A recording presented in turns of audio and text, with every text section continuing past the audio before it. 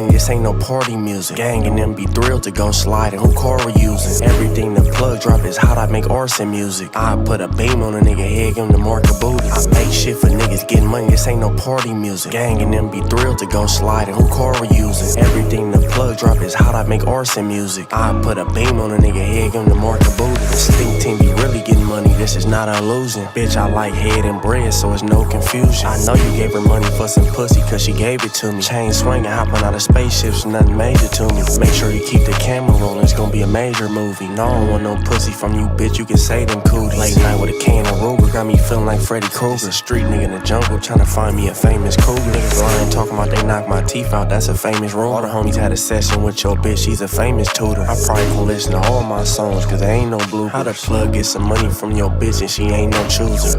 Put a hole in nigga head, giving the mark of Buddha. Diamonds breakdancing, Mr. Whiskers and my Buddha. This ain't for shaking ass, this for you go get your moolah. I ain't going back and forth for no op, who car we using? I ain't shit for niggas getting money, this ain't no party music. Gang and them be thrilled to go sliding, who car we using? Everything the plug drop is hot, I make arson music. I put a beam on a nigga head, give him the mark of booty. I make shit for niggas getting money, this ain't no party music. Gang and them be thrilled to go sliding, who car we using? Everything the plug drop is hot, I make arson music. I put a beam on a nigga head, give him the mark of booty. Any nigga go against the team, gon' be target practice. I hit him with the Erkin jerkies, a party spinners. Brains that'll boost your little name, so I charge the shooter. Maniac don't got it all, I'm partially stupid. The drums and bass that I bought made the party scramble. Banana clips in my fist, thought he saw chimpanzees. They get hot in Hill's kitchen, she call up Ramsey. Wonton chopsticks like it's Kung Fu Panda. If we hoopin', I be shooting all month like it's March Madness. It was a joke when he died, but I'm not laughing. He had a stick, I had a drum, guess I shot faster. Left cancer holes in his throat, they like stop blasting. The cord dragged him, it's tragic, it's cop sirens. He always keep a street sweep, why is mops behind? These niggas police, little jabonis. He smell with the rock cooking, I'ma stone him. I make shit for niggas getting money, this ain't no party music. Gang and them be thrilled to go sliding, who car we using? Everything the plug drop is hot, I make arson music. I put a beam on a nigga head, give him the mark of booty. I make shit for niggas getting money, this ain't no party music. Gang and them be thrilled to go sliding, who car we using? Everything the plug drop is hot, I make arson music. I put a beam on a nigga head, give him the mark of booty. They like Ralph be smoking gas, no that nigga pooted. What you thought the plug was going broke, you must be stupid. How you ever expect to get a win, your gang is losers. They like the plug flow hot, he make arson music. This the type of shit you cut on the car when the gang is trooping. Everybody know the plug was up getting money before the rules. You don't want me, bitch, I'm for the birds and that pussy cock-o. If it's beef, the gang and them bringing shells like Taco Tuesday. Bum bitch better not play with me, I'm not in the mood today. I'm only open up to getting money, ain't no room for changing. I got my ties, get you whack, I'm a funeral arranger. Money and drugs, the only thing make your bitch get in the coop with a stranger. She don't want no pipsqueak, she like hanging around dangerous niggas. I was a Billy badass, I was the type of nigga late to detention. You was stuck in the suburbs, them ain't the trenches. He got his money took and heart broke, putting his faith in them bitches. I make shit for niggas getting money, this ain't no party music. Gang and them be thrilled to go sliding, who car we using? Everything the plug drop is hot, I make arson music. I put a beam on a nigga head, give him the mark of booty. I make shit for niggas getting money, this ain't no party music. Gang and them be thrilled to go sliding, who car we using? Everything the plug drop is hot, I make arson music. I put a beam on a nigga head, give him the mark of booty.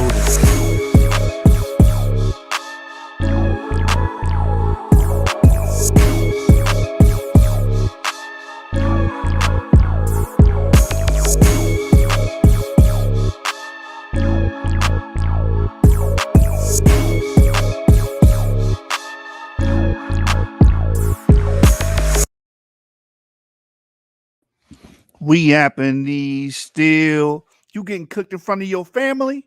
Like a Japanese meal. It's y'all shoot the hibachi and none of you niggas can stop me. But can't help but watch me. Saturday night Yap Gang Symposium. Y'all already know what's cracking, man. I got my brother, the Savant from the Levant in the building. Sean, check your email. You do have the link as well. All my Yap Gang brothers and sisters have the link. Like I said, Savant from the Levant. What's going on, brother? Hey, shalom. Is my mic too loud? Is it good? It's clear on my end. Okay, good. But yeah, shalom. I guess we can kind of popcorn just a little bit tonight. There's different topics that's been coming up lately, and so we can just touch on different things. It I, might I not be got a long show, I got one. I got one. Because someone in our comments is constantly saying that RV88 is not from Europe. Yeah, we can touch on that. That's the first thing we can touch on. It won't Yeah. even take that long, I promise you. But this brother, I'm gonna show the comment here on the screen. He swears up and down. And it's like, you know what's funny about people that make claims? The person that makes the claims doesn't have to show any information, but they expect you to show everything. But we're going to show the information. Right. Actually, want to run down through some of the things that we're going to cover tonight. So RV88, its origin. I think I also want to touch on the Nubians a little bit. Um, who they are from as far back as the Paleolithic all the way up until like the Bronze Age, because some people have been talking to me about that, and that won't take too long. I'd like to hear different people's opinion in terms of like genetics, and also I want to touch on a question that somebody asked Will, son of Yah. It would have been better for them to come to us with this particular question that they asked, but I want to address it. And I also want to address things like the location of biblical places, whether it's in Africa or the Middle East. I think uh, that's been kind of overdue, so we kind of need to touch on that, the geography of the scriptures. But yeah, so that's just some of the ideas that I got in mind for tonight. But we can start with RV88. Well, do you have anything else besides RV88 or? RV88, I got some stuff on Sudan too. Whenever you're finished presenting your information, um, yeah, we can get it in on those two topics. Those are the two. Also, Cro-Magnons, because you saw what I Right. showed you. Right. Why are you showing that white man with a tan? Got 10, like, bro. There's not no 10. We got Shawn Michaels in the building. Chin checking motherfuckers. What's going on, man? Hey, Shalom, fam. What's going on? What's happening? All right, we back for another night. Back for deliver some more information. So buckle up, family. I'm in the building. I also wanted to slightly touch on how certain Black Americans got European markers. Because a lot of people are Mhm. still in Yeah. a frenzy about that. I think that's a hot topic right now. Right. That would be good to touch on both African Americans and even like the Latinos as well. Because it'll be the same thing basically. Pretty much, pretty much. Here's the comment here. Um, so this was on a Garfield Stop Hide Behind Ngozi video, and he says, LOL, RVA8 is not from Europe. I swear I need to call in next show. Well, so Captain Sojourner, if you're watching, please join. I'm going to drop the link and allow you to come and participate. I want you guys to engage in conversations. Don't just bombard me with comments. At least attempt to engage in conversation, because what we want you guys to start doing is giving evidence for some of these claims, because anybody can just make the claim, but at least articulate your argument and build your argument based on the empirical, not just saying it just because it sounds good to you. But yeah, this is what he says. And then Abu points out that there's RV8 samples found in Eastern Europe and Western Europe here. So, and then he talks about the basal R coming from Central Asia or whatnot. So we can easily just touch on this. It's not going to take that long. So I'm going to show y'all this tool I discovered this week. So share screen. So anybody can do this. Go to haplotree.info or ancientdna.info, and they have an exhaustive list of samples, and you can actually narrow them down to each country. Now, this is a segment on RVA8. The oldest RVA8 sample that we have here is found in Serbia. It's found in Serbia, right? At 8,450. Maybe I should get the map. Let me get the map up here.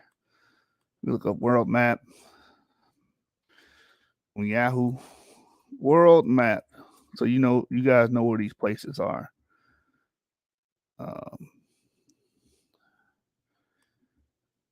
This would be a little easier if I share it this way.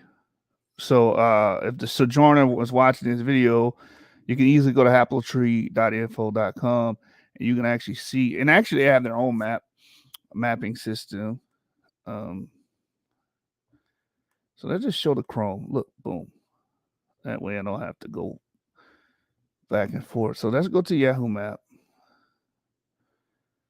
And can I blow this up? Image, a new tab. All right, so boom. Let's look for Serbia.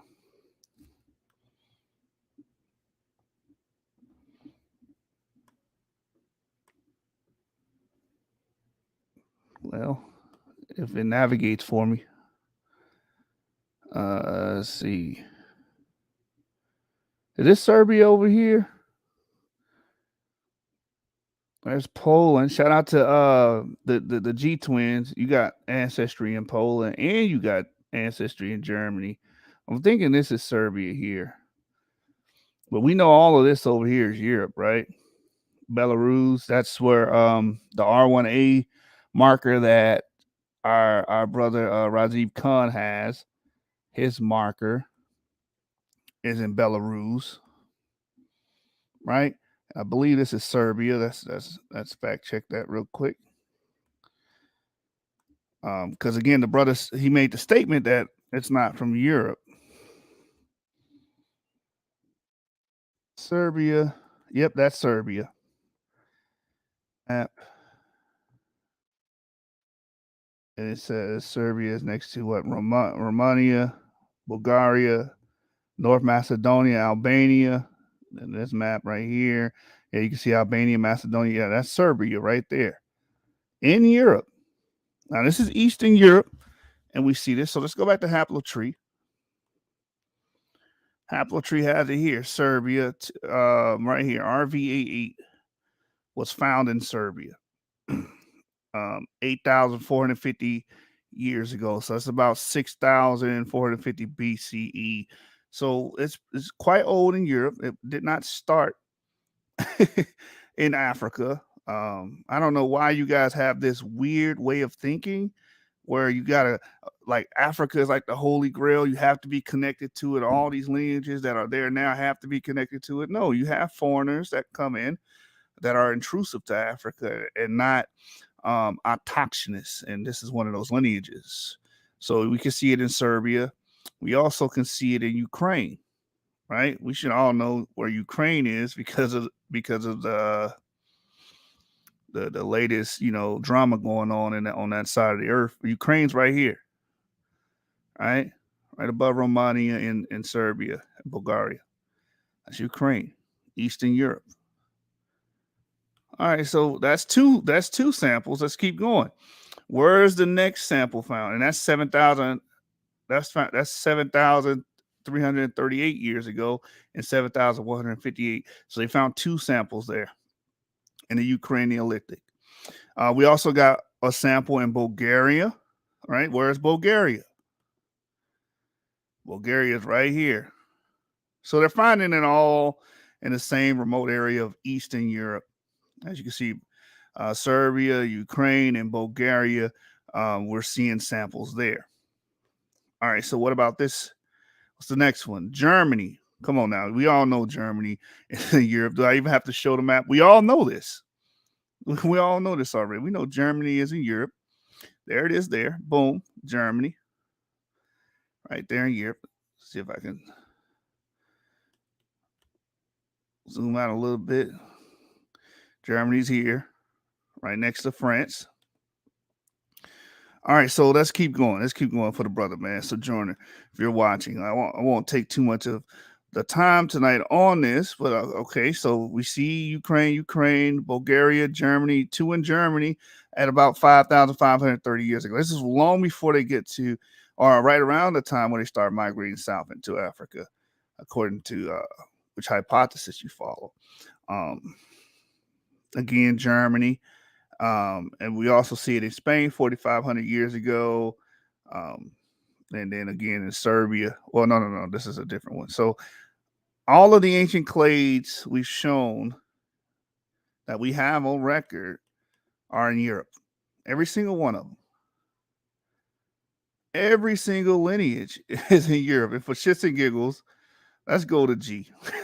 Let's just go to G real quick, just in case Tail Twins, Tail Twins watch our show. They love our show, right? So we're gonna educate them. We've shown this before on phylogeography maps, and that's why I keep telling people, like, you have this uproar about, you're saying black people the same for Western European. We have the ancient samples to match that up with. We don't have ancient samples to say E1B1A is in a particular area. We don't have that much data on E1B1A, right? But we do have it for these Eurasian markers, right?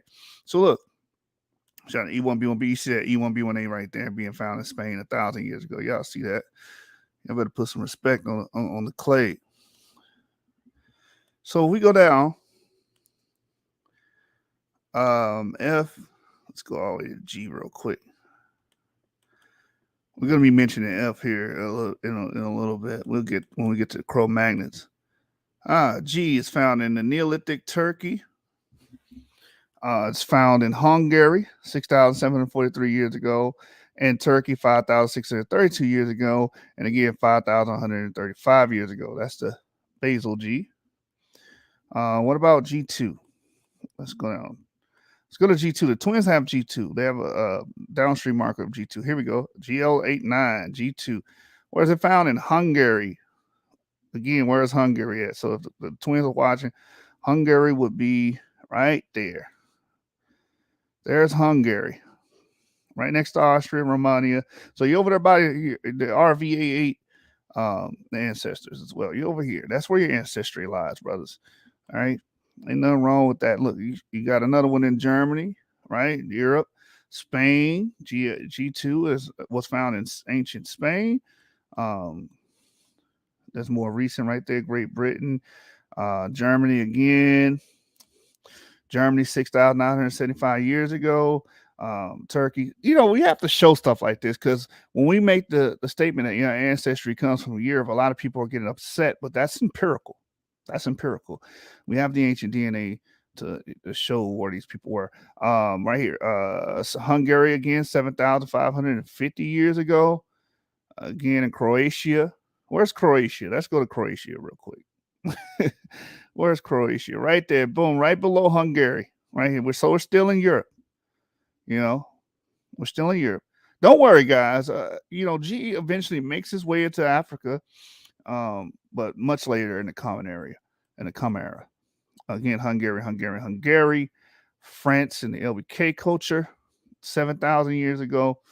Pretty old stuff. About 5,000 BC, their ancestors will be, perusing Europe. As you can see, Spain, Hungary, something around that 7,000 year mark. Hungary, Ukraine. France, about 5,000 years ago. That's about 3,000 BCE. France. So your ancestors around the time of the Bronze Age in the Middle East would have been here as well in France, 5,000 years ago. Italy around the same time. Spain, Italy. Look, there you are. Egypt, 18th dynasty. That's the Yahya, whatever, however you say that name. Found in the Valley of Kings. You did have some fraternal relatives that made their way to Egypt. So you guys get to Africa much later, but Africa nonetheless, right? I don't think I need to show that on the map, right? So you got France 2,500 years ago, Russia 1,600 years ago. You have people with the G2A marker in Germany. This is much more recent here, much more recent stuff here. Old Germany, 7,000 years ago, in the linear pottery culture. Remember, the G's were all over Europe, and they got reduced by the incoming R1B Yamnaya related peoples, and they pretty much dominated the original markers there. So Hungary again, Bulgaria again. You see G ancestors of G markers in ancient Europe, Turkey, Spain. Man, that's a lot of samples on this. So yeah, Turkey, Bulgaria. Let's show Bulgaria on the map real quick. Let's see, where's Bulgaria? Right there, boom, right below Romania, Bulgaria. Right north of Greece, Bulgaria. So if the twins are watching, these are your relatives, man. Let's see. Hungary, France, Ukraine, Poland. Where's Poland? There's Poland right there, right next to Ukraine, in between Germany, Ukraine, above Slovakia and the Czech Republic. This is very much so European. There's Lithuania up top, above Belarus. All right, so let's see. Of course, you should know that the ancient Grecians had G2A, the Minoans had G2A, Japhetic lineages had G2A, Hungary, Germany, Spain, Turkey. I mean, the point has been driven home. Look at all these G samples, a bunch of G samples. Look at that, boom. France, Hungary, Italy, Switzerland. Where's Switzerland at? I'll leave it at this one. Right here, between France and Austria and below Germany, Switzerland, and above Italy. So anybody, you can go to Haplotree info and find these a whole list of these samples. They have a very exhaustive list. Bulgaria, Greece, Turkey, Hungary, Spain, Italy, Croatia. So their ancestry, the twins' ancestry would be pretty much all over Europe. Spain, France, Italy, Switzerland, Austria, Hungary, Romania, Ukraine. They're all over here, actually. Europe is their ancestral home. All right. So with that, let's move on to the next topic. Avery, go right ahead. Are we there? Are you there, Avery? All right. While we're waiting on Avery to come back, let me read some comments. TNVR again. My brother says Aramean is haplogroup R. How did you come to that conclusion? What is your methodology?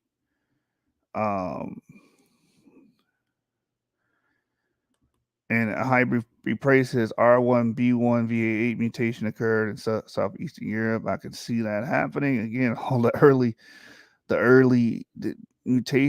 samples are found there. And when we say samples, because some people get confused, right? They dug up skeletal remains. They found someone's skeleton, someone's ancient corpse there, and they tested the DNA of that individual, and they found it to be RBA8. Let's see what else is going on. No, the Assyrians was Semitic. Clay will be haplogroup E. And then TNV, I guess he's responding to TNVR. He says, who do the Assyrians come from? R1B is Shemitic. Well, you have R1B Semitic speakers, and you have R1B people that have Semitic culture, but I don't think they're candidates to be the descendant of Shem. I believe they're candidates of being the descendants of Japhet.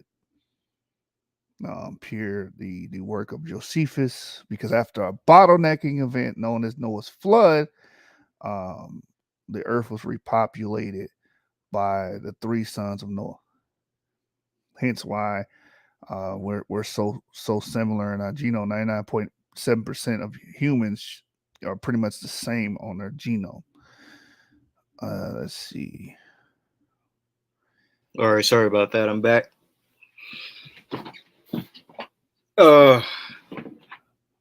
If you're done with that first topic, we can go to the next one. Yeah. I was just filibustering until you got back. All right. So I think the first thing we can do before we move to the Nubians, because I want to see if this person wants to come on, somebody from Clubhouse. But while we wait for that, let's address really quick what happened on Will Son of Yah's channel. Is there? Hey, Sean, do you have the timestamp? I was gonna play that one section. Or I can find it if you can't find it. Sean. Come on, man. We'll get shot the hell up if we're doing a drive-by. Sean, come on, brother. You ain't ready? Hold on, let me see if I can find it. Let me see. All right, let's see. I'll filibust. TNBR says, have you looked into Assyrian DNA? It's mostly R1b and haplogroup T. What do you mean? Modern day? You using modern day population density? A lot of Syrians have E as well. And J. Yeah. Yeah, you But can't use present day populations and try to retrodict that into the past because you have to take into consideration wars, famine, migrations, and stuff of that nature. as a matter of fact, while I find this, can you pull up a map of Assyria, ancient Assyria? And Yeah. I think I found the clip, but I want to explain something because yeah, a lot of Assyrians have haplogroup R, but let's look at the location of Assyria and where it's at in the Near East. So once you pull that up, uh, I'll explain why they have such a large amount of R. There's several reasons, but I'll just give a few. So as y'all can see, modern or not, excuse me, not modern. There's no modern Assyria, but ancient Assyria is. Can you pull up like not their empire, but rather their actual territory? Yeah, that they've always been. So as you can see right there from this map that Yeshub has, and you can just scroll through different ones, but Syria is located in the far north of Iraq and south of Turkey, and not that far from Iran. And what's interesting about this location is that this is an area that sort of borders both Semitic and Indo-European territory. Um, and a lot of people in the Southern Caucasus do have R markers, such as the Armenians. The Armenians are Indo-European speaking people, but not only that, they have a very high distribution of R, as well as the Kurdish people as well, who are in that general area. Can you pull up really quick, or actually show another map of Assyria really quick, and then we can yeah, so this is just another map of Syria. As you can see, it's not far from places like Lake Van, which is an area located near Armenia, who have a lot of R markers. But now, can you pull up a map of uh, the a distribution of Semitic languages and a Middle Eastern language map? That's what it is, Middle Eastern language map.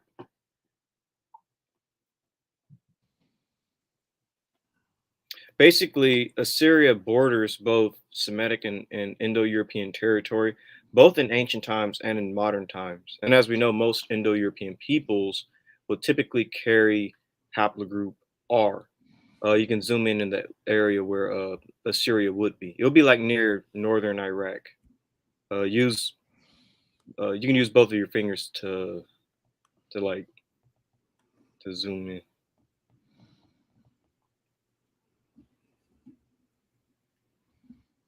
Yeah, that's good. You can see all that yellow. That yellow is Semitic, and that red is Indo-European, and it's specifically Iranian Indo-European. And Assyria will be located right around there, where you see the border between Semites and Indo-Europeans, and it's been like this even in the Bronze Age and things of that nature. And it's kind of interesting. It seems like the natural border in the Middle East between the Indo-Europeans and the Semites is the Tigris and Euphrates River. They didn't really Yeah, see. it seems to have pretty much not have changed. Yeah, even up until this modern days, Indo-Europeans pretty much concentrated above Syria and Iraq, which is funny because you have people online who love to say that Abraham was from places north of Syria and Iraq, but that's all Indo-European territory. As a matter of fact, you should type in ancient Middle Eastern language map, because this is a modern distribution. Let's look at the ancients because it's pretty much the same thing. You know what's weird about that? They appeal to him being in an Indo-European locality, Hmm. but then want to say, "Oh well, J1P58 started in the Levant." Oh, Semitic, but you just associated Abraham with something outside of that. Exactly. They don't know how to get their story straight. Ancient Middle Eastern.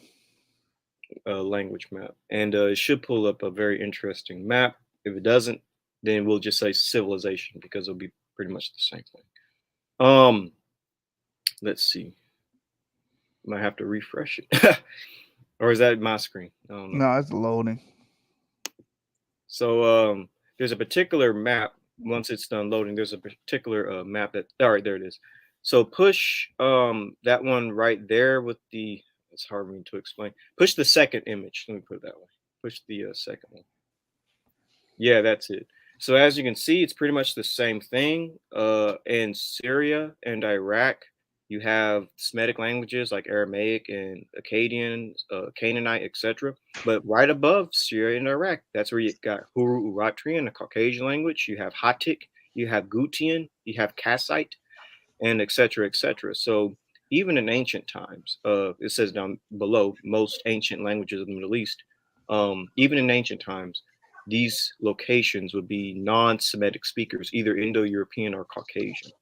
So, Yeshua, could you expand a little bit, bro? so Expand the map. Yes. So the Assyrian Empire is really kind of split in between both the Semitic and Indo-European locality because, as we saw from the map earlier with ancient Assyria, it's really north of Iraq, far north of Iraq, where um, it would be surrounded by Indo-European and Hurrian peoples. And I could drive this even further if you want, or we can just go to the next subject because there's actually a very good there's a very good map, or maybe it's a video that shows how the Assyrians were surrounded actually by the Hurrians, um, and there was a lot of fighting going on in those times. I wonder. Hold on. But yeah, that explains the R marker. I might not go too deep into it, but let me see if I can look through. You know what else is funny is it's clear where the Caucasian languages, the Hurro-Urartian language is from, and that J1 paper I read talks about that the J markers would have fell in that branch, the Hurro-Urartian language group, and it's funny. All this evidence here uh shows that this what we call Semitic, the proto and pre-proto, would have to come from the south, not from the north. Exactly, and that's why I always try to tell people, when it comes to Semites, they're not coming from Iran, they're not coming from Anatolia, they're not coming from the Caucasus. Most of those locations have really never been Semitic, even in ancient times, even the Bronze Age. It's Mhm. always been non-Semitic peoples. Most Semites are located south of Syria and south of Iraq, all the way into Arabia, the Levant, and places of that nature. Semites aren't coming from the far north of the Middle East. This also reminds me of the map that was on the Genesis 49ers resource page. Uh, the JP58. I think it was Hmm. Rudy. Rudy, I posted it today from the what's the name of that Facebook page that it came from? The brothers from the Middle East. What is it called again? You guys remember? Middle Eastern something. I'll show it here on the screen here. Yeah. So JP58 really crosses across the same language areas as well for Hurro-Urachian languages, basically. Hmm. As a matter of fact, just to drive this point even further, I might let me see if I can find this. Also, since we're on Facebook, who took the approval off of Rudy? Because Rudy spams like right there, boom. Rudy's got a post here. If I go Yeah, I down, saw that post. Yeah. he's got another post here. He's got another post here. It's like Rudy, man. Why you spam? Stop spamming. Well, I put them on. Message him in go go Messenger back and up. tell him Go back up. It's to post keep one going. No, thing. Keep going. it's There down. it It's is. Right. down. You sure? Yeah, that's a J. You want this one? It's No, another one. no. Keep go up. Go up, bro. Go up. This one, right? Right here, the J1P581. Right, but no, go up, bro. That's one of them. But go up. It was a recent one. You passed it. It's go up. Keep going. Keep going, bro. Keep going. This. This. Oh, this one. Yes. Yeah.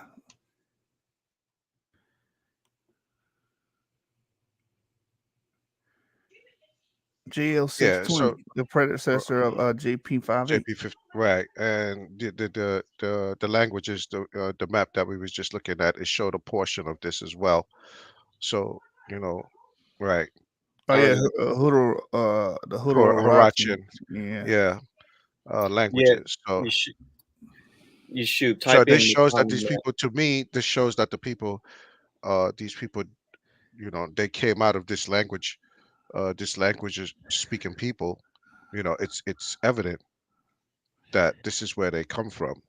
So they call this the Semitic line, but they come from the same. And look at the year, 7600. If we can't, oh, Yeah. here it is down here. Years ago, yeah, 7600 years ago. So this falls in line with the same time, with the Araxis, these people coming out of the Kura Araxis and them leaving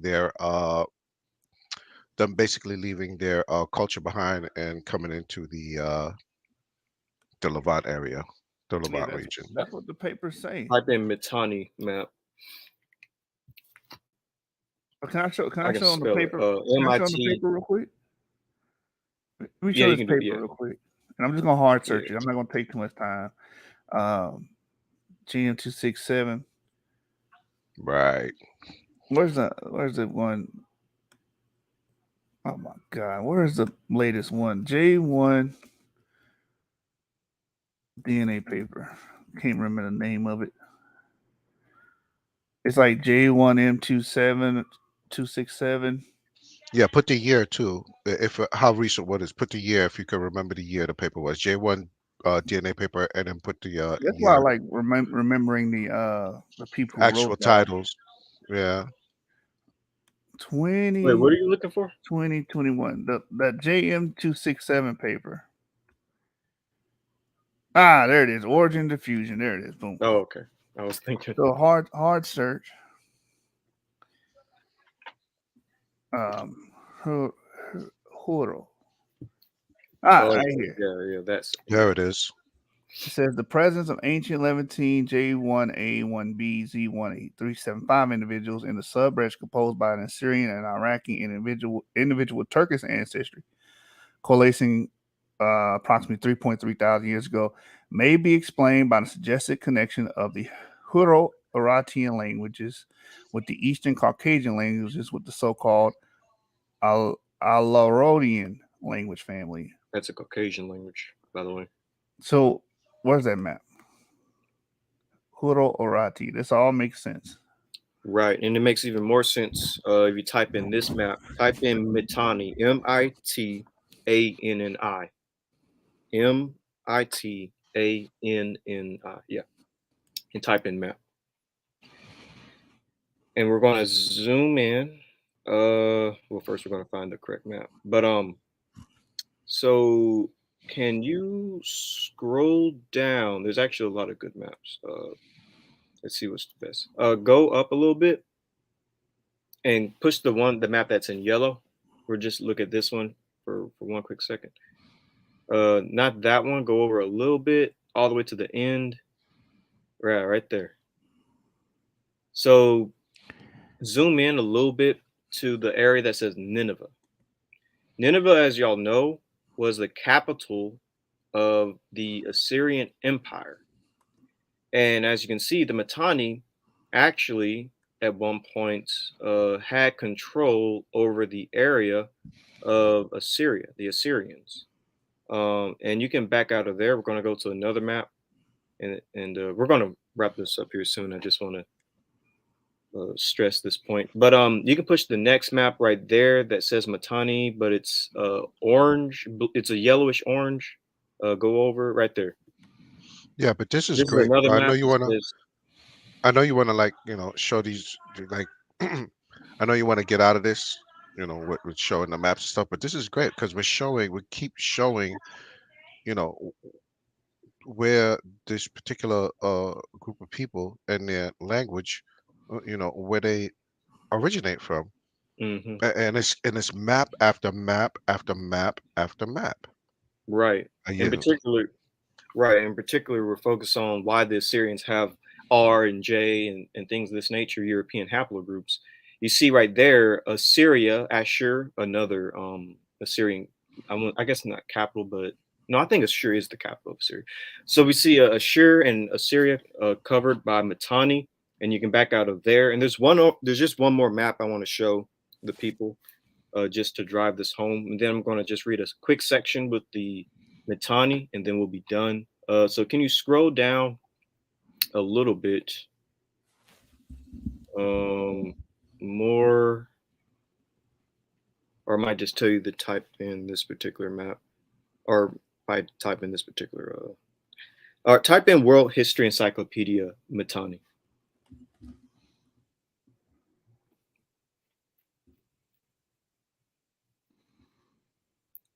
And a lot of this stuff I covered in videos, by the way, on my channel, dealing with the Mitanni and the Assyrians. But scroll down a little bit, and if they don't There have the was map, a time. just go to the website. I'm sorry, bro. There was a time that they was calling the Matani a whole separate uh people that was Go up, if I'm not push all, mistaken, Push Alt all, all where you see all it. right beside images to the left, yeah, right beside images. and scroll down where it says history.org. Push that.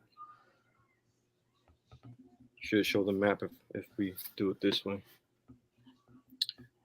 Scroll down. There should be a map. There's the map I'm looking for. I don't know why it didn't show up in Google Images, but so as y'all can see, and zoom in one more time, the shaded area shows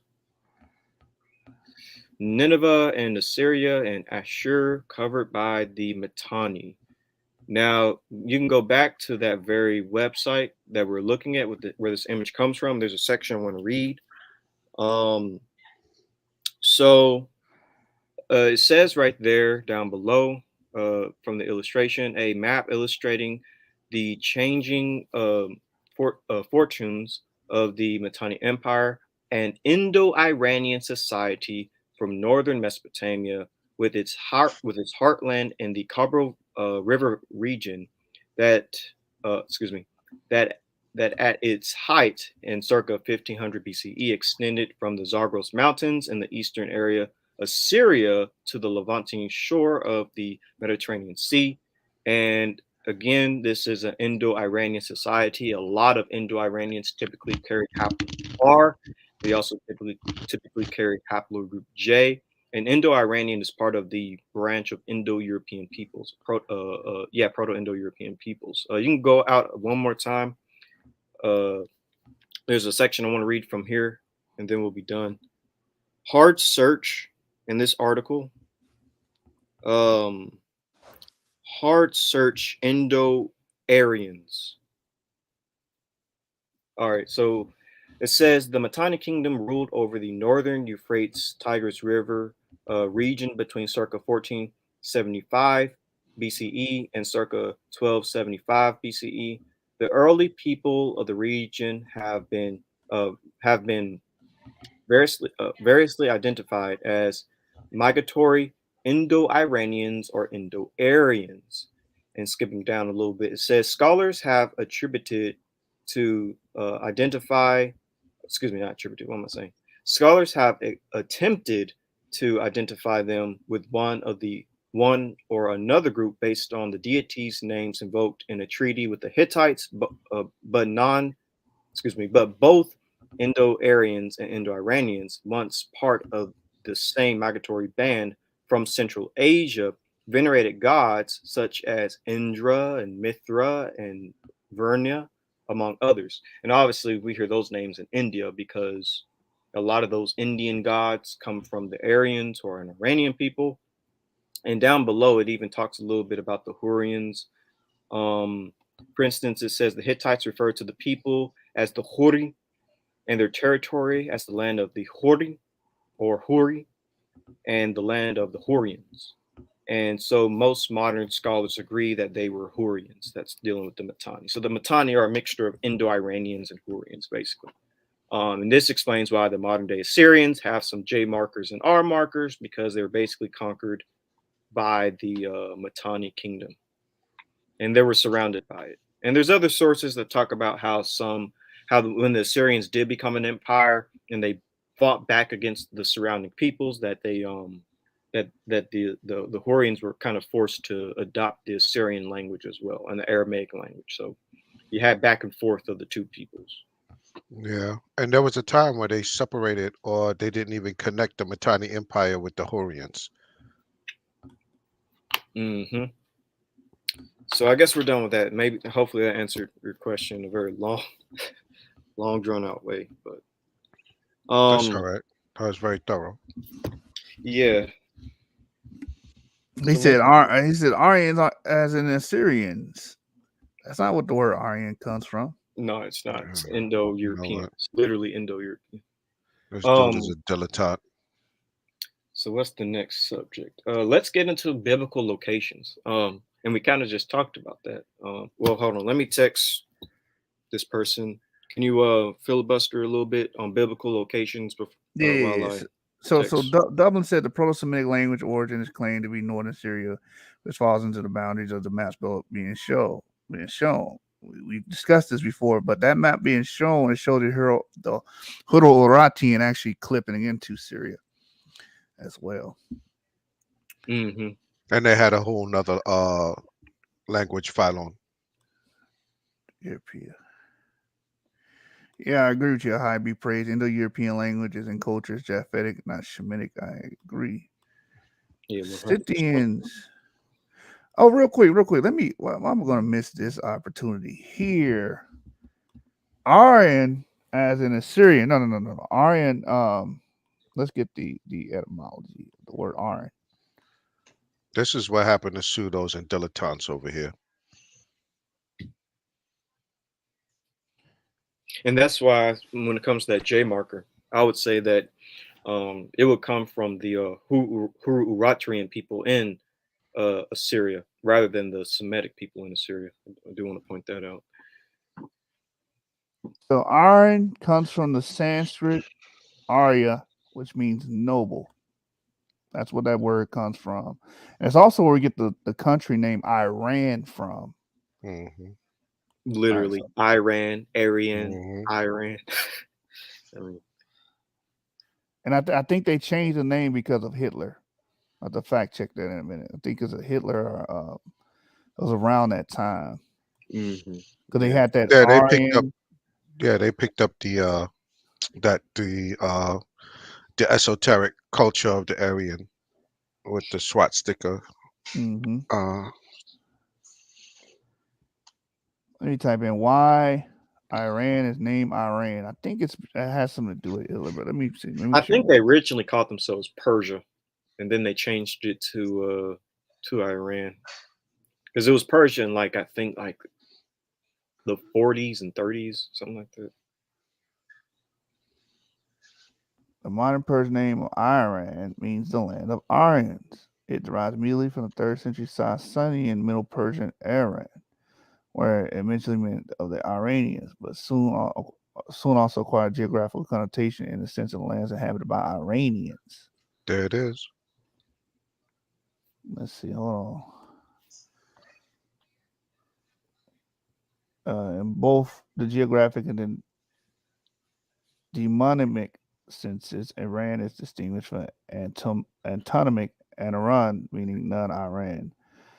In the geographic sense, Iran was also distinguished from Aransar, the Sassanians' own name from their own empire, which also included territories that were not primarily inhabited by ethnic Iranians. Ah, okay, because I've read something where that they were using that, promoting that Iranian, I mean, pro, what you call it, the pro-Aran theory or whatever, the blonde hair, blue eyed. Hmm. Yeah, that theory. That was the supreme race or whatnot.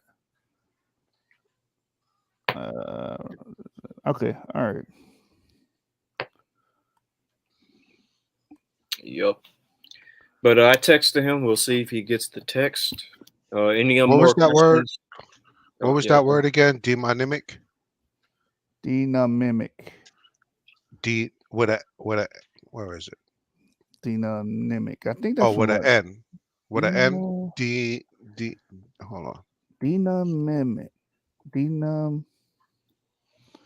Okay, How about we? I got to check the spelling because one here says a gentilic or a gentilic word, a denominate. Hold on. Okay, no. A demonym, I think that's what it's trying to say. Hold on, let me find Yeah, it. Dina, demonym.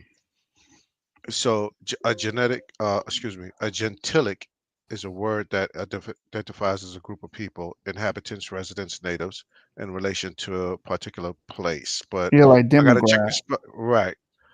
So let me pull it up. Let me see if I could, because I don't want to just say it without. Well, anything with Uh, them is going to be dealing with people. Yeah, it right. says a word. I see what you're saying. Yeah. How to pronounce? Like demic or demographic. It's usually dealing with people. De- demonym. Demonym is how you pronounce the actual word, and then everything else. Dynamic and all of that, is part of the. Hold on, let me see. Let me. Dem, demonic. Say it again. Yeah, that's a tongue twister right there. Yeah. Demonic. So Demonic. let me share. Demonic. Play it again.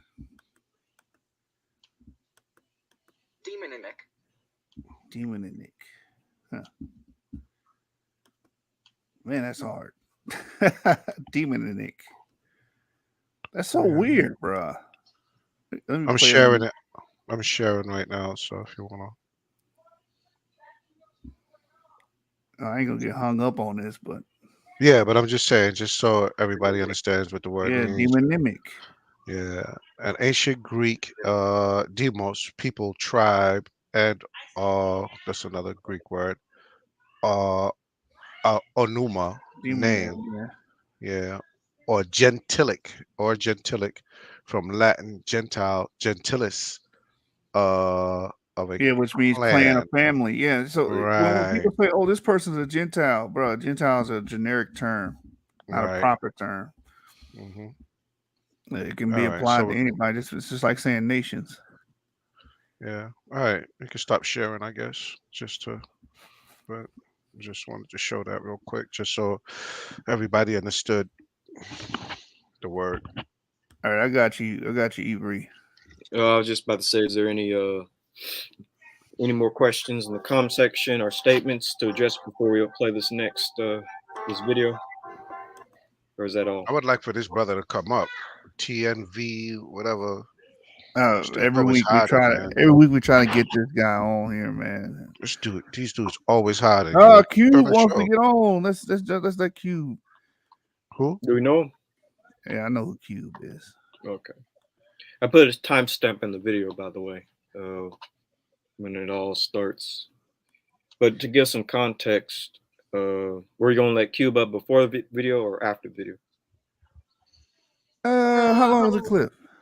We're only gonna play a couple of seconds, and then we're gonna address what was asked of him. All right, Cube, hang tight. I'm about to play this video, but you do have the link.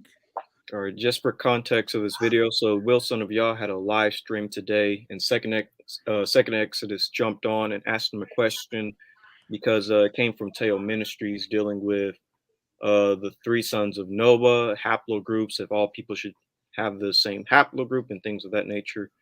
So let's play the video, and I'll give you my thoughts, and the rest of Yap Gang will give their thoughts as well.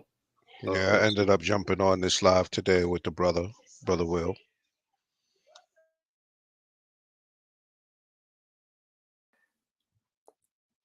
Click the link, brother. Click the link, brother. Because I feel like you believe Israel is in sub-Saharan Africa. You can come show the evidence. I like how he likes to invite people up when they start talking their pseudo In the nonsense. building. Shalom. Shalom, grace and peace. Shalom, brother. What's going on? I got a quick question. I was watching one of Teo's lives, I guess a few days ago, and they raise a kind of valid point when it comes down to haplogroups and how we separate it. So, how would you? It's going to be difficult because how would you explain the split between Shem, Ham, and Japheth with haplogroups A, B, D, E, C, T, dash F? Oh, did everybody have the same haplogroup and they developed the mutations independently? Yep. From what Can you I pause that right there? believe, my studies, they would have. So, Second Exodus, anybody that watches Teo or anybody that has this particular question, I would say that it's best to ask Yap Gang since we created this model. It's best to ask us since this technically is our model and we kind of broke everything down on our own channels.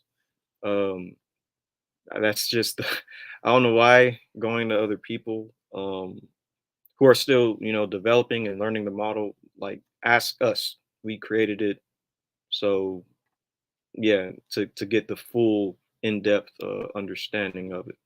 But Will does do great when it comes to answering Second Exodus I question. was But about to say that. So yeah, he does a good I think job. the brother did a good job.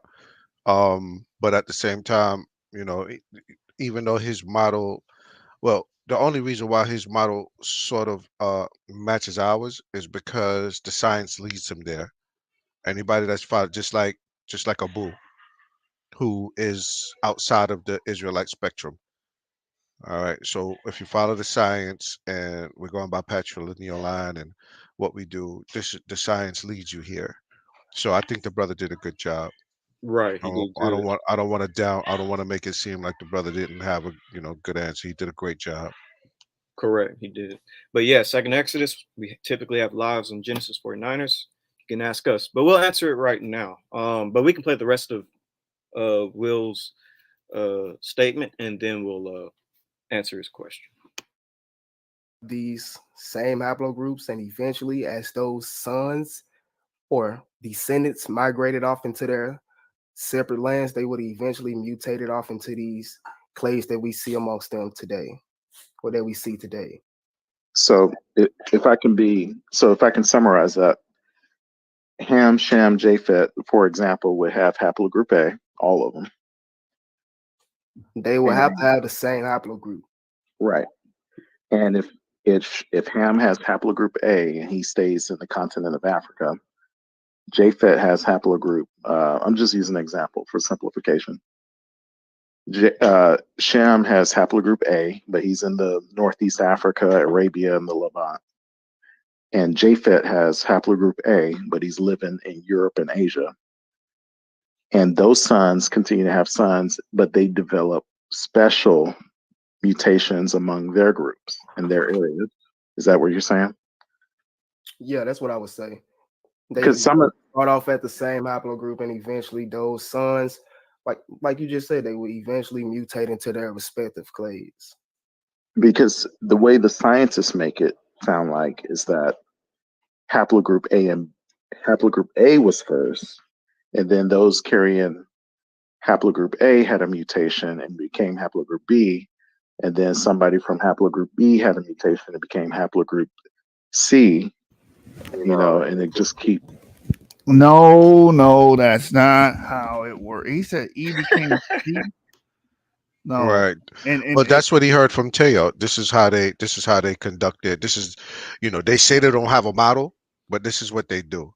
look, They take circular scientists and take what they say and they run with it. They don't build a model. They don't do anything. I'm sorry, I didn't mean to cut you off your shoe. no secular science says what he just said. Right? No, y'all need to study phylogenetic trees. This is how phylogeny works. It's not A, B, C, D, E, F, G, H, I, J, K, L, M, N. No, it's not that. Stop watching Teo to learn haplogroups. Keep going, Yeshua. You have a root, Right. which is like Clausall put, which is the alpha haplogroup, the first primary haplogroup that all humans, all males descend from. Right? We're saying if we're going to claim a biblical narrative, I'm still sharing this. I thought I was sharing this. The tree. What's going on, Yashar? Shalom, family. Shalom, brother. Shalom, And let me shalom. clarify my statement before you go on, brother. When I made my statement just now, I wasn't saying that the circular scientists are saying what they're saying. What they do is they try to confuse because we go by biblical. Uh, we we operate. We make our models from a biblical standpoint. So what they're doing is they're taking.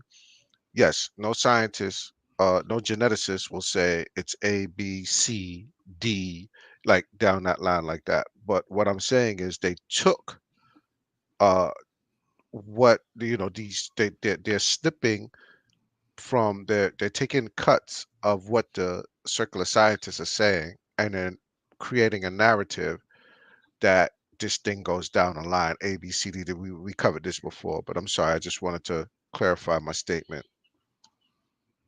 Yeah. So right here, the root is where the male we all descend from. We all, whether you believe in the biblical paradigm or not, we all descend from one male.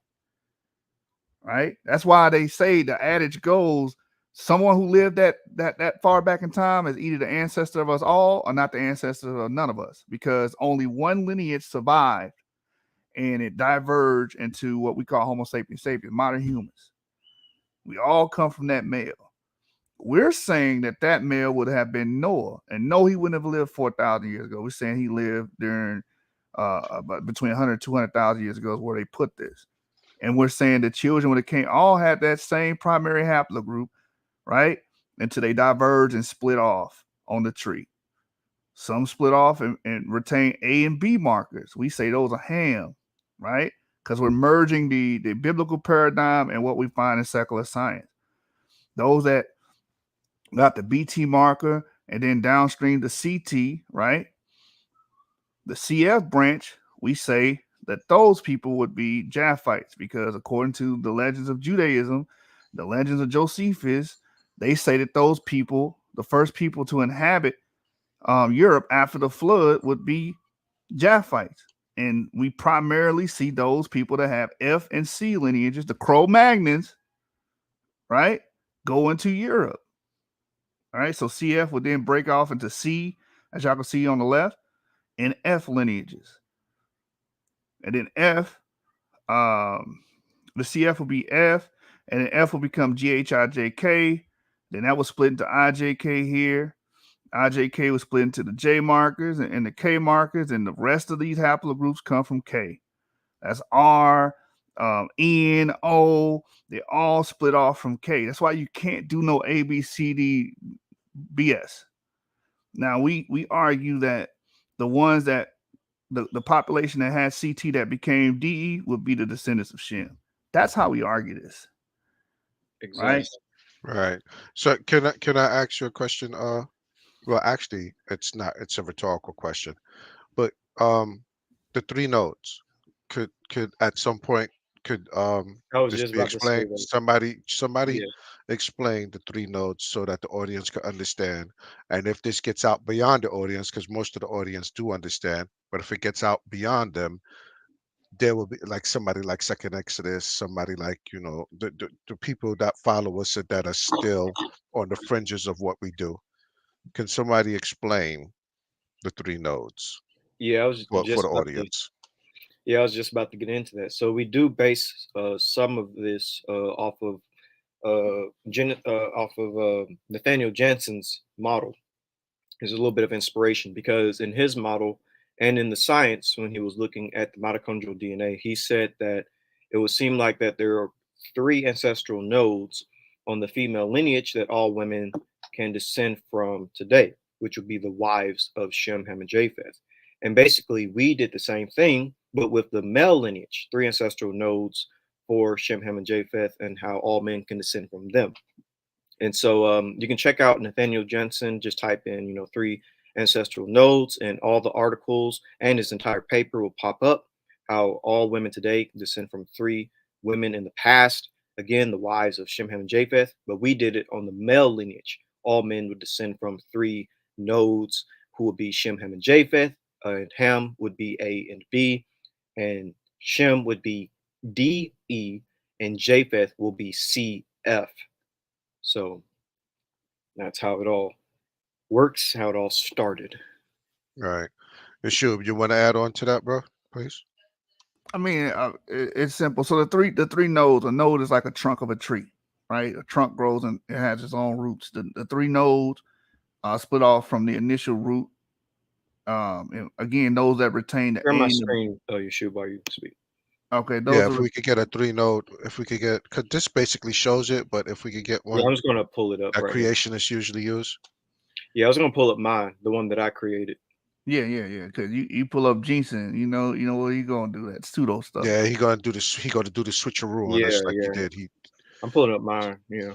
So those that retain the A and B markers, those are Paleo Africans. We designate them as Ham. Those that retain the CF markers and downstream markers. So if a person R, that's a Japhite because it descends from CF ultimately, right?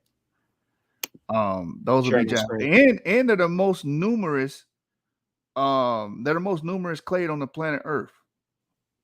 Like 90% of people outside of Africa fall under the CF bracket. They Share my fall under screen. the F bracket.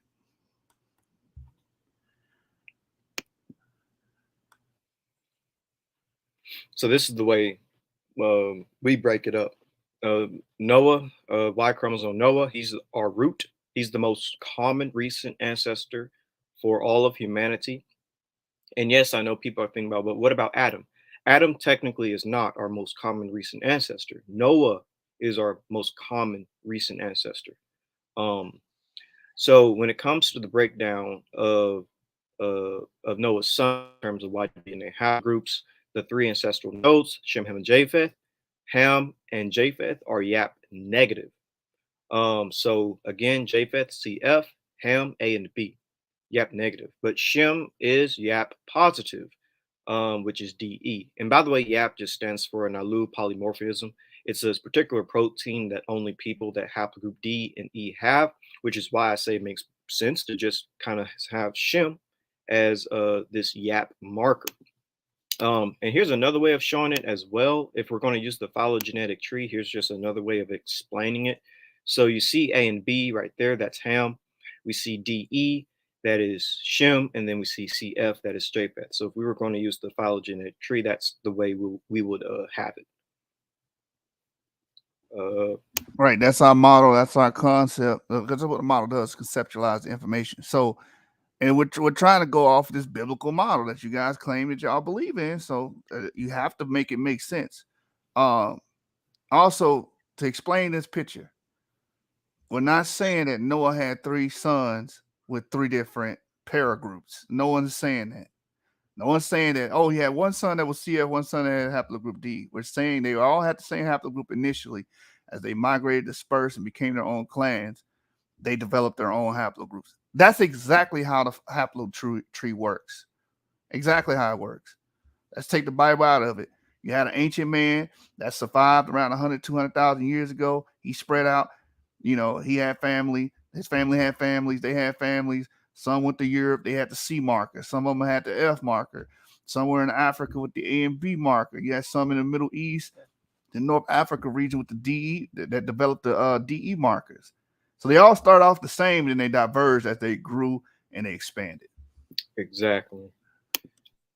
and I did a very deep dive video on this. But let me see if there's something else I can show. Actually, let me just show some maps. So, for an example, for Japheth's territory, this would be the descendants of Japheth, all those haplogroups. I think Japheth in the scriptures had the most sons and grandsons. So it kind of makes sense that most of the world's going to be from Japheth. And also, most of these people are non-Semitic speakers. Well, the last phylogenetic tree that was just shown showed that Japhet had the majority, the lion's share of descendants. Right. And here is Shem's territory. A lot of Shemites in North Africa, East Africa, the Middle East, but also in Asia, because D will also be from Shem. And a lot of people say certain Asian peoples are from Shem. That would be D. But a lot of Shemites, Mediterranean and Europe, because of Jews and whatnot, and all throughout the Middle East, Arabs and Arameans and Assyrians and other Semitic groups, and even Semites that mixed with Hamites in Africa, like Joktites and Midianites and Moabites who have traditions of being in North Africa. I'll do videos on that in the future. And then of course we can't leave out Ham. Most of Ham will be haplogroup A and B, which still exists in Africa, and it's in certain groups like Nilots and Pygmies and Khoisanes and who else? Sudanese, etc. Ethiopians. So yeah, still a lot of Hamites in Africa. It's not just E in Africa. A lot of people think Africa's only E. There's still A and B there. Hmm. Let's The, back the out of reason that. the reason why E dominates Africa today is primarily the Bantu expansions in sub-Saharan Right. Africa. Pretty Right. much pushed a lot of the autochthonous African, Paleo African elements away, and you don't see Bantu related DNA in none of these early Paleo Africans that we find. We're not seeing that Bantu DNA, right? Right. And that heat map It- was a good the heat map that he just showed was a good it showed exactly where you could find the concentrations of A and B. It was perfect. and this right here kind of illustrates what Yeshub just said about how E came into Africa because DE likely originated somewhere in the Middle East. Yeshub says in the Himalayas, but basically it's going to be in Asia. Um, and we see E would have came into Africa likely through Sinai because that's a land bridge, and they would have went to North Africa, West Africa, East Africa, pushing the A and B markers further south into Africa. And can y'all take over really quick? Yeah, I got it. So yeah, real quick, let me share my screen. That's a great map, by the way. But I want to share my It screen. is. As you see, E Also, you can diverging. see that. I'm sorry, you can see that E traveled along.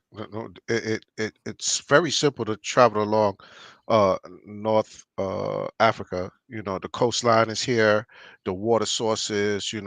It's perfect. Like you see the straight line where it's coming out of All right, I'm back. Yemen and the uh the Levant area, Yemen, the Shemitic lands. It's very easy to cross, that area. There'd probably be a lot of vegetation and just being able to travel along the coastline, and it's perfect. I yield.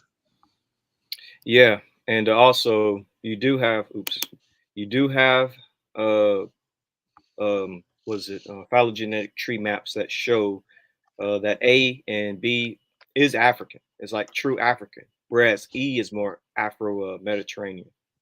So I want to point that out. But the papers y'all can check out when it comes to Nathaniel Jensen and the three nodes is papers like this one or articles like this one. DNA trends confirm Noah's family. He says three trends in Jensen's data set that the wives of Noah's sons, Shem, Ham, and Japheth, best explain this finding.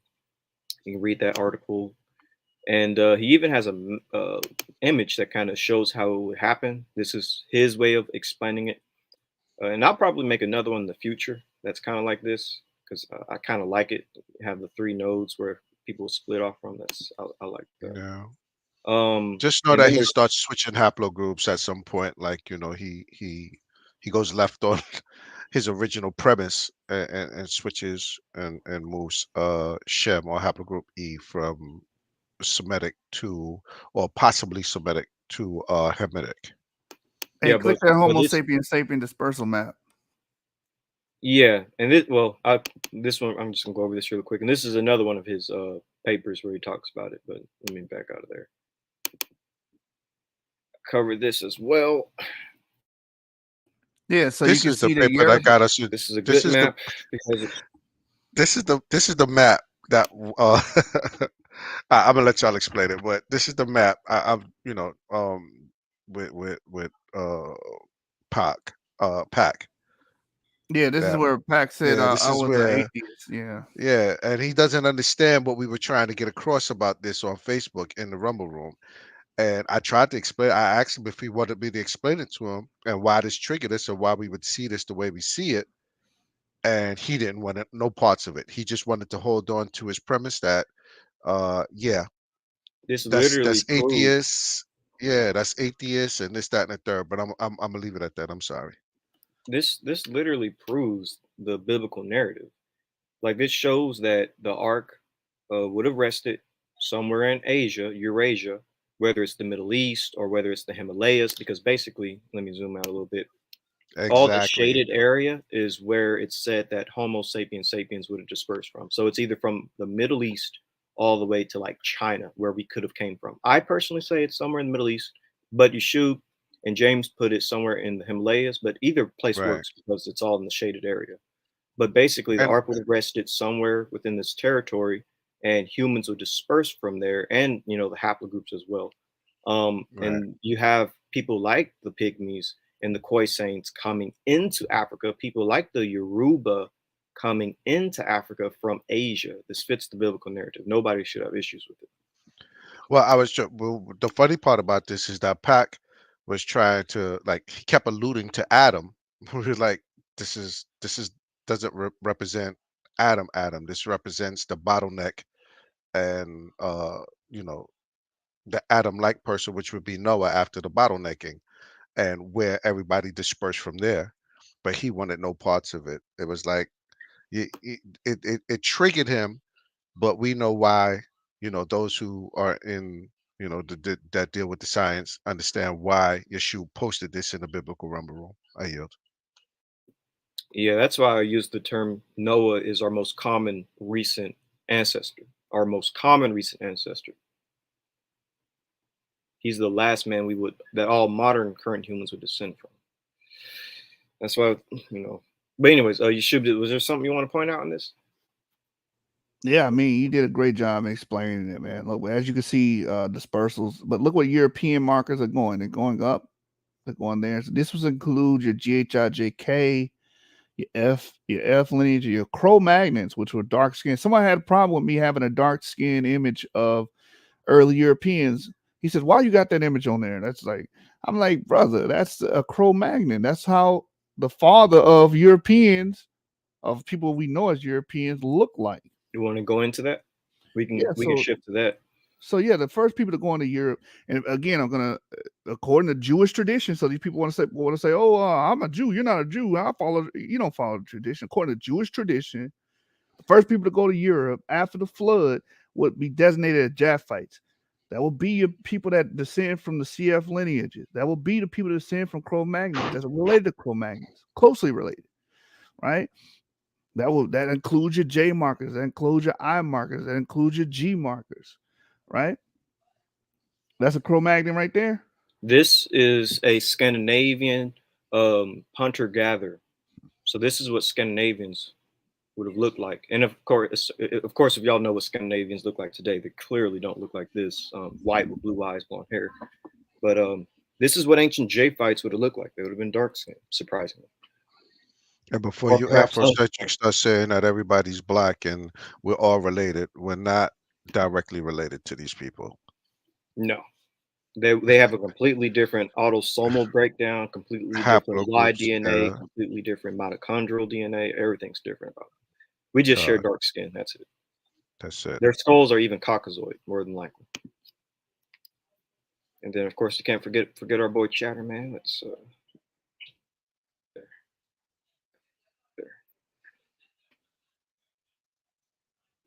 And you know what's interesting about him? They said that his ancestors would have came from the Middle East. Actually, let me read that really quick. It says right here. The results point to a Middle Eastern origin for Chatterman, suggesting that his ancestors would have left Africa, moved into the Middle East, and later headed west into Europe, before eventually crossing the ancient land bridge called Doggerland, which connected Britain and Central Europe, or excuse me, and continental Europe. So this dude was found in British Isles, dark to black skin, came from the Middle East, or his ancestors, should I say? Is there more you wanted to go into, Yeshua, dealing with the ancient European people? Yeah. I want to show this source You're on the a quote. Oh, Paleolithic. whoa, go down, because thank you. There's one right there that he was Yeah, mad these are at. Paleolithic. Yeah. So the guy that messaged me on Facebook, I'm gonna leave his name. I'm not gonna expose his name. Go back Okay. to the But image. it says right here, I'm just going to read this really quick. It says it is similar in shape to recent African skulls as well as to European skulls from the Upper Paleolithic period.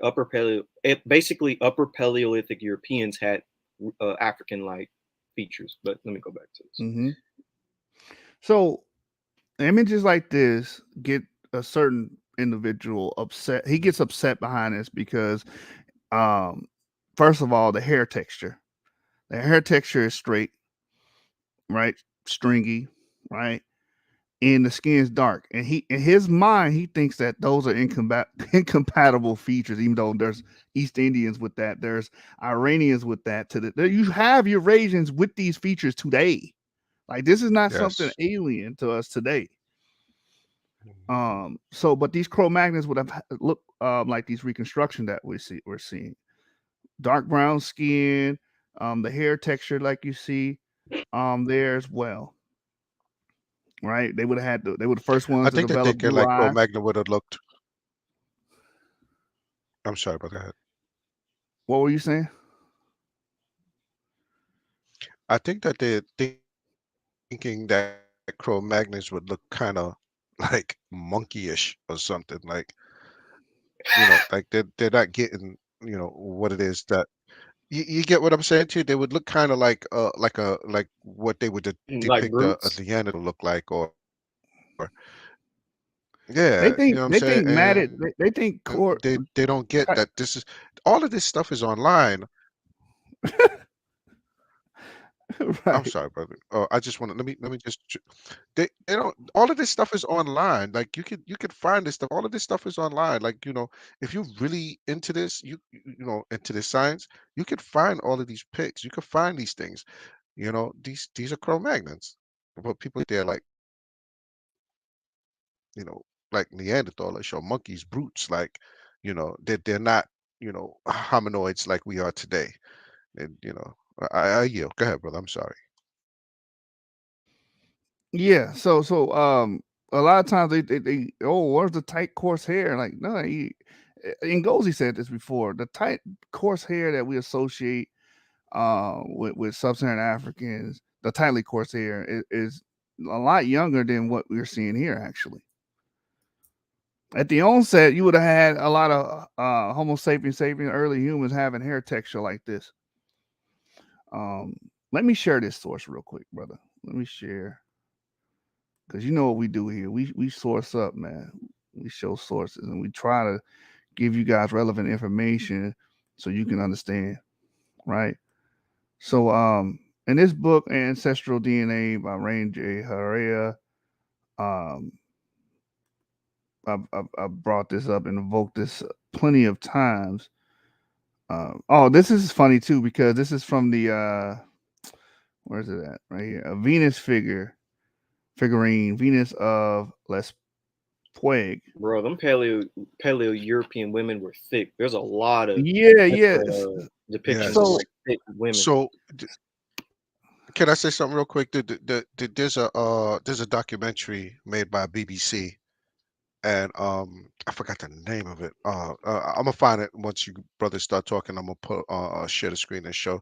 But there's uh a documentary on BBC, and they show Homo sapien and the first Europeans to cross into Europe. You know, the first humanoids to be in Europe, and they were dark skinned, and they had these figurines. They would carry these figurines with them. I'm gonna find it now. Let me yell and Idols, just find. probably early forms of idol worship. What's funny about this image is there are pseudo Afrocentrics that go on Sonetta and use this image and say, "See, this our people. Only a sister look like this. Look at that. She got all that ass. She thick." No, This there's is white the women with early that. European man.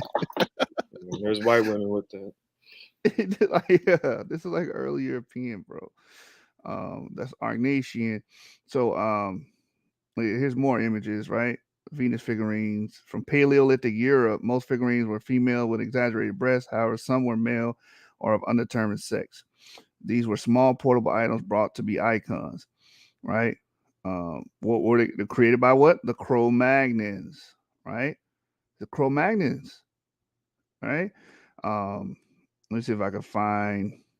There's a source. There's a And paragraph here. and you know what's kind of interesting about it? It does make me wonder, like, for someone to get that big, they had to have eaten a lot, right? Like they had to have had a pretty good diet for them to get I guess you can say overweight like that. Because Man, no they way had to you're be. eating just They was bread feeding their and women. fish to get that big. Yeah, they was feeding their women, man. The hunter gatherers, man. In those societies, man, the mighty are the ones mating. So what I'm saying, you have to get it in. Right. Let's see if I can find this. Those are more than likely what the chief's wife or something, maybe. Because back Well, then, I mean, people weren't even like farming back then. If these are Paleolithic figurines, then everybody's a hunter gatherer. You're just eating like fish and deer. right. Maybe a couple of nuts and berries. Let me do it like this. I know it's in this chapter, y'all. Be patient with me. Let's see. Right here, 466. I'm sorry, I stepped away for a quick second. I heard Evie say before I stepped away that the women were pretty thick, and so their diet must have been, they might have been eating very hearty. In Europe, you had to, even today, if you work in the winter or you're in very cold areas, you burn more calories than you do in the summer. You think you burn more calories in the summer just keeping your body warm, but it's actually in cold weather you burn more calories. So they would have had a very fatty diet. You know, they Oh, okay. right. They would have had a very fatty diet. In order to keep to survive the weather and the trekking the mountainous areas, and so they would have had to burn more calories on a daily basis. So if they caught an elk, they might have ate the fat from the elk, certain parts of the elk that certain people in other areas wouldn't have ate, or whether it be pig or whatever it was they was eating. Right, right. Okay, that makes sense then. They must have gave it all to the the women though, the female chief, or not the That's female what chief. we do now. That's what we do now. We try to feed and please the woman. It's, Make her you know, happy.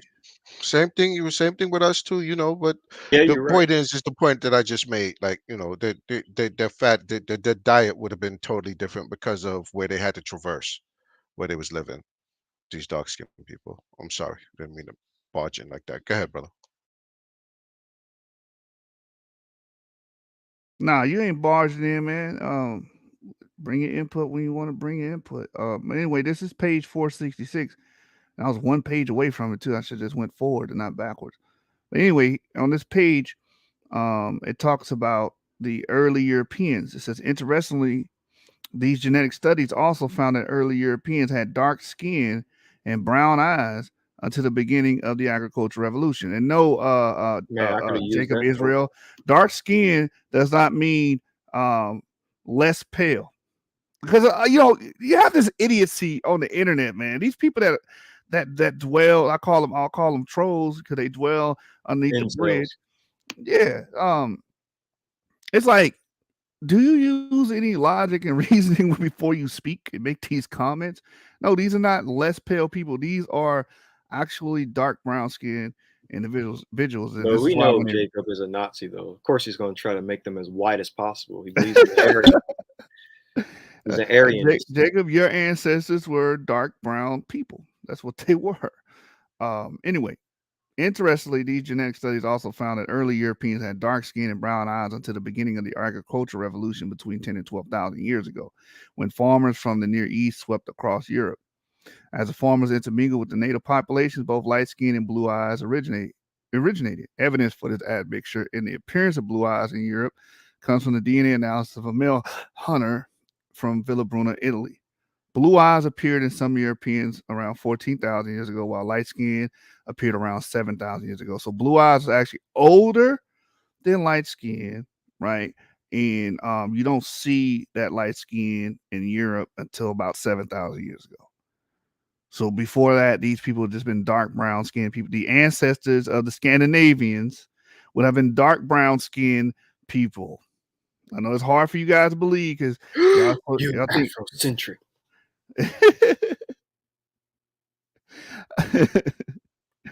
It says investigators sequenced the genome of a boy who lived 24,000 years ago in southern Siberia. Guess what? He lived in the cold Siberia, but guess what he was? Dark skin. That's why I like the latest paper, the Southern Arc paper, because it pretty much smashes the genetic probe of the Southern Arc by Lazarus. It pretty much smashes the climatic theory. Say, hey, wait a minute, all these people that we're talking about lived in the cold mountains, and their skin didn't magically turn white. So that climatic theory is not true. But anyway, 24,000 years ago in southern Siberia, the sequence revealed genetic similarities present to Europeans and Western Siberians and indicated the boy was closely related to present-day Native Americans.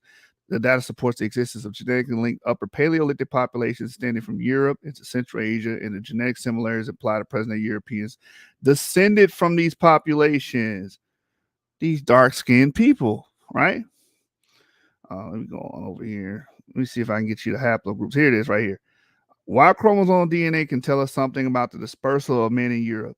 It is thought that Cro-Magnon's Y chromosomal haplogroup belongs to C, F, and I. So these early Europeans would have been C, F, and I, right? It says the analysis of Y chromosomal DNA from Neolithic Anatolia, Iran, Israel, Jordan, and various Neolithic cultures in Europe, Greece, Hungary, Croatia, Germany, Italy, France, and Spain, indicated that all sites except those from the Levant had a majority of haplogroup G2A individuals. G2A appears to be the dominant Neolithic male lineage of the Near East. So when we say that these guys, like the twins, go back to Europe, that's what the evidence points towards. That's just not us saying it. The evidence points towards that, right?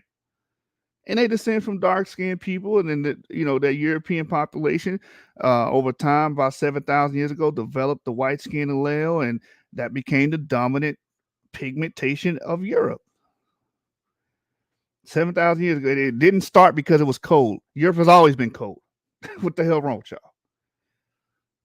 All right, a random mutation happened, and people reproduce and hybridize with that person that had that, or those people that had that random mutation. That's how it spread. It's not that complicated. Right. I mean, most of the world has probably, well, I wouldn't say most of the world, but for a long time after the flood, the world was mostly cold. There likely was an ice age, the last glacial maximum after the flood. So the planet was mostly cold. The ice age has been around for a long time. We've entered the Heliocene, which is the warming of the Earth, not too long ago, in terms of years of this Earth existing. We're still in the Heliocene, technically, the last epoch. Yeah. I mean, DE. If you talk about the Himalayas, it's cold. It's cold over there, right? Glaciation is going on. That's why we call it last glacial maximum. Glaciation has been going on for thousands of years. People have been living in cold regions for thousands of years. Cro-Magnons living in cold regions for thousands and thousands of years. Why they just turned white 7,000 years ago if it's about climate? It's not about climate. Get that shit out your head. Let me answer some questions here. Dublin. Let me go up. Yeah, we can answer a couple of questions. Then we can go to the next big topic. Biblical locations. Is the land of Israel and all the events in the Bible happening in Africa or the Middle East? Find out on this episode of Dragon Ball. No, I'm playing. I know, right? Might as well say it. Dublin said, "Is Ham's Noah's oldest sons?" Then he follows up and said, "If A and B are Ham, and we know that A and B are much older haplogroups than the others, Ham would thus be the oldest son." No, and he's asking that question here. No, that doesn't mean that has nothing to do with if he's the eldest or not. It has nothing to do with that. So again, listen to the model. The model starts with the root. The root is Noah.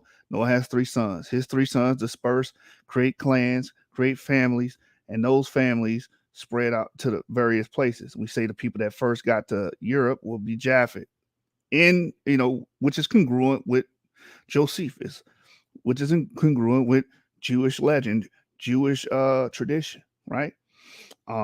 We say the sons that retain A and B would be Ham.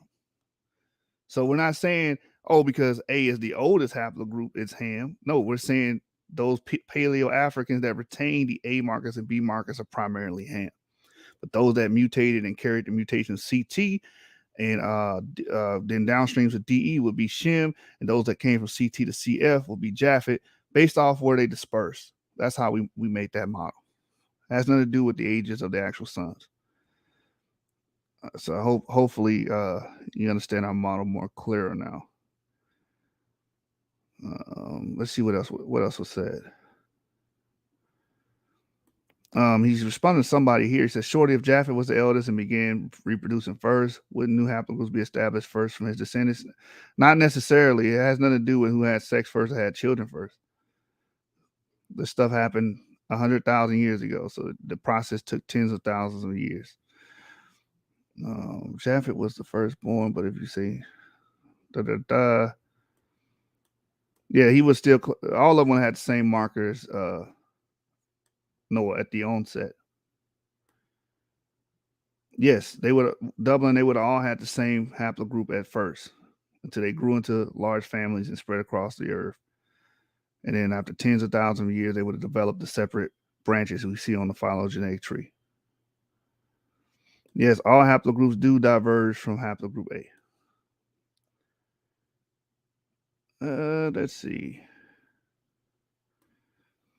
What is Tony Johnson here talking about? He said the blessings always goes to the firstborn, and since Shem received to the blessings, that makes Japhet the younger brother. Ham could have been older, but lost the right. Knowing like that, that's inconsequential to our model. Even the Noah movie shows you. I don't think you should be referencing the Noah movie, brother. That movie was terrible, in my opinion.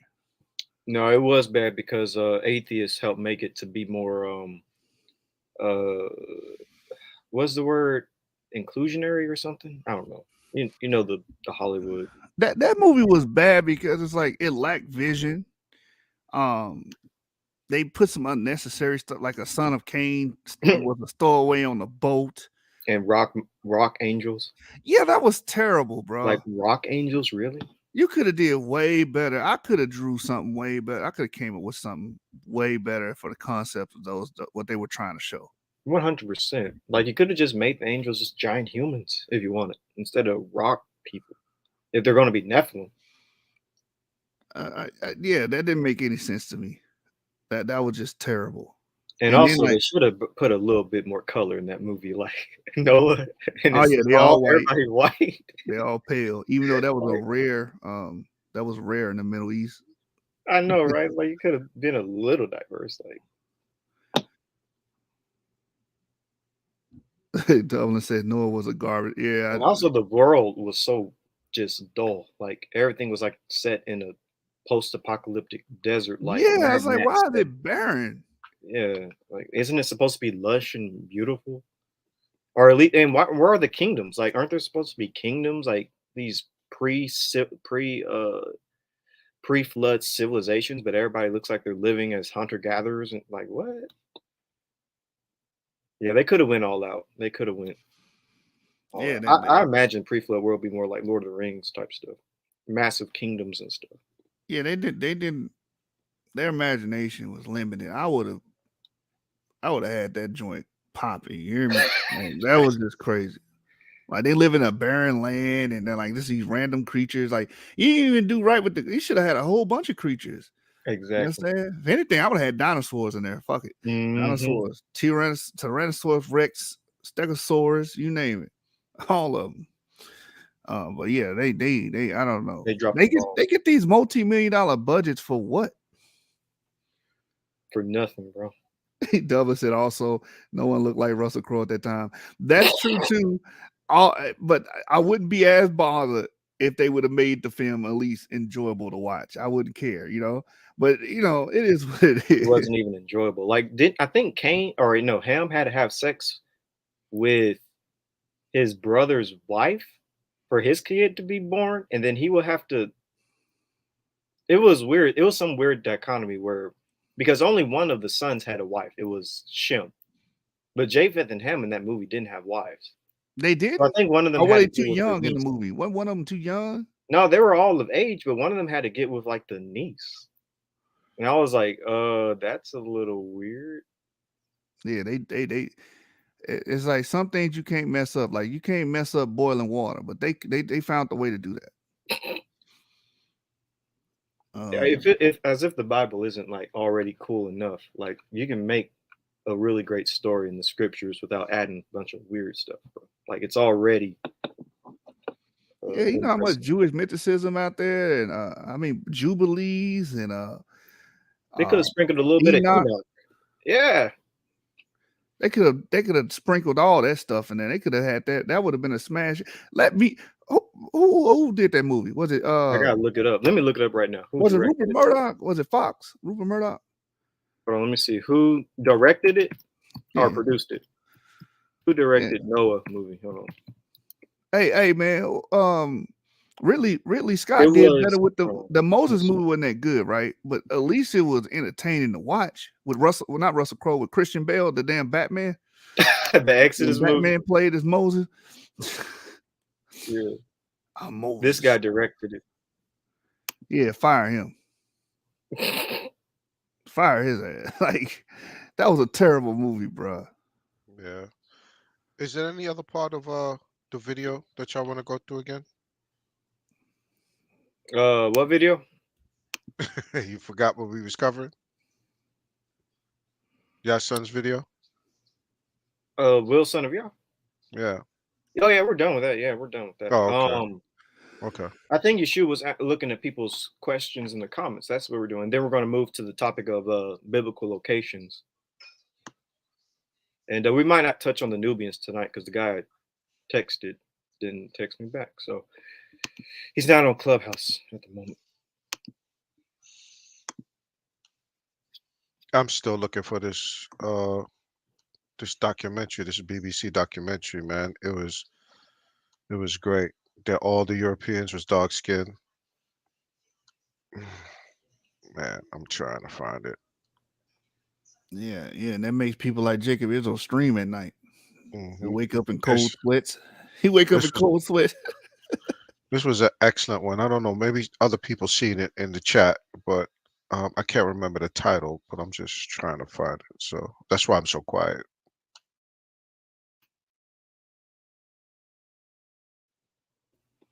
Yeah, man. Let me see if I can glean anything else out of the chat. This person, by the way, I'm trying to get this one person to come to the stream because in my comment section of my YouTube channel, he keeps on saying, "Oh, there's no such thing as Black people in the Middle East, and Hebrews are Middle Eastern people. They're not South Africans and West Africans." So I'm trying to see if this person would come. So what we should do is just pull up articles based off that. Then we could. I'm trying to get them to come, but let me share my screen of this person. You know they're not coming, bro. We might as well just educate the people. We already know they're not coming, man. All right. Well, I guess I'll go ahead and share my screen though, so that we can read the comments and text. the comments in context. He said a lot of different stuff, but let me see if I can. I only do one thread for today. There I were do no want to touch dark on skin. biblical That location. sounds just like the Jacobite troll on YouTube, on Facebook. Yeah, I was wondering, but this person has a different profile picture. You're too dark to be from that region. We could touch on some of the things Jacob said. I mean, if you want, he says a lot of weird stuff.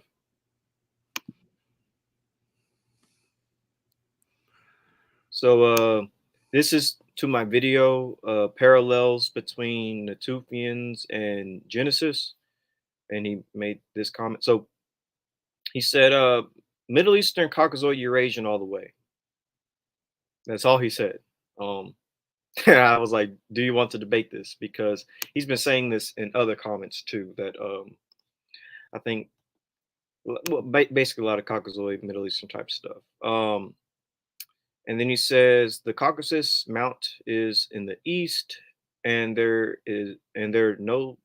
This is weird. All right, so and there no such thing as what you referred to. They're just Caucasoid people. Both Europe and Middle East are both types of Caucasoid people. And yes, European people are in the uh, beginning, I guess, from the Middle East. It's one landmass called Eurasia. They migrated into Europe, becoming lighter over time. Skipping all that. So he says, sure, but question is man, this person is why would you want to he okay. Sure, but question is why would you want to? I think Hebrew was also from the east. All right, I don't think this person speaks English. Like, I think he might actually be a foreigner. Um, and I'm not being funny. Like, I think he might not be a native English speaker. But I told him to come to Genesis 49ers, and and then I said I'll be live on there. And he said I thought you might. I thought you might. I thought you might on here. So love to know how you're going to debate anything. There are there no older. Oh my gosh, there are no older civilization older than the East, and Africa did not have agriculture before the Egyptians. Real Hebrew are Middle Eastern people, not Black, Southern, or Western Africans. And then I just sent this 2 minutes ago. Come to the stream on Genesis 49ers. So I guess the main things we can touch on is the idea of dark skinned people not being in the Middle East. You notice how And white, you notice how these white supremacists sound just like Garfield them? They have the same talking point. that's true though. Yep. No dark skinned people in the Middle East. Did you want to pull up that paper, Lazarus paper? Yeah, let's do that. So in Lazarus paper, they give you a skin graph and they let you know how those people looked in the Southern Arc and Levant and stuff of that nature. So let's go to science.com, science.org. I mean, we're gonna go to science.org, and then we're gonna pick up the paper called "Genetic Probe in the Southern Arc." I believe that's the name of it. Yes, actually, Hey, I want to read still in this my paper, email. "Domesticating Donkeys." Domestic Wait, what? donkeys emerged in Africa more than 6,000 years ago. I'll read that later. But anyway, so genetic probe. Let me find this paper real quick. I sent you this paper, didn't I? Didn't I send Yes, it to you? yes, you did. It's still in my email, actually. Right here. My bad. It's called Genetic Probe into the Ancient and Medieval History of Southern Europe and West Asia. All right. So in this article, there's a skin graph. Let's go to it. If it loads up, there's a skin graph here, and it tells you the color of these people in a certain era. And when you go to supplemental, dark to black skin, right? When you say black skin, they're talking about very dark skin, right? Wesley Snipe dark skin, right? Was more common in these regions than pale skin. I believe the pale skin was like 1.7%, Right. and That the is dark correct. to black skin was like 7%, right? Even And dark among skin. the ancestors of Europeans, like the Yamnaya. If the ancestors of Europeans are dark skinned, then the ancestors of Semites are dark skinned too. Jacob Mhm. Israel. The Jacobite troll. It says our survey of populations of the Southern Arc focuses on ancestry, but it also illuminates other aspects of biology.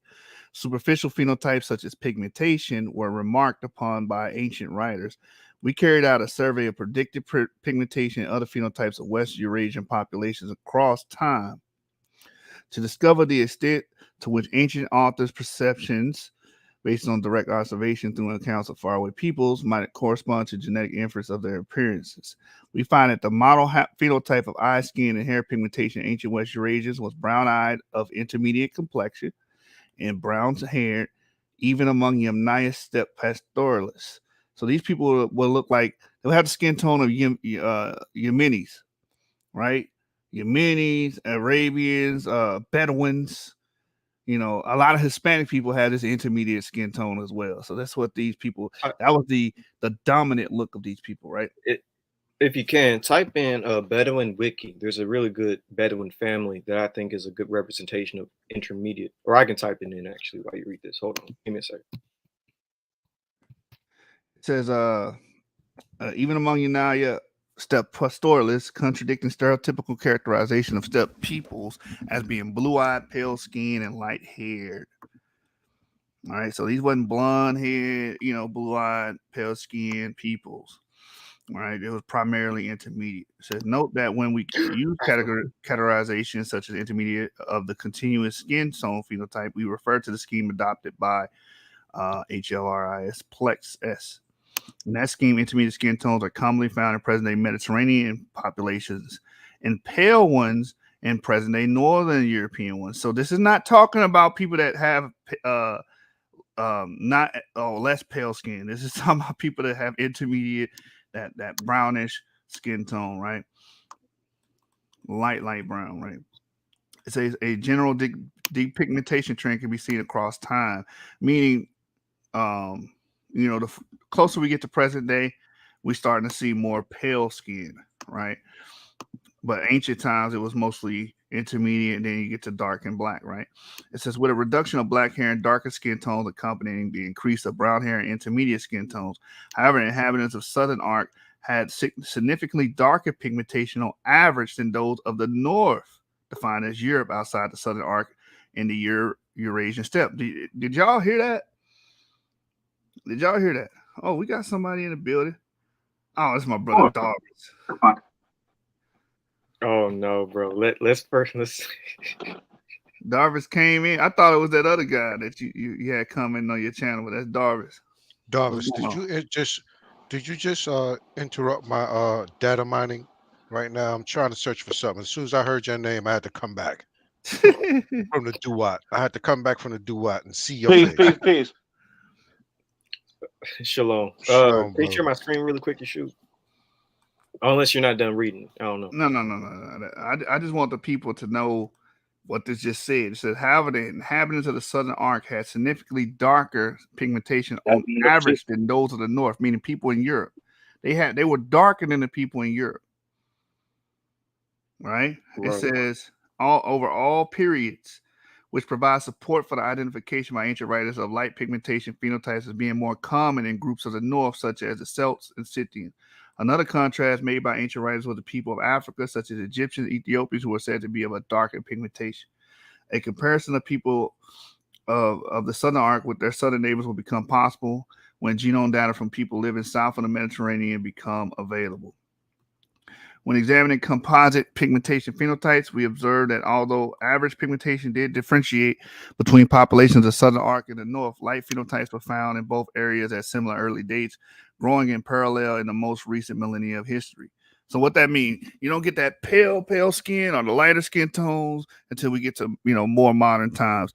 It says light pigmentation in West Eurasia was the result of selection across time, which continued into the historical period, not the survival of supposed ancient Indo-European phenotypes as some 19th and 20th century writers suppose, or the product of direct influence of climate that some Greco-Roman writers hypothesized to explain patterns they observed during their own time. So again, the climactic theory is dead.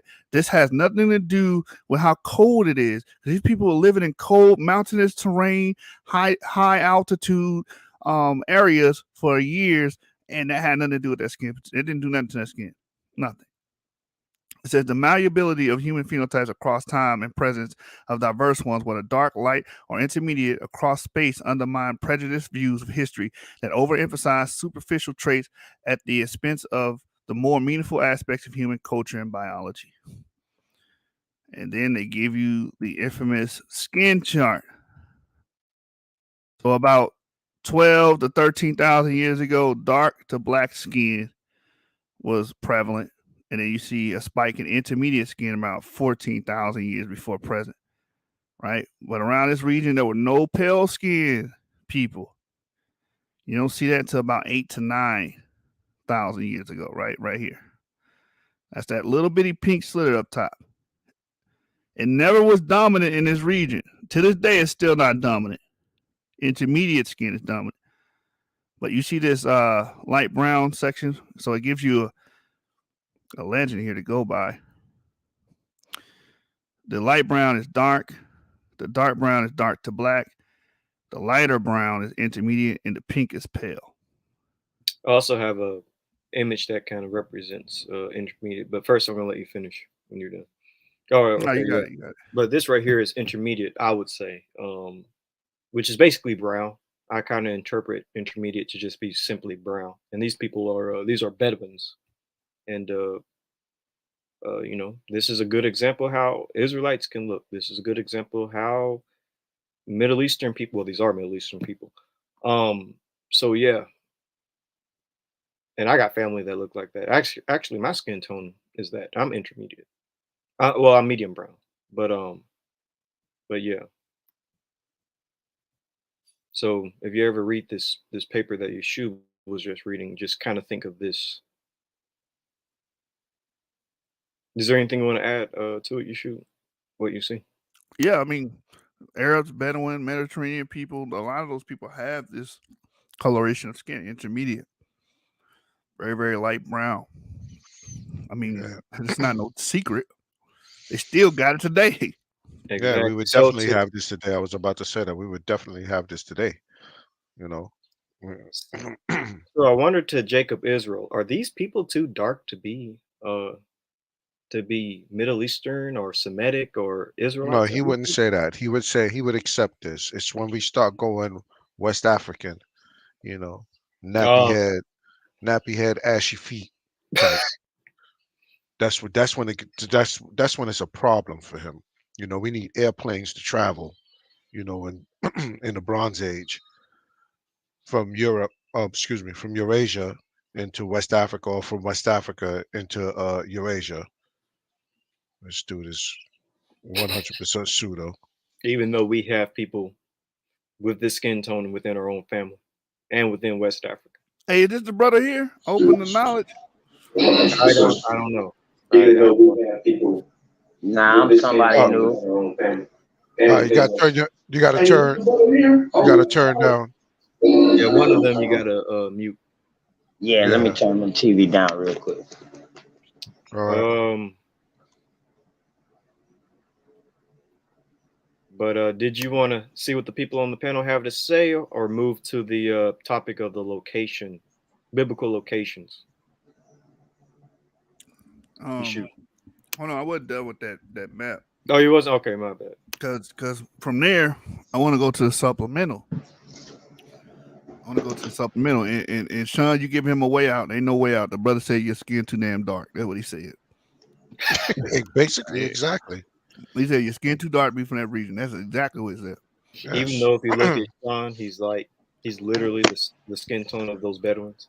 No, he's Like talking all about three of us actually. straight. Yeah, he's talking about anybody that's like straight West African looking, like you're too dark. Anybody intermediate, like the Arabs we just showed, he's cool with.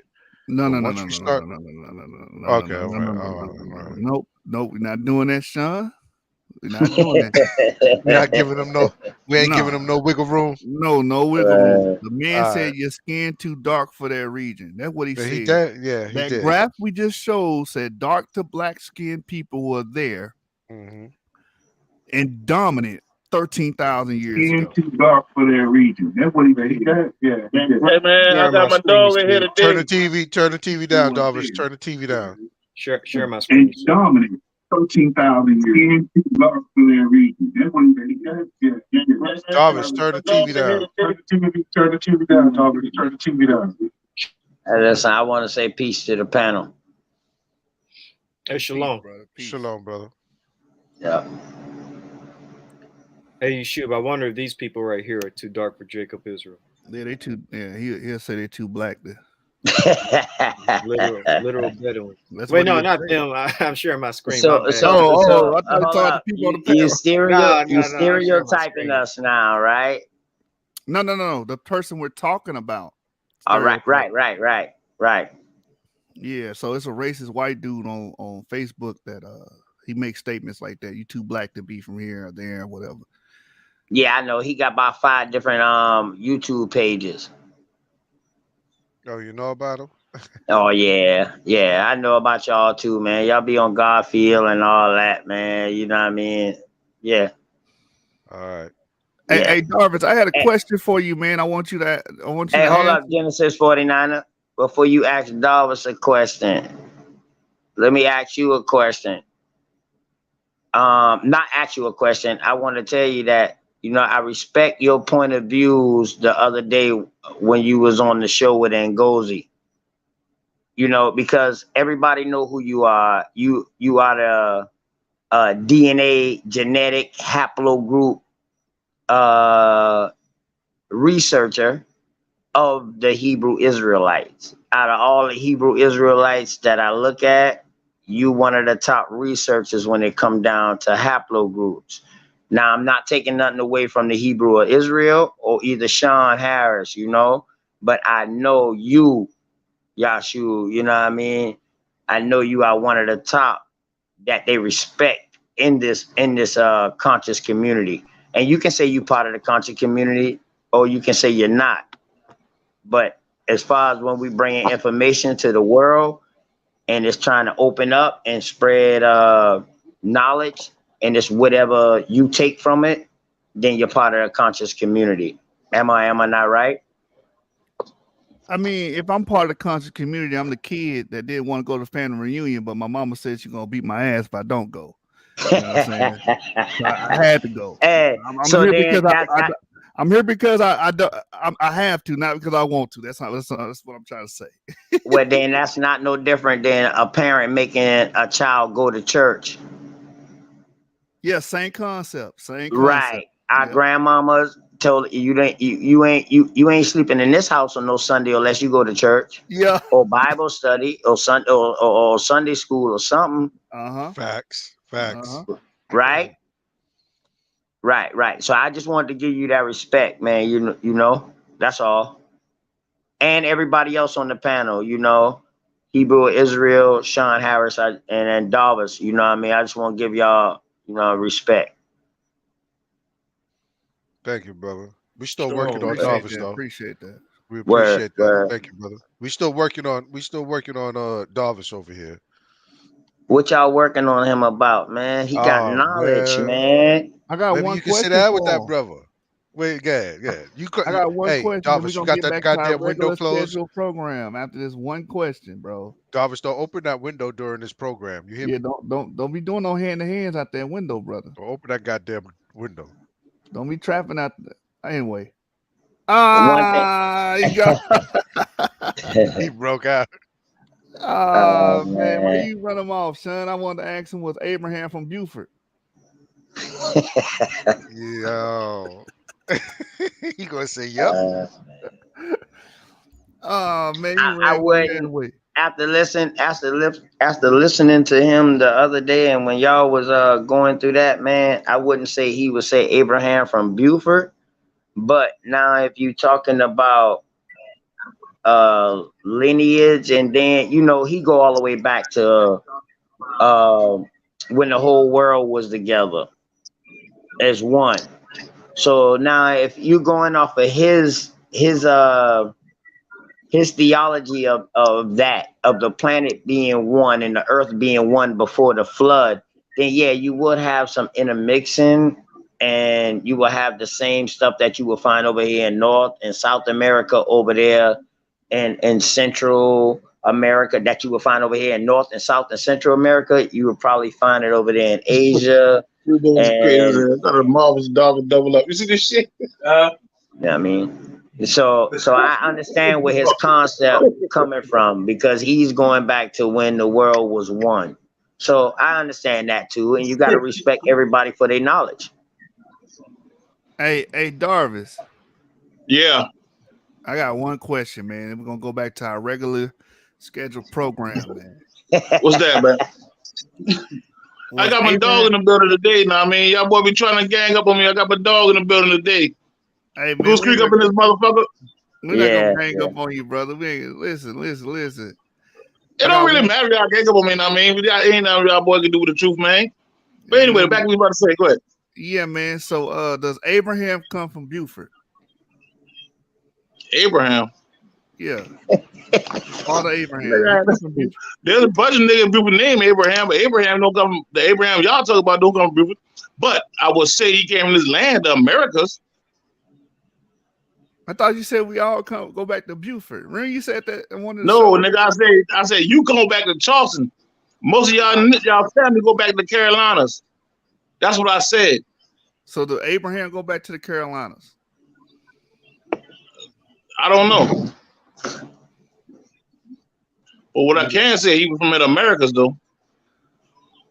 Okay. So, do Jews go back to Buford? If you talk about the Sephardic ones, yeah. So the Sephardic Jews come from Buford? Yeah. What about King the whole Hezekiah? 10 tribes of Israel been in North Americas. So the whole 10 tribes of Israel. But in North Americas, yeah. That's what I'm saying. So that Egypt would was here too. So that would include me.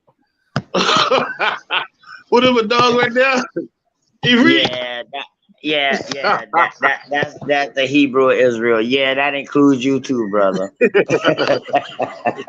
Yes, that do. I'm one of the ones that tell you, man, I'm not like that.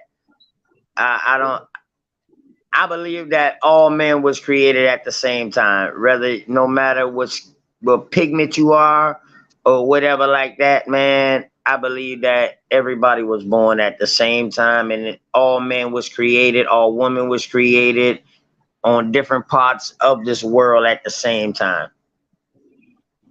I don't have no theory to back that, but that's what I believe. And I'm going to stick with that, because that keeps me from being in a racist form, a racist state of mind. And I believe that everybody, I don't look at color. You don't do that. I do. Where? I will tell you this. If you really think about it, though, I mean, if these so-called pale people were a mutation, like 49 agreed to, and if this mutation happened here in the Americas, then a product of that mutation will be an aborigine to America. Wouldn't y'all say that? What are you talking about, bro? No, when they talk about mutation, they talking about haplogroups. So when you're talking about clades of not just DNA, you're talking about clades. When clades are being formed, when you end up with different clades, those are when it starts mutating. So that's where that mutation stuff, they need to take that word out of there, because the first thing we think about is X-Men.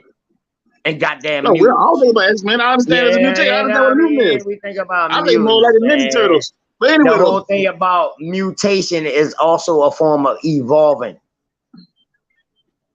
I understand what y'all saying. Don't get me wrong, I understand that. But now, No, that's not y'all. That's me. I don't know what they thinking about. Yeah, all right, but listen, no, Bernard. That's what I'm saying though. When we were talking earlier about the so-called pale man and his origins, all right, now, according to DNA, there was what they call like a mutation that made a so-called unmelanated person. That's a theory. I understand that's a theory. I'm not saying it's facts. But according to my brother Genesis over here, he told me that they are a result of a mutation. And what I'm saying is this: if this mutation happened here in the Americas, if it happened here in the Americas, and they were formed or created or made or whatever you want to call it, then they would make them aborigines. But if they wasn't done here, then you wouldn't be quite an aborigine. Now, for the Hebrew thing, we had an issue because we need to leave the Hebrew out of it when you're talking about aborigines and you're talking about Australopithecus and you're talking about the homos and you talk about the Homo erectus and the Homo sapien and Homo sapiens sapien. You got to leave Hebrew out of it because now you bring in religion. The Hebrew blood is what they came from. It was the Hebrews that profaned their blood. No. Hold up. Yeah. It was the Hebrews that profaned their blood. That's historically incorrect. Say word. Say word. I'm saying word. That's historically incorrect. I know what I'm saying is Hebrew language was a derivative of Aramaic. Let's be for real. No. I wouldn't say that, Brennan. Because Aramaic came later. Aramaic, what Aram was speaking. Aram was speaking the same language his father was speaking, and they was speaking Hebrew. Now you're going back to the Bible. I'm doing history. I can't mix the Bible with history because the Bible and history don't coincide. It does, though. Yes, it does. No. Yeah, listen, man, listen. When you say Aram was that area where Aram was in, that language they spoke was called Aramaic. But Aramaic was a derivative or corruption of Hebrew. No. Yeah. Hebrew before it was Hebrew, it was cuneiform. And cuneiform came from the Phoenicians. That's an adjective. Hold up. Cuneiform came from the Phoenicians. Yeah, that's an adjective, but basically a way they've been writing. That came from the Phoenicians. The old way they've been writing, yeah, but it's not a particular language, though. Hold up. The land was not called.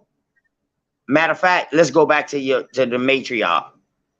The patriarch of this shit, Abraham. Abraham came from, he was from Ur Chaldean. It was no Chaldean at the name. Hold up. He was the name. Hold up. That's the Old Testament. Yeah, but that place wasn't called Chaldean during the time of the Old Testament. That's the Torah. But that place over there was not called that during the time of the Tanakh, though, Bubba. Right. Look at the time frame. Look at the time. I did. Right. So therefore, there was a place over here that was called Abraham. Hold up. So where was Abraham really from? If he wasn't from Chaldea, which wasn't the name then, where was he from?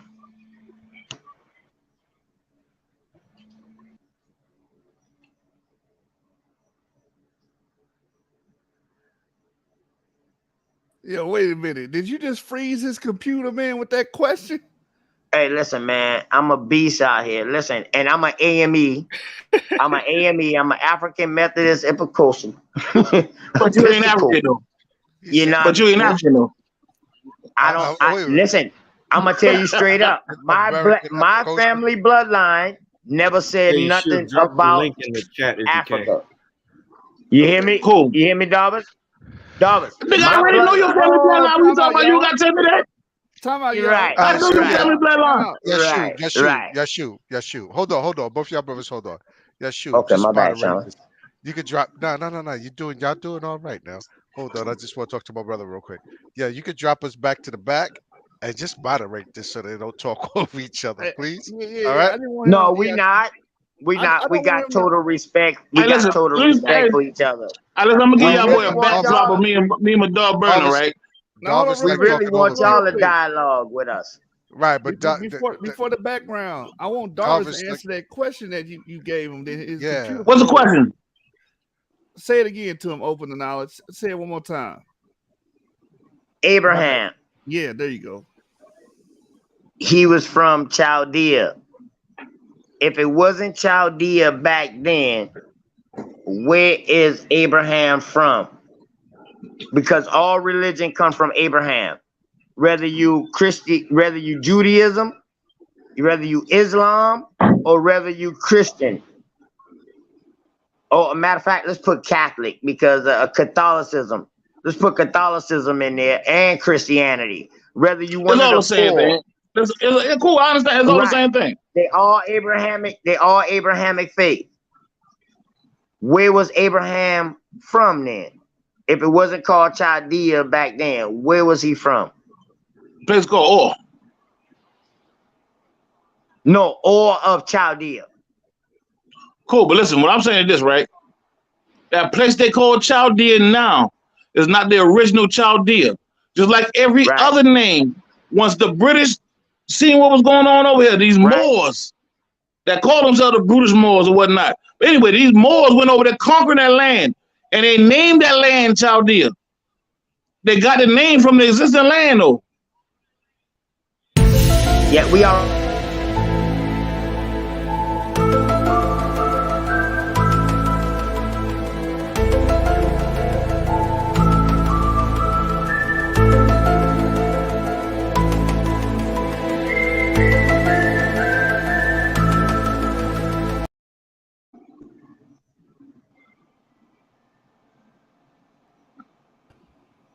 Go Hold on, ahead, Darvis. continue on. Darvis. Hey, 49. Go ahead, ask me a question. Hey, 49. What's up? Hey, listen, man. I know you keep your ad lib in there. I swear to God, you got some serious ass ad lib. But man, damn, why you gotta throw it in the mix of a person talking? No, because The boy young, man. you got to strike with the iron hot. You got to strike. Nah, I love that. Hey, listen, man. It's entertainment, of course, but it got to be entertainment with the knowledge. So that's why I asked you that, 49. Like, don't do it in the middle of a person talking. Yeah, but I want Darvis to hit with the punchline and then boom, right there, right after he hit his punchline.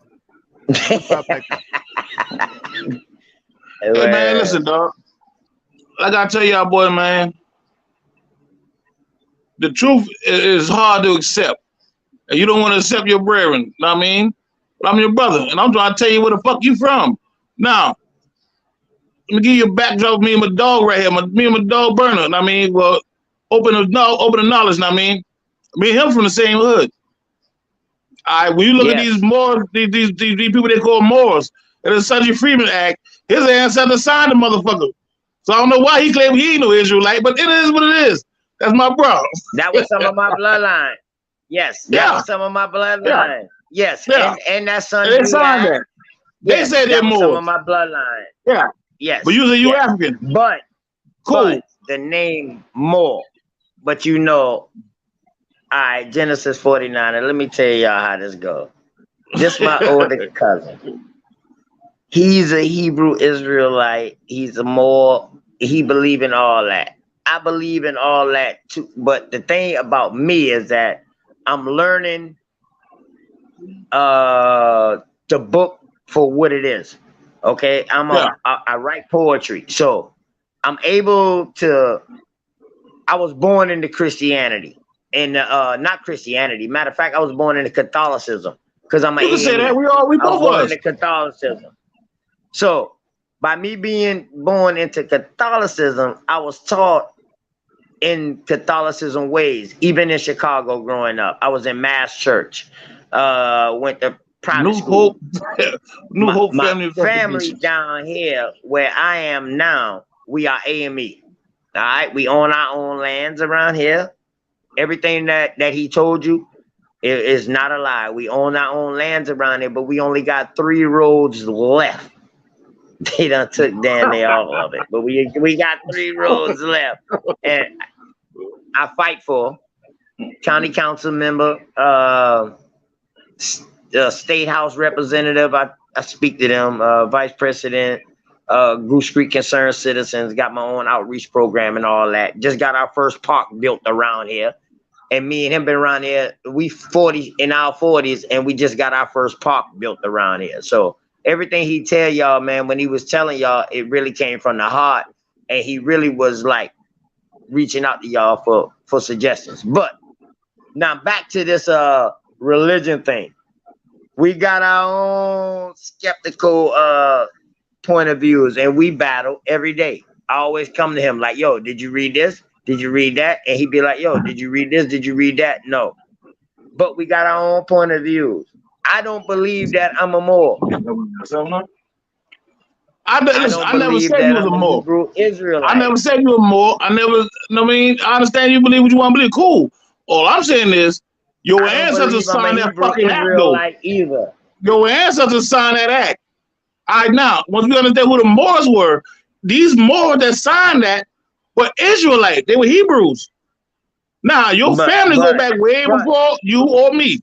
What year you say that, right? That act? What year was that act signed? That was the 1700s. That was the 1700s. Okay. Yeah, and we signed that so that we would not be. All right. Give them a thought. We signed that act so he would not come under these black codes. And understand that. Okay. So now let me tell you. When you talking about that act that was signed in the 18th century, the 1700s, that's what you said? Yeah. The 1700s, right? Yeah. Okay, the 18th century. So those acts that you talking about that was signed in the 18th century, you got to think they already been over here pillaging since the 1600s, since the 17th century. So now you're talking about 2 centuries later. Hold up. Let me finish. Now, up underneath the first act, the Taino Indians was the first one. The Tainos was the first one to go through this act of gentrification and classification with the census. Listen, man. The Tainos weren't melanated. Haiti and the Dominican Republic. Hold up. But they weren't melanated. You talking about the Tainos? We got to start there.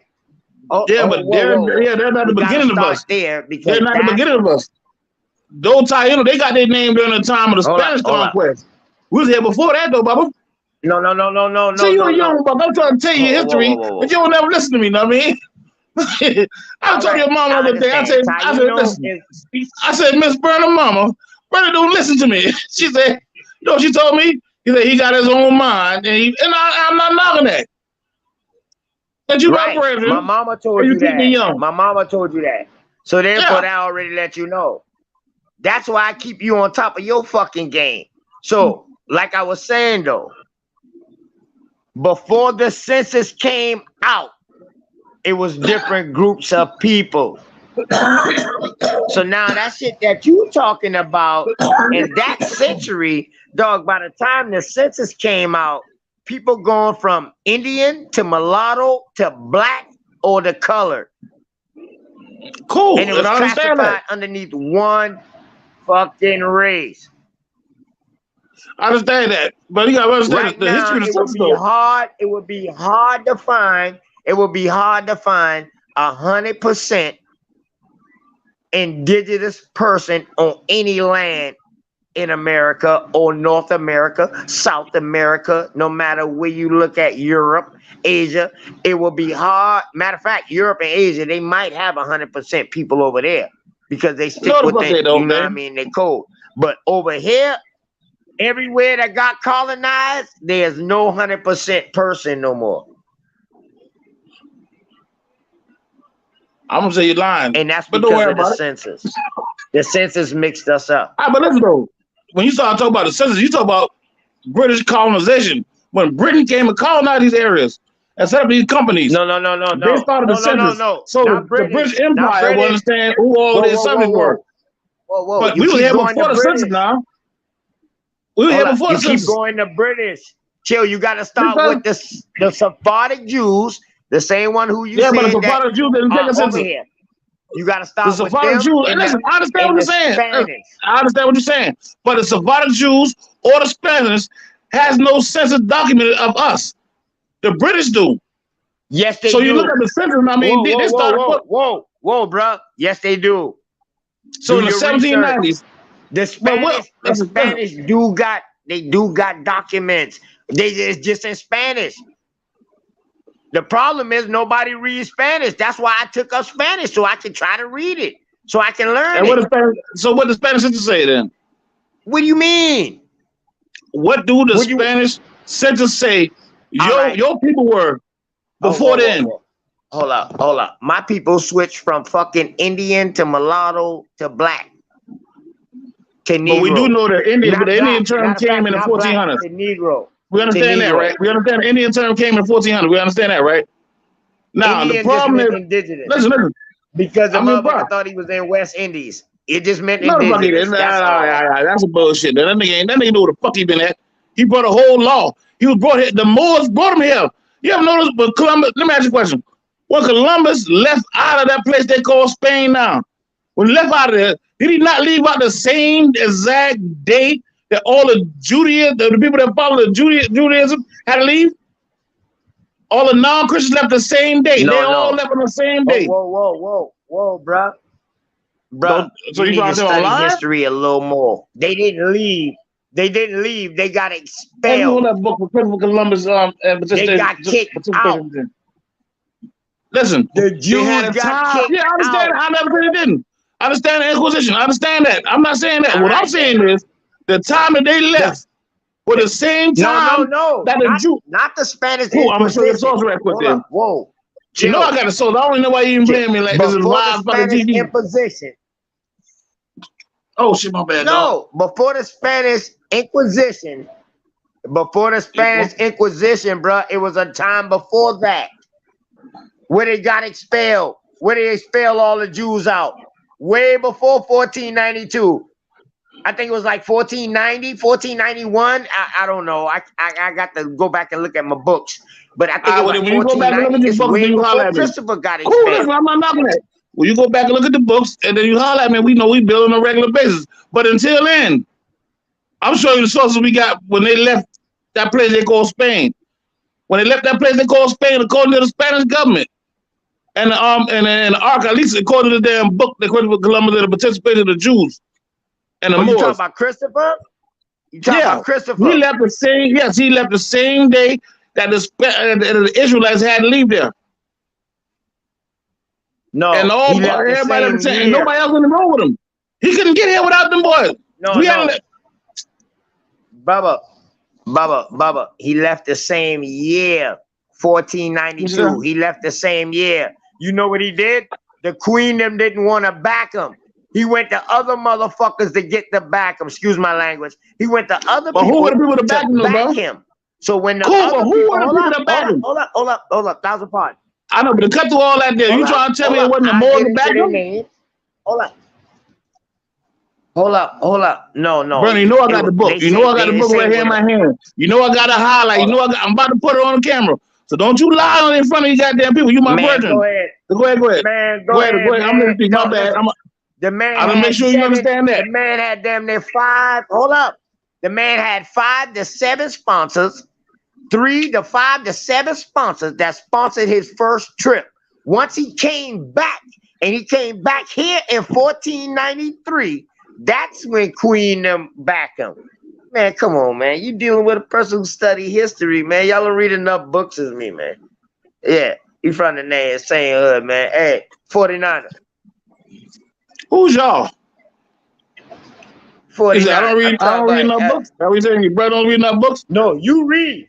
You read. Okay, we say y'all, then what do you mean by y'all? But you read what you want to read.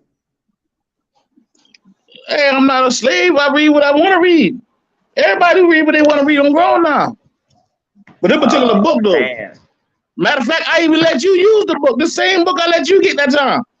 Talk about Columbus. And when I read that book, hey, listen, you need to keep reading in that book. I read the whole book. I'm trying to tell you. Christopher never made a third trip. His son started doing the documentary of him. He died. He was sick. Nigga, I'm He not couldn't talking about even the get off third the trip. I'm boat talking about no the more, first brother. trip. I'm not talking about the third trip. I'm talking about the first trip. When he His first first left. trip, he went to Tahiti. Yeah. Who left with him? He went to I'm asking a question. Puerto Who left Rico. with him? What they call Puerto Rico right now? What they call Puerto Rico today? That's where he went at. What I'm asking you, who took him? Who rode with him? And when did he leave? What you Did mean he who not rode leave? with If him? you tell him, follow me. You trying to tell me he did not leave the same day that the Jews were expelled? Is that what you're telling me? Hey, listen. See, this thing If you talking about me and you. I hope you're not saying you're those people that's the Jews that was on the boat with him. No, what I'm trying to tell you is this, bro. That? No. What I'm saying is this. Let's Are you follow me. saying you the Jew? Are you saying you're the Jew that was on the boat with Christopher? Or the No, I wasn't on the boat with that Or nigga. the How the more. fuck I'm gonna be on the boat with him? What I'm saying is though, follow me. What I'm saying is this. The Jew, follow me, listen, I'm explaining what I'm saying. The people that was on that boat, the Moors that got him back over here, were the same Moors that was coming back home, that was from these lands. That's what I'm saying. That's how they knew the route. And he left the same day that the boy had to leave out of Spain. All right. Christopher Columbus came over here. That's what I'm saying. So let me ask you. So you and telling these people me over there spoke Hebrew. The Moors that was on the boat with Christopher, when they came across here, they were speaking Hebrew. Yes, the same form of Hebrew we speak over here. Then why is recorded in history that they was talking in sign language? Because they couldn't understand each other. Because they were trying to take your fucking land. No. Hold so on. They lied about history. They didn't have to take no land if they was talking in Hebrew. They already know what they wanted. What I'm saying to you, if they came across here and they was already speaking in Hebrew, and the people across here was in Hebrew, why did they have to speak in sign language? They didn't speak in sign language because they had to speak in sign language. It's recorded. Oh, hold up. Tell you what. That's what I'm gonna tell you, right? Hold up, man. Hold up. The use of sign language. People spoke many different languages. Some people couldn't speak, and they used sign language. I understand that. But I'm telling you this though. But the Lord he carried, the dumb verses, the Lord he carried here from the Pope of Rome. He came here to give to the people, the people, the head of these lands over here. The Prester John dude was written in Hebrew. He brought an interpreter that also spoke Hebrew, the same form of Hebrew we spoke. Everybody in the damn boat spoke the same kind of Hebrew that we spoke here. They came here the same day they had to leave out of Spain. Christopher Columbus pulled out. And that's Paleo Hebrew, the people, right? all the passengers on That's their ships, Paleo on the Hebrew, ship right? they rode with, all of them were Moors. All of them were Jews. That's Paleo Hebrew, right? That's Paleo Hebrew? That's Paleo Hebrew, right? So when you start talking about Hebrew now, there's a bunch of different dialects of Hebrew. No. I'm talking about what you said. You say they spoke the same Hebrew over there that people spoke over here. Here. Yeah, so that's why he went over there. Paleo Hebrew, and that's why he went. No, or is that it was Aramaic Hebrew. Listen, Hebrew? I already told you. Listen, I told you it was the language that the people over here spoke. Columbus spoke Yiddish. He spoke a form of Hebrew over there too. He wrote books in Hebrew. Hold up. Columbus wrote in Hebrew, but it wasn't the same version of Hebrew that we spoke over here, though, bro. When you talk about Yiddish, Yiddish is a combination of multiple language, and like us talking some gullah language, like that's what Yiddish is. Yiddish is a made-up language and a combination of multiple languages put together. When you talk about Yiddish is also a language they speak in that place. They go Israel now. They call that Yiddish. Whoa. Where's Israel at? In that place they go Israel now. In that place they go Israel now. Inside what they call inside the area they call Palestine. They speak Yiddish. Yeah, that's formal. Now all of them don't. Some of them speak, Allah Shukadash. Whatever the fucking pronunciation go, but and that's because of Paul. Because of who? Paul. Man, that's come the fuck. Why the fuck is because of Paul? Man. Think about it. How can it be because of Paul? Yeah, but listen, Paul didn't create no goddamn language. No, Paul spoke the same Greek, and he also spoke Hebrew. No Hebrew. Paul was the reason why they converted languages. Man, stop that, man. What? No, stop that, dog. Paul was a young buck when he started working for the Romans. Boy, without Paul, it would be. Hold up. All right. Paul was a young when he started working for the Romans now. Yeah. Saul. Yeah, I know. All right, then. But I'm gonna tell you like this though. Sign language, cuz that's how Christopher and his peoples them spoke to the native. It wasn't no Hebrew. Don't say that. Don't say that. Don't say that. Don't say that. Don't say that. You and I know better than that. Show me a source. Well, you gotta show me a source. Give me a source. Let me look it up. Tell you what, hey, do me a favor. Google the Source person up, man. that translated Hebrew on Christopher Columbus. And don't give me no book What's that on was that written name, by a fucking by a You want a source? theologian. You want a source? You want proof? I'm buying. I'm showing you proof. Yeah. All right, then. Definitely. And I'll research their work. Christopher Columbus translator. What his name was? Him Fresco. Some For one, shit you like got that. a translator. So how you know what they translating is the same? That's no different than the Bible we read or the Quran. Muhammad Because the people that came over there with Christopher Columbus was from here, brother. Let me finish. They left to go back home. Listen, These niggas going home. They know exactly how to get home, and they know exactly how to talk to people from home. Hey, listen. When you're talking about translating, translations, transliterations, and all that. When you're talking It ain't the about same thing, but I'm here. All I can tell you is that, but we don't know what we really getting translated. We got to go off what we got. I'm not wrong with that, but it's just like it's people talking about the metaneta has been translated. No, it's not been deciphered. Until they learn how to speak the hieratic, it's not going to be deciphered. So,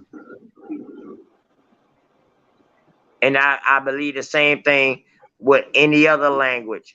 But Hebrew is a spring off of Aramaic. No, Aramaic is spring off Hebrew, man. Which is the sister language of Arabic. Listen, Aramaic stem from Hebrew. Aram was recognized by his form of speaking Hebrew because he wasn't in the area. He left the area. Listen, remember now, is not a Hebrew stayed home. Aram left off. Man, so when they left off, that's why the Babylonians and all that spoke that area because they were in that area. But Aram been there. 49er. That's why them boys spoke Aramaic.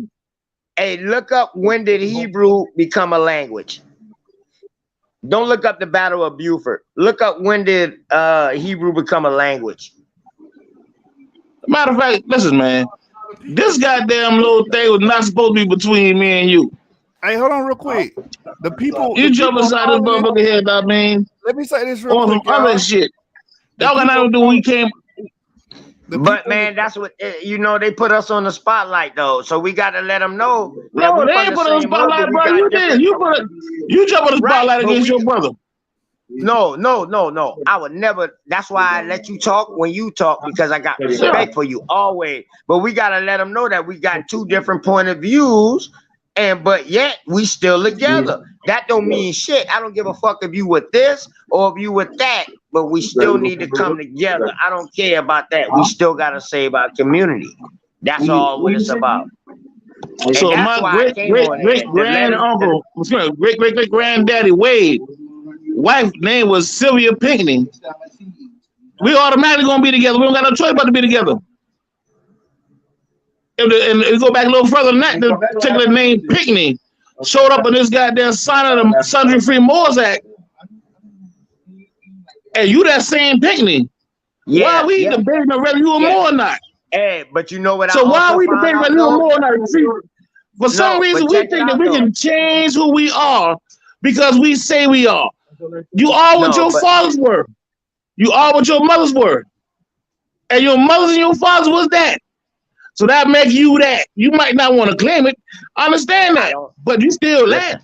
I already showed you the document when your people signed it. Hey, listen, you seen it. I don't knock that. You can't but one thing about that.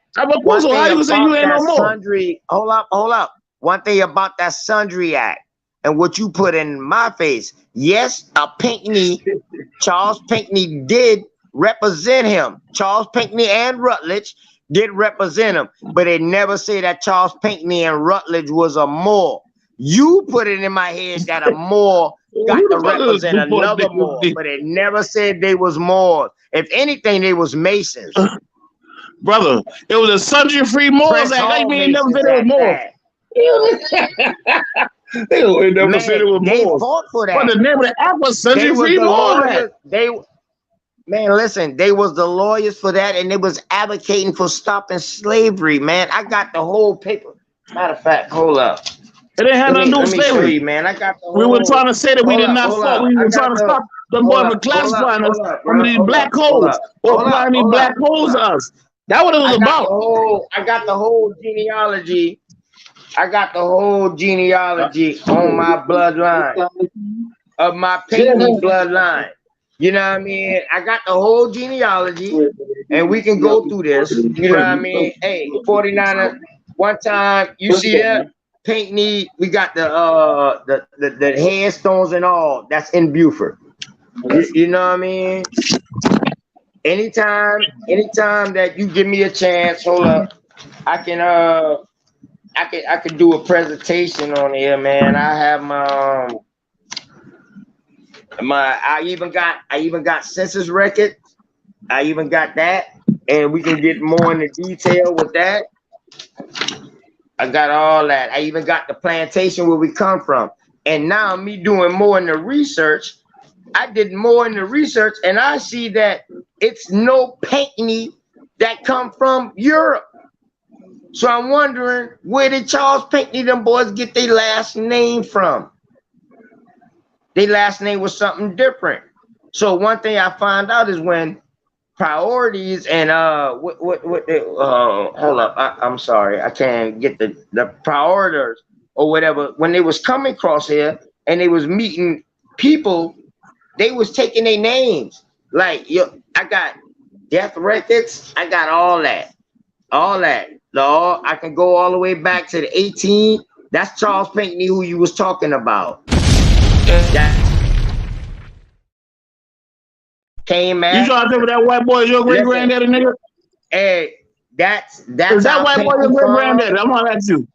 That's our Pinckney farm in Beaufort, Hollywood, and all that. I'm saying I got all the genealogy on that. But one thing, but the picture you showed us now. But I got are you trying to say you still from that white boy now? Huh? I'm asking you, that picture you showed that white dude, is that the person you stem from? Charles Pinckney. Is that what Charles Pinckney look like? I'm asking you real talk. If you didn't hear, hold up. If you didn't hear what I was just saying just now, I said a lot of prioriters and was coming across here. I didn't find no Pinckney ancestry back in England where the Pinckney name came from. So what I'm telling you is when they came across here, they saw some people and they might have gained a people. I don't have sufficient knowledge yet, but I'm still searching that they might have took the name of the people that they inhabitat when they got across here. So Pinckney could be indigenous. Yeah. So I can't say I came from that. The naturalization act. But listen, cool. But listen. Like I was saying earlier, what happened was we went over there. Our ancestors went over there doing trade over there. Hold up. That's what I'm trying to tell you. And they made it with the What source you looking at? Show me the source, man, because you telling me about your fucking family records, nigga. So are you being objective or subjective? Which one? I'm talking about your family records, my family records. We went over there doing trade. Listen, man. All right, I understand that. And then, like I said earlier, you believe in Atlantis. I don't believe believe the world was one. I don't believe it. I don't believe. All that. I really don't deal with beliefs. I subscribe to something I don't subscribe to. I don't deal with belief. Belief is for children and wives. I don't really deal with the belief thing. So you know Atlantis existed. Yeah. And listen, I'm your bro. If you put yourself out there in front of everybody in the fucking world and say I can't prove it, I will have to show you a source in front of everybody in the world and prove it. And it will make you look funny. But that will make us enemies. We the same people. You can't just show me. Don't make me prove it. You can't just show me. I can't do that. We tell me I can't show you right now. Show me so I cannot show you right now that America is Atlantis. Listen, man, you got to show me at least 3 sources or more, and it got to be Right credible people. And I'm gonna tell you So like let me ask this. you a question. You know how we go. So my If I tell you sister- something right now, something right now about somebody, you Yeah. ain't gonna believe that unless you hear from 2 or 3 other people. Am I or am I not right? I feel you. All But right. I didn't think I would have to deal with it with me and I you. don't need nothing Because from Herodotus. Because I don't you need, I understand, know you ain't I talking deal with a lot about. of sources. I know you ain't I understand talking the other about. Catholics in particular, some might not know I that. know you're not But talking you know about me. Josephus. I know you're not talking about Josephus. I ain't talking about Flavius. Josephus. I'm not I talking know about you ain't none of them. talking I'm not talking about no Bible I character. know you ain't talking about Commodus or none of them. We talking about Oriental Free Moors? Who? Who? The Hold on. Oriental Free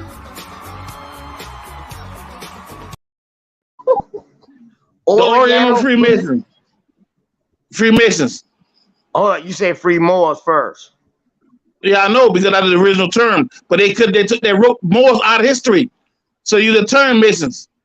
So it's the original and you'll free figure that black. out. As long as you thinking you're gonna figure that out. Hold on. I'm just trying to follow you.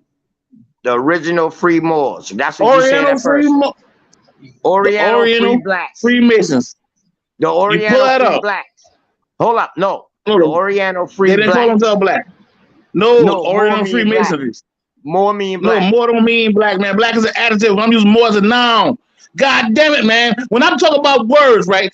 You take things out of context. You cannot take it now and look up the definition of it and try to apply it to an adjective, brother. You talk about adjective, don't talk about a noun. Hey, listen, when we look at the word more, you gotta look up more as a noun.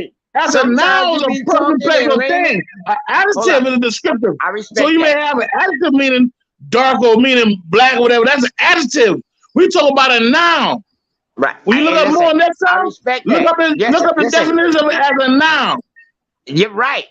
And I respect that. I know that. So cool. Listen, I respect that. But the thing is, damn, when I ask you a question pertaining to what we're talking about, you move the goalpost and say you're not talking in layman terms no more. We don't deal with layman terms, nigga. We grown. We smarter than layman. We don't use layman terms. The laymen are the ones that got to fuck up that they use the common table language because they don't know no better. A layman is a layman. When you're not a layman, I'm not a layman. But we deal with information. We deal with information as it is. We got to speak. If you cannot bite the steak, then you don't eat here. We got to speak on layman terms. So no, we don't speak on layman terms. You got to understand. No, nigga. I'm talking to you. I ain't talking to everybody. I'm talking to you because you know me and I know you. I'm not asking you who you with because I did history of my family, and I came and during history of my family, I also did history in your family because we all in the same area. When I start dealing with these ancient texts and whatnot, I mean, I'm coming up with both our families. And you say I'm not asking you if you were more. I'm telling you were more because I'm looking at your fucking people, your progenitors in your family that say they were Moors. Hey, you got to show me a source that say my bloodline say we was Moors. You a pygmy, right? If anything, we was Sephardic. If anything, if you say Moors are valuable, so I mean the people here in this area they call this part of Carolina. If me and you from here, and this act we talk about was from here, the people within that act were related to us, and they said that they were Moors, and you were their descendants. What that make you? Listen to how long you're talking about. You're talking about damn near 200 years after fucking slavery started. Listen, bro, we talking about the 1700s. They done came across. We talking about 1700s. Come on, listen what I'm telling you, bro. Listen what I'm telling you. Ain't been not a nan motherfucking indigenous across this bitch say they was Hebrew, say they was fucking Christian, say they was Catholic, or say they was a Moor. That would tell me out about y'all niggas though, man. All right, cool. Listen, no, I'm just saying. They said check this out. We believe in our I'm gonna get listen, cool. I understand what you're saying. I understand what you're saying. I understand what you're saying. Cool. Let me prove it to you. Right quick. These Moors that you stem from were Jews. Sephardic Jews. So these Huguenots, these Black Dutchess, These were your family. And they were Jews, nigga. So that make you what? Nigga, if you are with your descendants and your descendants were Jews, what the fuck you want from nigga? Listen, so that's what that brings me back to that question that I asked you. Are you saying that we are the Sephardic Jews that came across here? What I'm saying is you. Earlier. You didn't answer that earlier. That's why I'm asking you. Cool. Tell you what, bro. I'm gonna answer one more time. Yes, and not only that, I'm saying that you are what they call a Sephardic Jew. Or Sephardic Jews didn't come to 1492. The Huguenots were the Jews that was running. Matter of fact, the Sephardic Jews didn't hit the fucking America to the 16th century. They was in the islands still. They didn't hit Central North America until damn near the 15th, 16th century, brother. But when they came here, pillaged the islands and all that. I'm not knocking that. If we are Sephardic Jews, if we are those Sephardic Jews that came across here, then that means we mixed with white. No. That's bullshit. They weren't white. Oh my God. When they used the term white, they made a status. Only I'm saying is this. These same Huguenots that came from over there came to the place. They came back home. This place that they call Americas. And they call themselves Moors. Your people signed an act in Congress that claimed that they were Moors. So that makes you a Moor. And these Moors were Jews, nigga. This is the book where you getting that shit from. Yeah, that's my damn book. Where you get my damn book back anyway? I know. You know why? You gave it to me to read, and I told open the damn book and tell me you ain't a Moor, nigga. Open the book and tell me you ain't a Moor, nigga. But hold up, though. You gotta also read these type of shit. You know, not saying it's correct. I got all 3 volumes of it. But you gotta, that's cool. Read them. Cool. Listen. I also read that too. And I also read this too. Now, the only thing I don't got is y'all Circle 7 Quran, because I don't even want that. Because that came from Noble Jew Ali. I don't even want that. You don't gotta want it. I'm not representing Noble Jew Ali.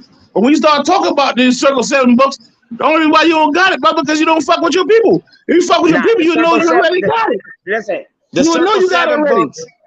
We already got it, bro. Not only that, look at that. Hold up. Is that book mixed with Christianity and the Quran? Is that book mixed with the Bible and the Quran? Get the book and read it and see. Oh, whoa. Hold up. Hey, listen. I don't need that's how you find out. I read PDF. Because you don't believe nothing, bro. Is that book half of the Noble Jew Ali from Carolina? Is that Noble Jew Ali from Carolina? Half of the Quran? Yes or no? No. Listen, follow what I'm saying. Noble Jew Ali from Carolina. What he was doing during his time, let's follow me. What? He's from the Carolinas. He was from the Carolinas. Everybody bloodline comes from the Carolinas. So follow me. All right. If you claim you're African. If you follow me. Yeah. Well, follow me. He was also a person, he called himself a Moor from the Carolina anyway. But he was bringing that information that we needed at the time to get us in a position where we can deal with government. That's the information he was bringing for that particular time. You got what I mean? He used the term, the term like Israelite and Jews or whatnot, and Jesus or whatnot. And I mean, but the whole subject matter is to get us to deal with law and trying to prove that where these laws come from. These laws come from the Bible. We all law. You law, I'm law. We all law. I ain't see not a motherfucking Moor defend nobody in court of Moore's law.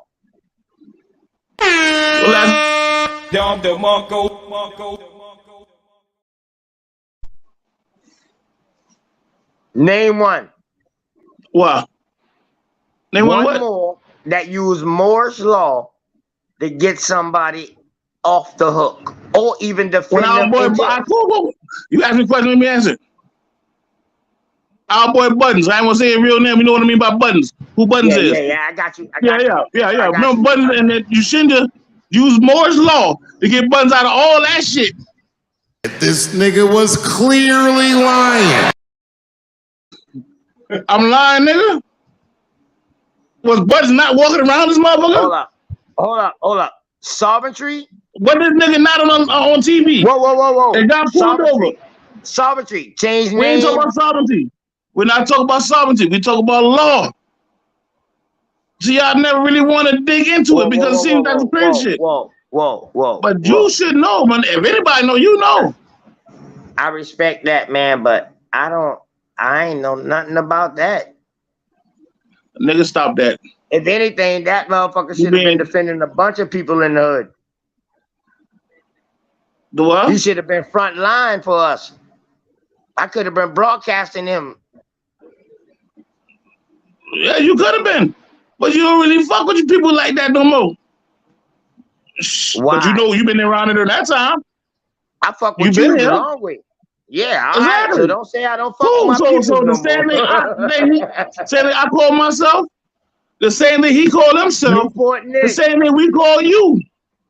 What's that? Yeah. And you have some proof that somebody went to court and you did particular Moorish got that so-called civics or Moorish science because it's not owned by it's law. Hey, brother, he asked you for some witnesses. Do you have any witnesses? He ain't a witness. You got that nigga know what? Jake, you got no witnesses. Who your fucking witnesses, huh? Roger? Smiley? You think my troops are gonna help you? It's not what you know. It's what you can prove. Nah. I know who you're talking about. I know who you're talking about. I can stand up for that. I know who you're talking about. I can stand up for that 49er. Word. Hey, we do got a witness. Hold on, real quick. Y'all said something very interesting where he put a man on the screen, and then the warrior from Buford, Darvis, said, "Oh, you say you come from goddamn Buford, boy. You're a warrior from Buford." Anyway, Darvis says, "You come from a white man." I'm next door neighbor with your daddy, nigga. I ain't from no goddamn Buford, nigga. My bloodline did come from Buford. I can't knock that. My great granddaddy inside Buford Cemetery. He was in the fucking Civil War, the Indian War, Spanish War, all that. Yeah, he was in all that. He's and I'm not knocking that. So wait a minute. I'm not knocking that. Some stood out to me. He said, "Are you saying you come from a white man, nigga?" Remember you said that? This is why I want y'all to do. This is why I want y'all to do. Little sausage now. Oh, you talking about when I showed Charles Pinckney? Yeah. Darvis like but he a whole white man, according to his DNA results that he put up going against this, and them folk got the nerve to blow at them Jews over there. Unbelievable. Anyway. You fucking with vocab too. You fucking with vocab too. I want you brothers to do this. Do me a favor. Go to 23andme.com. Order a DNA.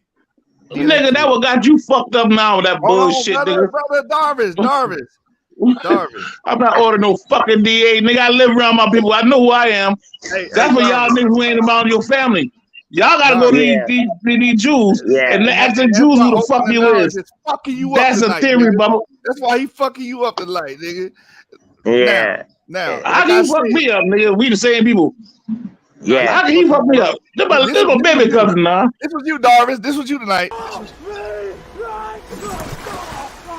Is this your king? Huh? Is this your king?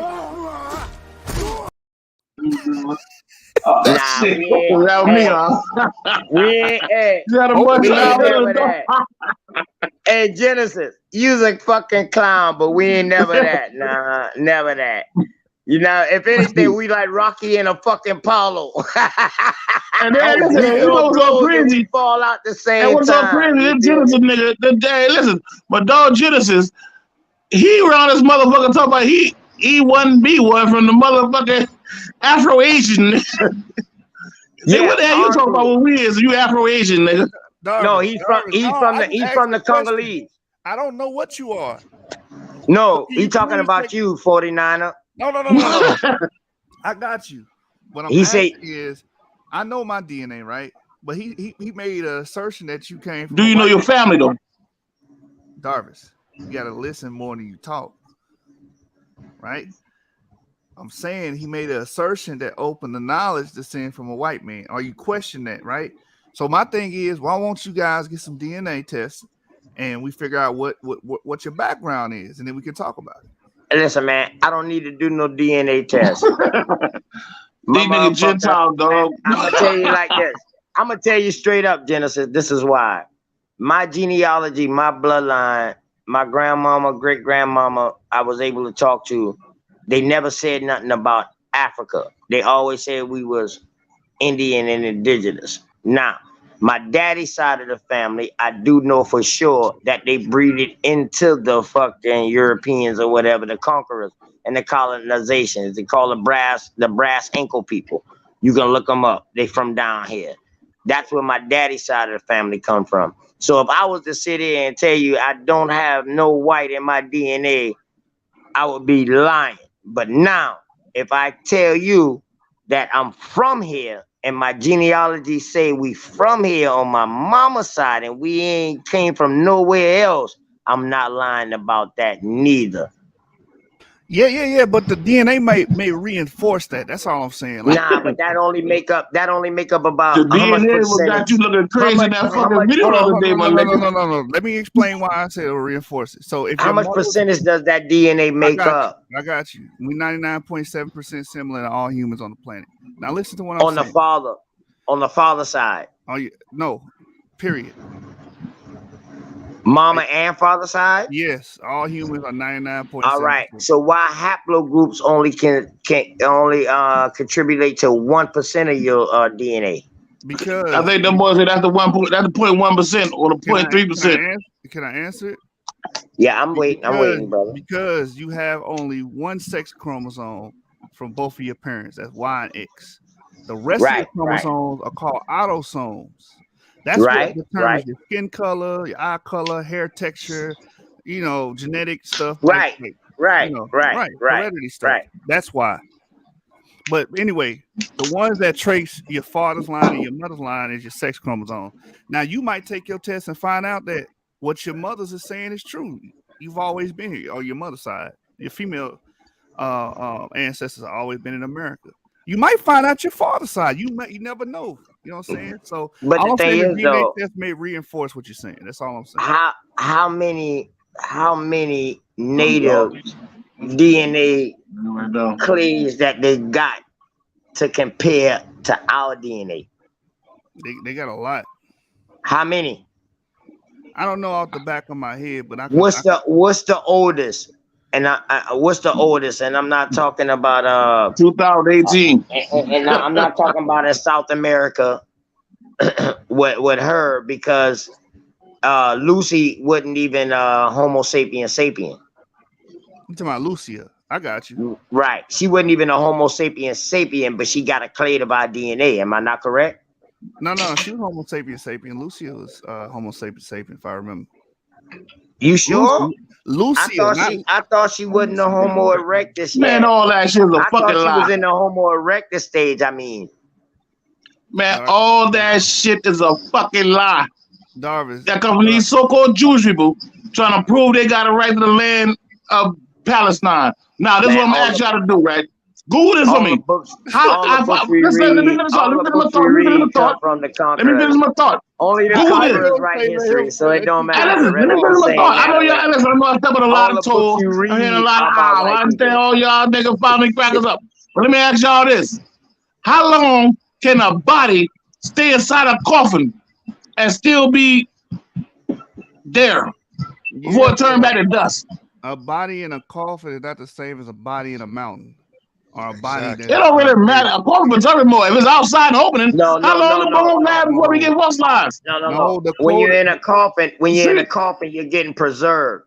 When you're outside, you're getting introduced to natural elements, natural air, which can cause erosion. So basically, you're saying that the body in the coffin lasts longer than the body outside, right?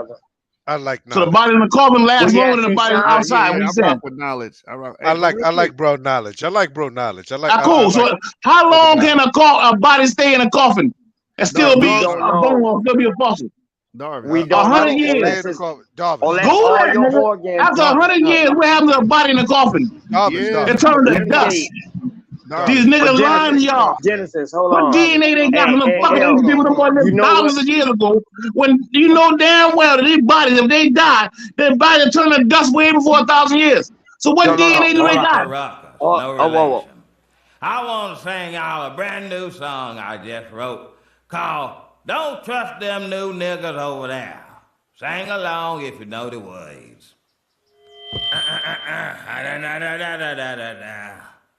Don't trust them new niggas over there, leaving they nigga essence in the air. Them happy, nappy head niggas with the fingers on the trigger. Don't trust them new niggas over there. Don't trust them big nostrils over yonder. They suck up so much air it'll make you wonder. Don't trust them new niggas with their spotty little nigga figures. Don't trust them new niggas over there. Goddamn Genesis 49. Let me ask you a question, Genesis. Man. Hey, Genesis, do me a favor. 49 is Hey, a do me a favor. Hey, motherfucker Genesis, with let's that, go. man. Share Go your ahead, I'm screen listening. and Google the word. Google how long does it take for a body to turn back to dust once it's dead? Can I say something to you? Darvis, could you slow down for a second? What Can I that? say something to you? Yeah. It's your Buford brother here, Sean. That's Let me ask Sean. What's you a happening, Bubba? question. You said how long does it take for a body to decompose in a coffin? Yes. For as long as you can keep that goddamn window closed behind you. Look at this nigga right here. You the informant, ain't it? My bad. I know we don't talk to your karma, nigga. All right, Google it when I ask you though. I will in a Go minute. Google right quick, please. And I'll Google go. how long does it take for a brother, body to turn back to dust? Brother. Hey, Genesis. Real quick. Hold on, real quick, y'all. Everybody. Go ahead, get thought on. That was something else said that I want to bring to the audience attention what you guys were talking about. Can I do that without being cut off 1,000 times? All right. So there was something that Darvis said. Well, that was actually, don't y'all throw rocks at me. Don't y'all say nothing to me, man. Darvis said something that was actually right. Okay, Sean, be quiet. More don't say. I mean, more don't criticize me. Avery, don't say nothing to me. But Darvis was right, and what I mean by that is there is some truth to the Moors coming over here in America. Now, to what capacity that he's claiming, I don't agree with. So watch this. This is a book that you might want to get, Darvis. Right, this is a book you might want to pick up. How the fuck they was the king of the maritime trade? They was the sea of the water. They the one who navigated the water. They started the slave trade. Hold on real quick. Hold on. He asked John not to disturb. Oh, my bad. Thousand pardon. Y'all see that in the stream? Yo. So this is a book. I think you're gonna like this, Darvis. You understand? Shout out to Buford, South Carolina's Turkish people, right? Page 76 and 77. It says also some have reported that Muslims of Berber origin were among the settlers of Santa Elena Island, a Spanish colony in present-day South Carolina, in the mid-1500s, and others have contended that perhaps a couple hundred Turkish and Moorish slaves were loosed upon the North Carolina coast in the late 1500s. So what this brother is saying may have credence to it. That's all. Listen, you know why they was released? Because they first came across here to conquer. That's not talking about the Moors that was on that ship with Christopher, not the Sephardic Jews, not the Moristic Jews, and not the Moors that came to help them win the Iberian Peninsula that got expelled out of there. That's not talking about them. Let's be for real. The people you talk about got spelled out of there. Let's be for real, man. Come on, 49 of you hell. I'm just saying. And it's talking about Turkish people. Where's Turkish people from? They were Moors. They fucking No. white. Yeah, they were. No, the fuck they ain't. Some of them were white. But Well, hold on real quick. where Turkish people from? Where's Hold on real Turkey quick. at? They're from the back road, nigga. They're from the back where your people from. This book ain't just They're your people, nigga. What you talking about? Hey, And they came back home. They took on them names Turk because they had to try to get themselves naturalized within that system because of what they called the Inquisition was going on, and it was killing Moors during the Christian Empire. So they had to haul ass back home. Hey, Darvin, stop. My bad. What's up? Turkey is in Yamasee. What? Yeah, man. Turkey is in Yamasee. Yeah, where's Yamasee at? That's where's right that? next door to Buford. Where's that? No, nigga, that's in Goose Creek. Don't you know? Don't you know that right back here on the base with them? Right, you know what? Nah, you know the lie from a liar, nigga. I know where the embassy at. I know where the headquarters right down the street from me. No, I ain't say no lie. No, ill. I ain't say no lie. I'm on the phone with the wife. I said, I'm on live. Yeah. I ain't call you no lie now. Go ahead. 1,000 pardons. Go ahead. Oh, so my man reading the Turkish people of South Carolina.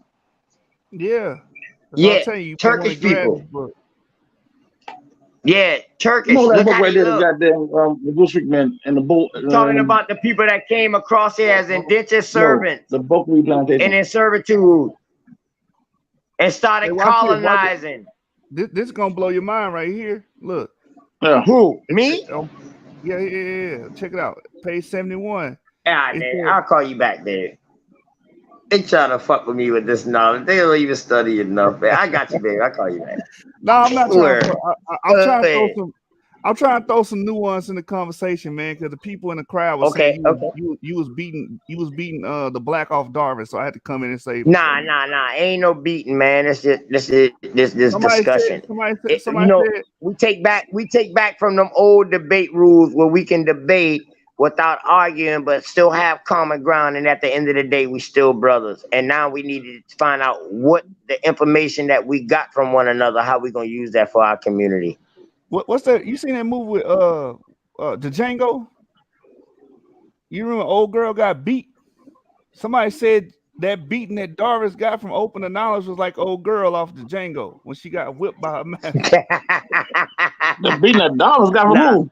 I was like, hold on. Let me try to help Darvis. He kicked my ass. Hey, listen, he kicked my ass too. Some days he kicked my ass, some days I kick his ass, but we keep each other sharp.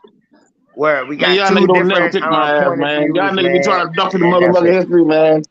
Watch this though. All y'all niggas be trying to duck with the goddamn history, man. And it was so crazy is y'all niggas on the outside looking in. I brought my dog. I told my dog to get on the podcast so we could talk about some shit when y'all boys, I mean, talking about y'all the genetics thing. This nigga jump on there talking shit about me. Yeah. Darvis. No, I ain't talk no shit about you. You started the conversation. I was just ad-libbing. Let Yeshu read from the book real quick. All right, just hold on. I think Darvis would like to. I'm trying to help him out, and he gonna try to cuss me out. Read it. I don't got no issue with that, bro. Go ahead, read it. He tried to cuss me out, man. I thought I was from Buford. Okay, that's fine. But anyway, oh, listen, Bob. I'm not knocking your Orient. I mean, where you from? All right, bro. Right here on page 71, this is Donald N. Yates. He said, in the colonial period, the word Turk could have been used of Moroccans, Tunisians, Egyptians, and Sephardic Jews, as well as any people coming from the Ottoman Empire, which once spread from Hungary to Persia and across North Africa. That sounds pretty European to me. Yeah, it is, but pretty also much. He was talking pretty about Sephardic Jews, and that could also. That's why I said when they say whoa. Hey, 49. Cool. Let me ask you this question, right? Hold on. If you go to a new land, hold up, chill. While we on this paragraph, go up a little bit, and you see what I say. Historian Michael Gomez, yes, an expert on Islam and the Middle East, suggested a possible explanation. That's where it started from, that whole paragraph that you just was reading. Yeah. But this. So hold up. So it's a possible explanation. It's not the truth. And if it was It's the truth, plausible. that even backs. Go ahead, my bad, Sean. Go ahead, Sean. My Now bad. you saying it's plausible. Watch out for knowledge now. I got my money on knowledge. Yeah. But this paragraph is not the same as this paragraph. Yes, it's the paragraph that leading up to that. Yeah, this is a different person. He's getting emails from these different people. So Hold up, you read the Bible, right? So it's precept beyond precept. I got you.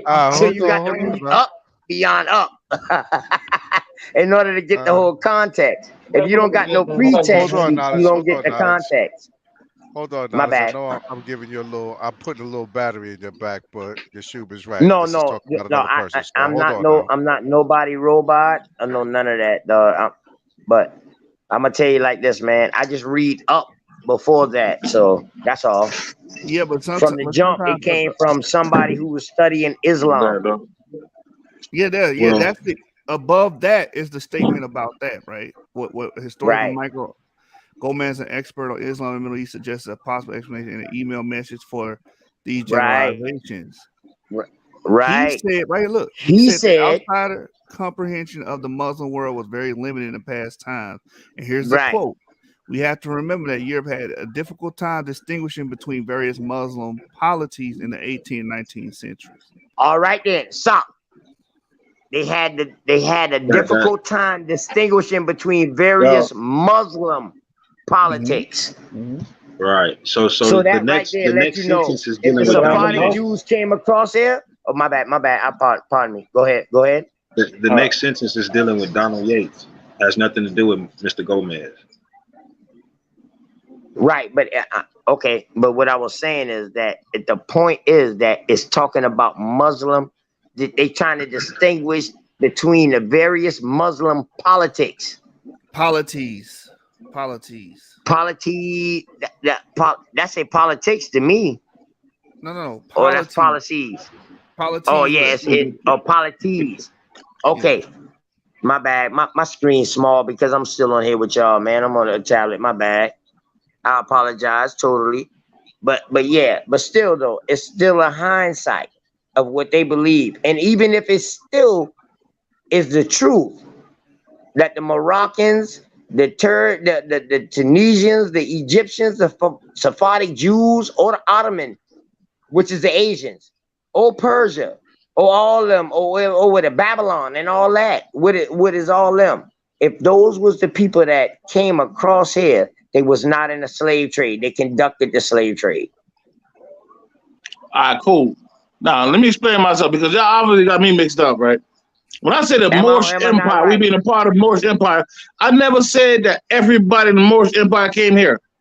What I said was America was a part of the Moorish Empire. Most of the stuff that they sold around the world stemmed from here. That's what I'm trying to tell you. All right, so all this cotton, all the other shit that the boy been selling all over the goddamn world, most of them been coming from here. And I ain't say all of it was because we also bought shit from other people too. You got what I mean? So the tribal people, right before the slave trade. So we talking 1200s, 1100s, right? Who was the navigators of the sea? Who was the Moors? No. Okay. No. So no. Darvish, no. You said the Moors, right?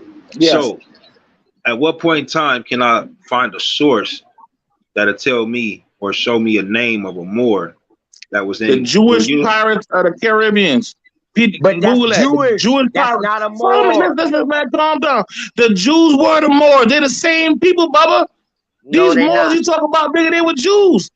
No, they not. Okay, so brother, I thought you were really reading them damn books. I'm sending to you, no nigga. You wasn't even reading them damn books. Don't say that shit there, but nigga. Them boys might not know better, but you should know better. Listen, I don't read biased books.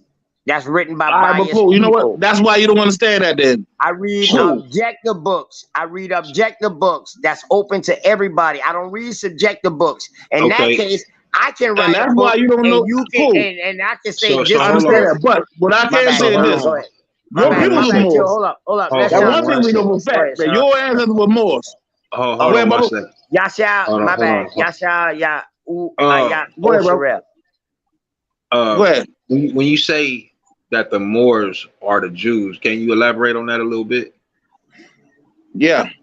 All right, now this term Muslim, which we sometimes we associate with more. The term Muslim they come out to like the 1500s. These Moors or these Saracens, they were Jews. The Saracens, the children of Sarah. Okay, go ahead. No, the Saracens. No, I'm not talking about the children of Sarah, but the children of Sarah were also considered as Saracens. You know what I mean? But they weren't only Saracens. Anybody that wasn't dealing with. Stop. Do you understand what wait mean? Do you understand what wait mean? Please stop, Darvis. I just need you to. When I say wait, bro, don't keep talking, bro, because you're gonna make me lose my train of thought when I'm trying to stop you from talking, bro. Listen to the conversation, okay? I don't need you to keep running on and on. So now, you said the Saracens are not the children of Sarah, but then you say they are the children of Sarah. Please break that down clearly. Thank you. Hey, Yasha, This term that was used during the day of Saracens. These were the people that did not deal with the Jesus character. You understand what I mean? They didn't deal with the New Testament or this thing they call Christianity or Calvinism. What are you talking about? That's what I mean by Saracens. If you look inside the old books, the old records, I mean, they use that term Saracens. What are you talking? Why are you mixing in Christianity? I'm confused now. I know you're confused. If you listen 1 second, I'm unconfused, brother. If you know, I don't need you to repeat. No, I'm trying to tell you what I'm saying. Repeat what I just said. Then why are you talking then? Let's have an intellectual conversation. Who? I don't need you to repeat what I say. Okay, I'm not going to repeat. I'm not repeating what you said. Well, I don't repeat what I said because you don't get it. So I got to repeat what I'm saying. Stop talking, bro. No, you stop talking for a second. You interrupted me, bro. Man, why do I gotta wrestle with you to have a decent because conversation? You interrupted me. I ain't interrupt you. I was talking. Nothing, bro. I was talking. No, you interrupted. No, you wasn't. I was talking. You interrupt me. I was talking. Man, you a fucking And when I was describing Saracens, you interjected.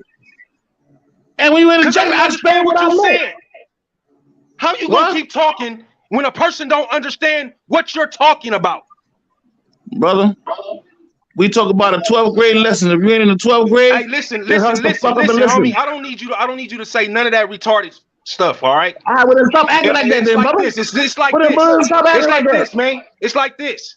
If you consider me to be a brother, yeah, this is not how a brother talks to a brother. If a brother don't know what you're talking about, stop. When brothers talk, brother, we don't interrupt each other. Look, Darvis. Listen, man. Look, man. Look, I'm talking, bro. I don't need you to I was talking. interject. You cut me off first. Man, you a fucking kid, bro. Fuck it, bro. I'm a kid. I'm a grown ass fucking man. I'm like older than you. That you are. How the fuck I'm a kid, nigga? What I make you if I'm a kid, nigga? If I'm older than you, little man. I'm a lot more mature than your stupid ass. Because I'm allowing your ass to run your fucking mouth. What we talking about? Hey, Yasha. That's what it is. Yasha. You can't even have a conversation with this dumbass nigga, man. Yasha. Listen, little man. Listen. Man, I'm in the middle of explaining something. If you don't get it, but listen, I'm in the middle of explaining. If you don't get it, you raise your fucking hand. All right? If you talking, I don't want to say, I want you to finish talking like that. If you don't get it, you raise your fucking hand, little man. Stop fucking talking. Nigga, fuck you, nigga. Stop talking. Nigga. Hey, listen, man. We need to squash this. Hold up. No, I don't need to squash shit. Retarded ass nigga. Go ahead and talk, bro. Yes, thank you. Let me finish talking. Hold up. Now, we talk about this term Saracens. Hold up, we talk about the term Saracens. Hold up. That's what we would call those who did not deal with the Jesus character real quick. We'll call Saracens.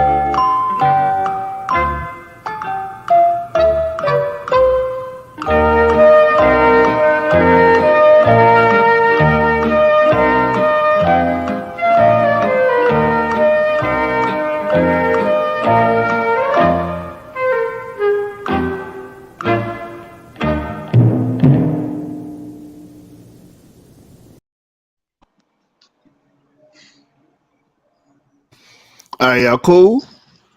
Islam, I'm man. good, bro. Hey, What's your name, 49. bro? So I can address you properly. What's your name, Ak?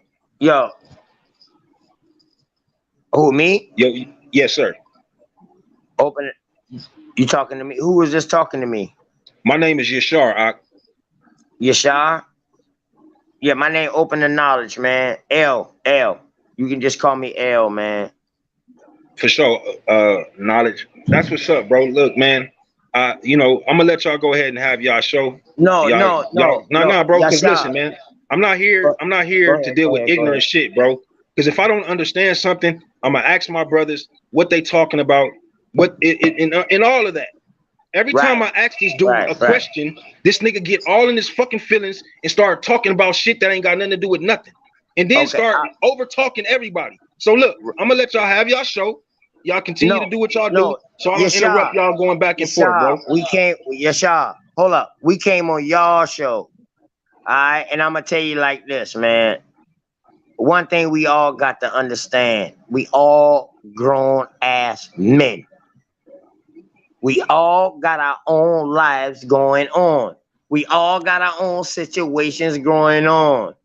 So one thing we got to learn how to do is, you see, anytime that he started talking, I shut up. Anytime one of y'all start talking, I shut up. I got self-discipline.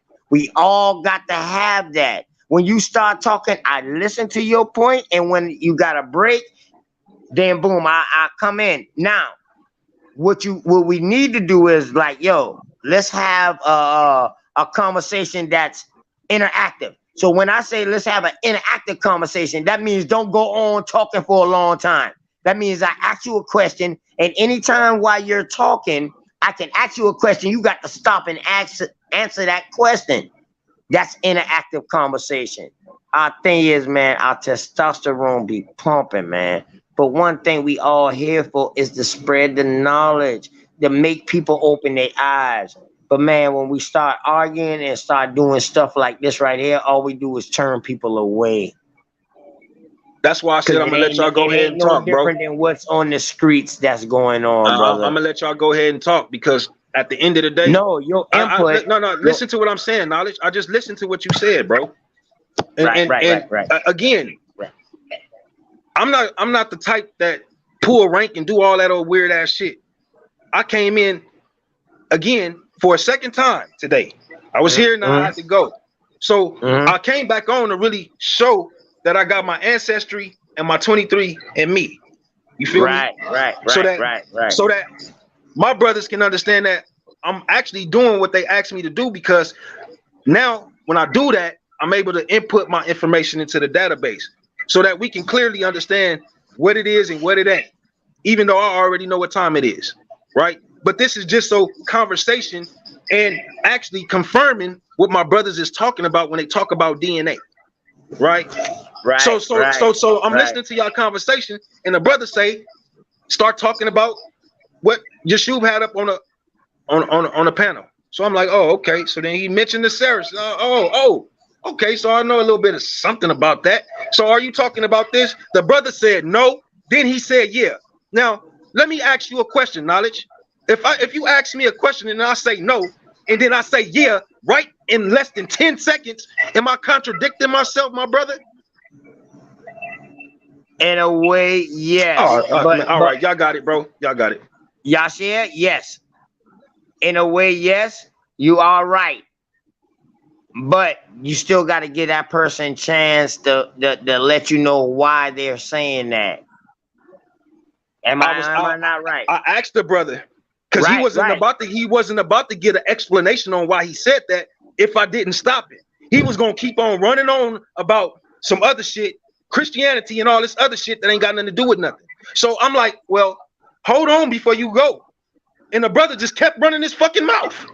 Didn't even want to hear or understand where I'm coming from, what I'm even talking about. That's and you know what's shit. Crazy? That ain't what brothers do.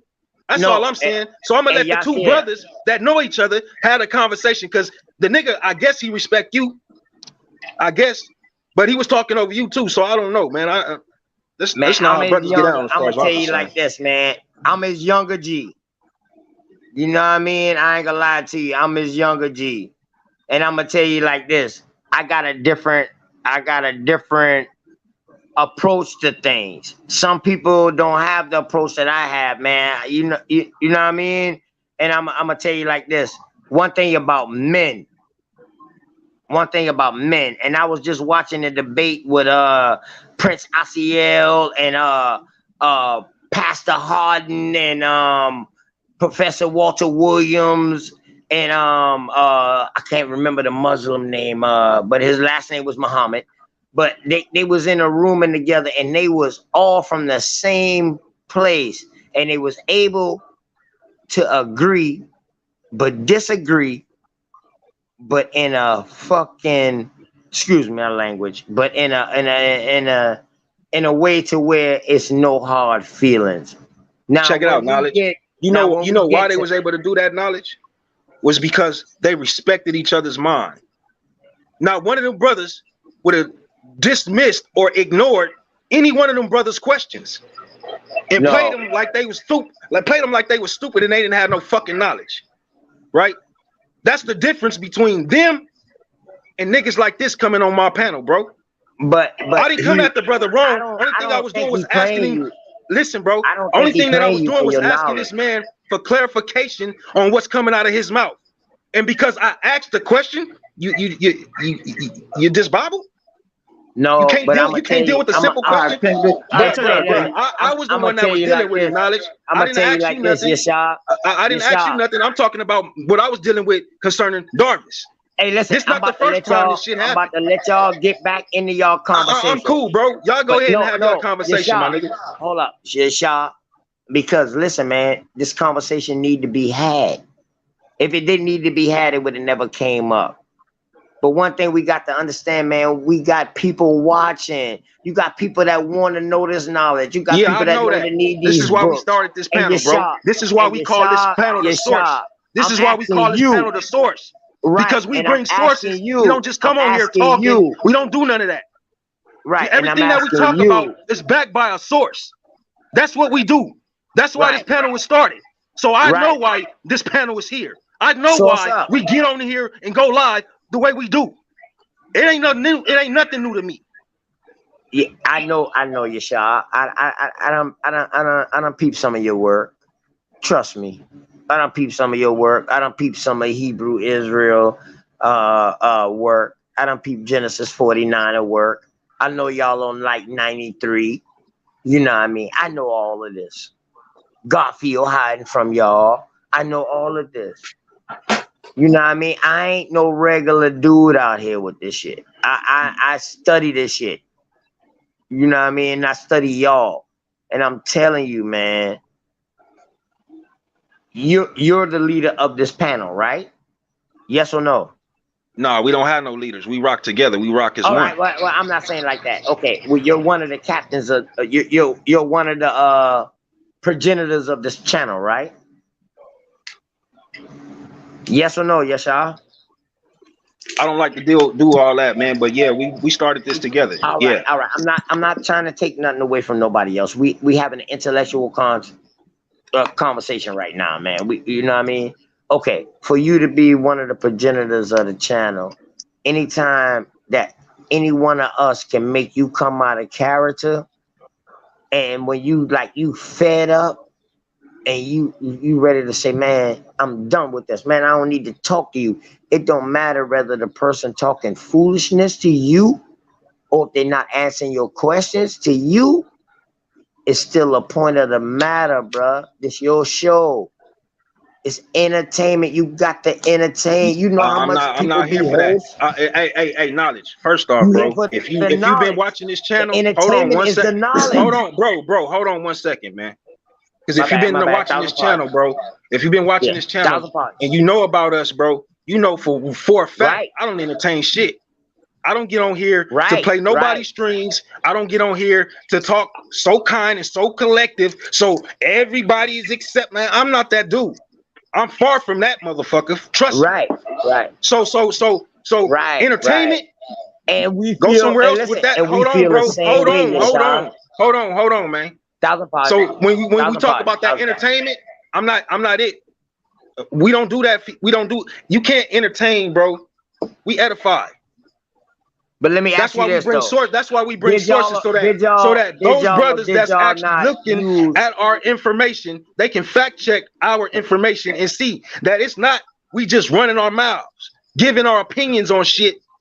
That's not a logical thought process. We showing you where we get it from. We showing you the breakdown of it. We giving also added information to that information so that now you got 3 and 4 different sources to go to understand where we coming from. Right, if you can understand the information. Right. If not, it's just logical fallacies. Niggas just running their mouth. We don't do that. Right. But all right. I understand that. But I'm just letting you know, man. We feel the same way. Yasha, we feel the same way you feel. We grown ass man. I can't even tell, bro. Every time I try and talk to this brother, man, I can't even tell, bro. Every time. I tried talking to this brother twice. But hold Matter of fact, let me ask you this. 3 times, bro. 3 times. Let me ask you this, Yasha. I can't. Okay, listen. Let me ask what you did you this, want to say? What was the question? Was the question about services? Hold up, one more point. Hey, Yasha. So when you see a brother out there, say he a young brother, you go and you talk to him the first time, he ain't listening. You go and talk to him the second time, he not listening. You go and talk to him the third time, he's still not listening. But let me ask you this: out of all them times that you going to talk to him, did you ever listen to him once? So therefore, when you come back on the 4th time, you already know what angle and which way you need to go to get that brother and to let that brother and to reach that brother. Am I not right? If that works for you, bro, I have no issue because I don't do that. Look, bro, you asking me a question, bro. I'm not you talking asking me a about what question, you do, bro. brother. I don't do that. So let me just simply let me answer your question clearly. I don't move like that. I don't move like that. I'm just talking about comment. Bro, comment. You trying to read the you asking me a question, bro, and I can only answer it from me, my standpoint, where I am, how I deal with brothers and sisters. That's the only way I can answer it. Can't answer it for nobody else. I can't answer it from the standpoint that you might do it from, or that Yeshua might do it from, or that any of my brothers on the panel might do it from. I'm not asking you that. I'm asking you. And I'm trying to give you scenario. me, and you ain't listening. If you can't take that scenario, I'm telling you, I don't do that, and you ain't listening. My bad. You want me to do that? You want me to keep asking these brothers? You want me to keep going to the youngins 3 and 4 and 5, 6 times to get their information so that they can listen to me? Nah, we're not doing that. No, we're not doing that. So what? The point. See. Therefore, you done missed the whole thing, Yasha. The whole point was not that you kept going back 4 and 5 times. The point that every time that you went, you was learning something about them.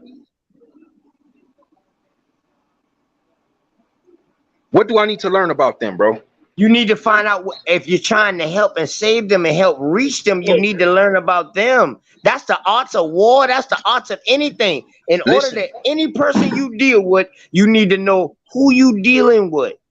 So I'm gonna tell you like this, right?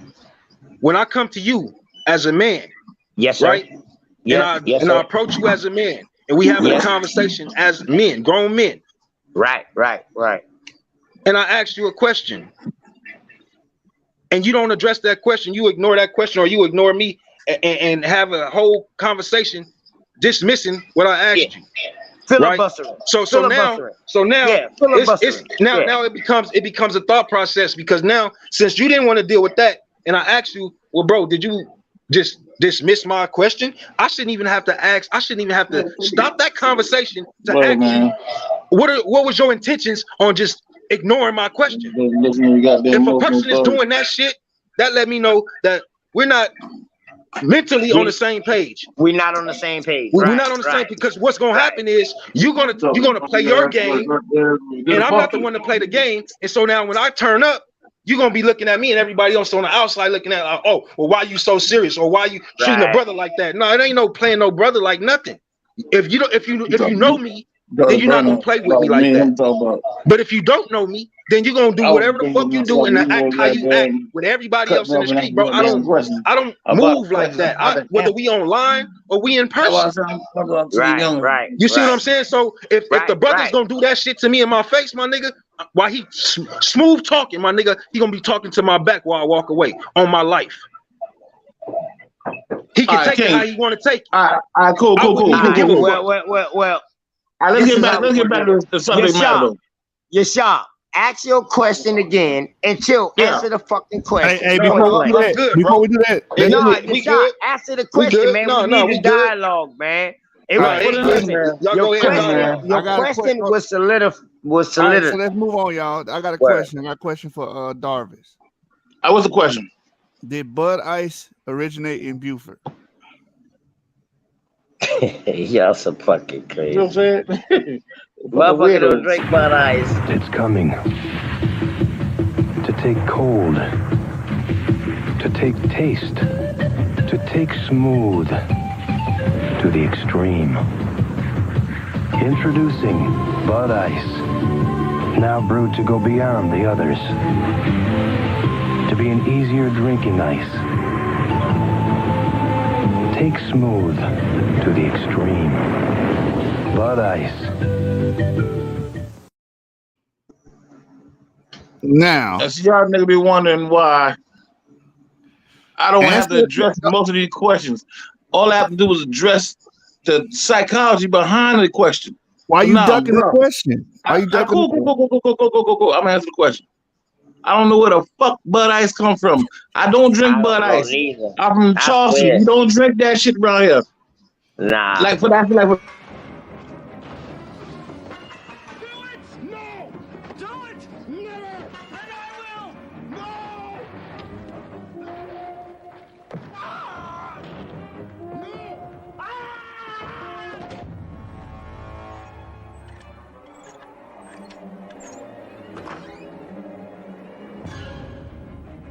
Drink Bud Ice.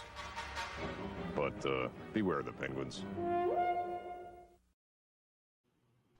Listen, man, y'all niggas really need to go outside a little more, man. Or anyway, like I was saying earlier, man, let's get back to the knowledge, man. Before we got interrupted by this other shit, man. Anyway, though, like King was saying, like, you remember Yashir's question? Yeah, he basically asked about the Cersei thing. Darvis don't know how to answer questions, man. I Cool. They asked about the Cersei thing. 49er, listen, man. Calm down for a second, young. I'm trying to give you some information. Here's an update on our top story. Police now confirm the Bud Ice Penguin has been captured. Authorities say it is now safe to serve Bud Ice. That's right, just bring it all out in the open there. Nothing to worry about, everything's fine. And now, back to the music. Doobie-doobie-doo. Drink Bud Ice, but beware the penguins.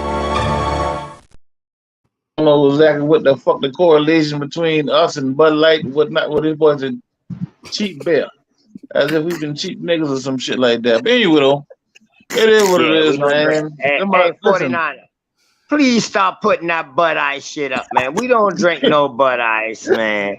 Straight up. Please, Darvis drink Bud Ice, man. No, the fuck I don't, nigga. No, he don't. Hey, he gonna be bedbound with an IV full of Bud Ice going straight to his veins. Nah, maybe an IV of Bud Light.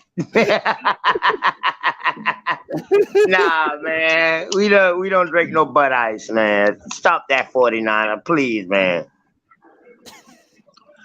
Anyway, man, I was about to say some shit, man, but you know what? Check this out, right? The father I was dealing with earlier, man. Father, the little Saracen thing go up. My man was question with the Saracen. And like I was trying to tell him, I understand. I heard his question. I was in the middle of talking, but I heard when my man was questioning me about the Saracen thing. And I was in the middle of answering the question about the Saracen thing. And before I got a chance to really answer the question about the Saracen thing, we arguing about me not answering his questions. But I was just about to answer the question about the Saracen thing. If he'd waited for 1 second, he didn't have to answer the question, ask the question. I would answer in the middle of a statement. Go ahead. Go ahead, Dan. Finish. Go ahead, finish. Saracens is what they call the people that did not deal with Christianity. The people that dealt with the original thing they were dealing with during our time with Judaism within that empire. And the Judaism religious movement was practiced throughout that area. Anywhere we went up, we dealt with that Judaism thing. And the people called us Saracens, the Christians. You got what I'm saying? What so year was that? Saracen, What year was that? Anything before the 1500s, when they came up with the term Muslim. This in America or over there? This in America or over there? We did it with the Moors. We talk about within the empire. All right, so we talking about so we talking about the Moorish Empire over there in North Africa, Iberian Peninsula. No, we talk about around here in Americas. What Moorish Empire been over here? Say it again. What Moorish Empire? Let us know what Moorish Empire was over here. I'm just helping you. I'm throwing out. It was only one. Listen, cool. I got you. It was only one Moorish Empire, and when we hear the term Moorish Empire, we thinking about Spain or we thinking about North Africa or whatnot. What I was trying to explain was that this Moorish Empire started, not really just started, but we were also a part of this Moorish Empire, and the goods we were selling throughout the world. With our brothers in the trade route. Who is we, El? The people of Americas. All right, yeah, you gotta state that, man. You can't say we, because now when you say we, they think about us. So you got to be clear. You got to be speaking clarity. Let them know, man. Cool. Because listen. I'm speaking. Listen. All right, cool. Listen. Yeah. When I'm speaking as if I'm speaking to a high school grade. Right. To understand history. Right.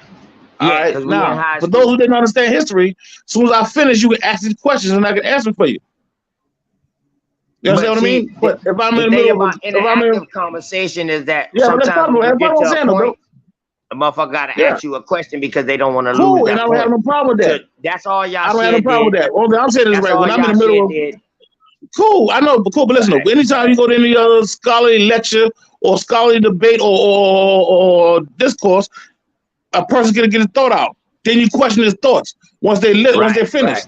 Now, if you decide to stop me in the middle of it, and I already understand where you're coming from, because I've been at that stage one time where I had to question this whole Moorish Empire thing.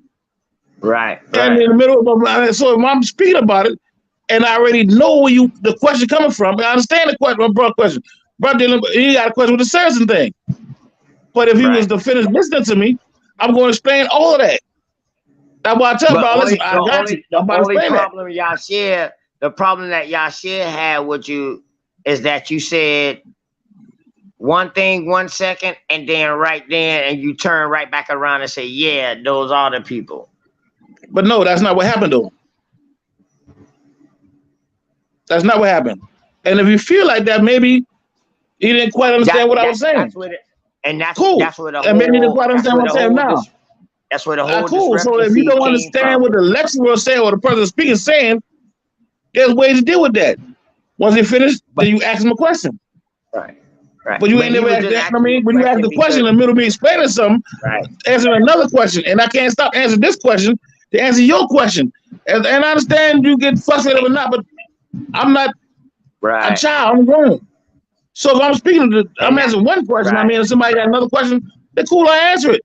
But them little questions like that, like a Saracen, I already know what you're asking. While I'm speaking, I can answer that same question. I was saying, chill, I got you.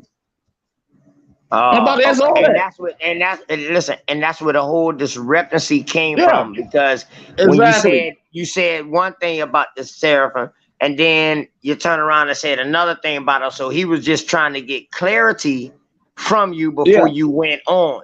That's all he was trying to do. And I don't have a problem with that. I don't have a problem with that. All I was saying is, if you gave me a second to finish my thought, I could have fell back and answered that question too, because I'm in the middle of answering another question. Somebody asked me another question, and when I was talking, I was answering that particular question. Right. One thing we got to realize: we all up underneath the same sun. We all up underneath the same sun and the same moon. Yeah. I don't got no issue with that. That's one thing we got to realize, man. That's one thing we got to realize. But anyway, though, like I was saying, though, we start dealing with the thing they call the Moorish Empire. And I mean, we got to understand.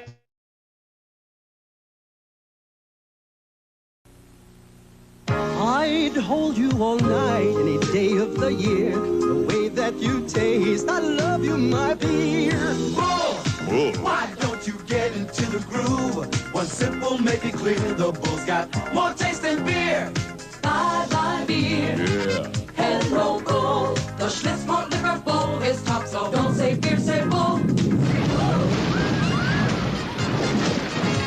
Say Schlitz malt liquor Bull. Now that's a beer that they used to drink around here. That Bull, yeah. Well, Darvin said he had a 6-pack the other night when he was on. Nah, he don't even drink beer like that. He drink beer, but he don't drink beer like that. That's why I had to come on here tonight, man, because I felt like, you know what I mean? Y'all really did him wrong. You know what I mean? Like, he was trying to bring some knowledge, and then y'all took him the wrong way. You know what I mean? And we don't want to be taken the wrong way. I got you. But let me answer my brother D-Red. D-Red said, what the fuck these niggas talk about? I'm going to tell you what they talking about. What's going down besides beer? Bull. Bull? Man, I'll turn this place into a car wash. The Schlitz malt liquor Bull. Got more taste than beer. More quality ingredients than premium beer. Bull does have more taste than beer.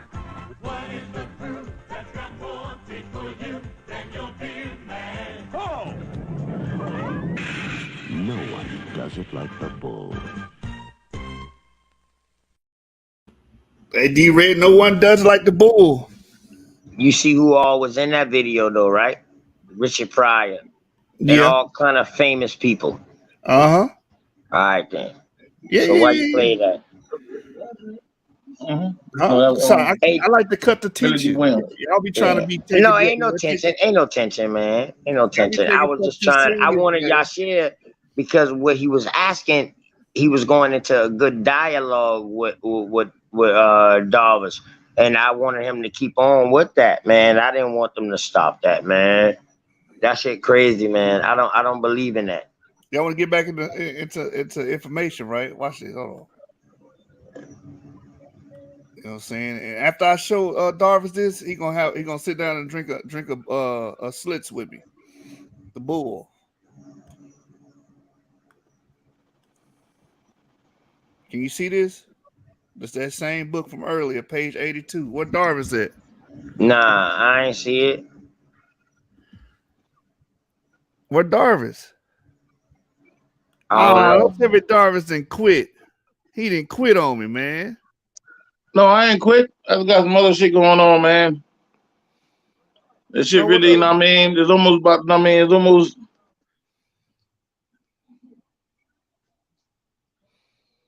Where your mans go? Where your mans go, Darvis? I don't know. Oh, man, I was going to read. This was for him. Read it.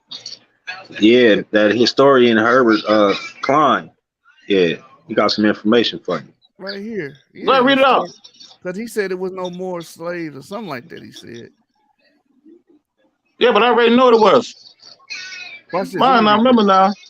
When I was talking about this Moorish thing, until we understand Moorish history, we will not be able to connect all the dots in world history. At one point in time, a nigga, we called ourselves Moors. Hey, Darvis, did you tell on Yeah. this man? What? Did you go and go around the hood saying those niggas did me wrong? I told niggas, y'all niggas did me wrong.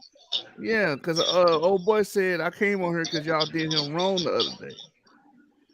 I don't know. Listen, I don't know where the fuck I get that from. You seen the videos. Around where I'm from, a nigga, a lot of people know me. So a lot of people started listening to that y'all boy channel because I was on the channel. He was one of them boys who checked the channel out. I mean, he already knew y'all boy from, I guess, different movements y'all boy was part of. You got what I mean? Yeah. Yeah. There he Yeah, is. boy. Right there. He was telling me about who y'all boy was. You kicked me off, 49? No, you just disappeared. Oh, my bad. I didn't do nothing. I was about to read this to you, then you was gone, and then Darvis was quiet. I thought he had left too. I said they called each other and said, "You know what? Let's dip out of here. Fuck these For what? For what? Nigga, I'm a god, dog. A man don't feel me. Information is information. I thought y'all was on some Buford shit for a minute. Then I was like, oh yeah, they on some Buford. Nigga, we ain't from Buford, man. Y'all niggas just don't fucking listen. Where you from, Darvis? Where you from, Darvis? Mount Herman. Hey, where that source at that you bringing up? Oh, right here. You made a statement that the Moors were not slaves or something to that effect earlier, because a lot of No, stuff happened. I ain't never said that. I said the Moors was the beginning of the slave trade. They started the slave trade. They helped start it. All right, watch this right here. It's Am I right wrong? here. Am I wrong? Hold on. Let me just read this. It says there are isolated reports of such presence and contributions of Ottoman slaves, in addition to those cited above. For example, historian Jeremy Black wrote that early on, prior to the massive transatlantic slave trade, Moorish captives from Mediterranean conflicts were sent to work in Spanish and Portuguese colonies in the Americas. Right? Yeah, but those didn't say Moors and Ottomans. No, it says Moorish captives right there. You didn't see that? Look, prior to the massive Oh, that's Moroccan. Now, when you talking about Moors, do they take the name of Mauritania, Maritime, or Moroccans? Which Moors Moroccan Empire was the whole name. The Moorish Empire was short for Moroccan Empire. Remember now, the place they call Mauritania and Morocco did not exist in old times. No, right, no, let me read the rest before we argue. Go ahead. All right. So it says here, historian Herbert Klein mentioned that Moorish captives preceded and coexisted with African slaves in the Caribbean. And English professor Nabil Matar noted that Britons encountered Moorish and Turkish captives of the Spanish and the Caribbean during the Age of Discovery. All right, so I'm gonna stop it there. Go ahead. What y'all think about that? I don't got no problem with it. Yeah, I'm gonna tell you now. Okay, I'm saying only issue I have with it is the term Turk, and that's why they call us. That's why they call us Morenos, even to this day. Right. Go ahead, bro. Go ahead, preach. My bad, brother. No, that's all I have. That's all I have to add to it. I ain't trying to interrupt y'all build. No, you ain't interrupting nothing, man. You building in with it. I was agreeing with you. My bad. I didn't mean to cut your wisdom off, man. Y'all shit, you got a lot to bring to the table, man. You know what I mean? All y'all boys got a lot to bring to the table.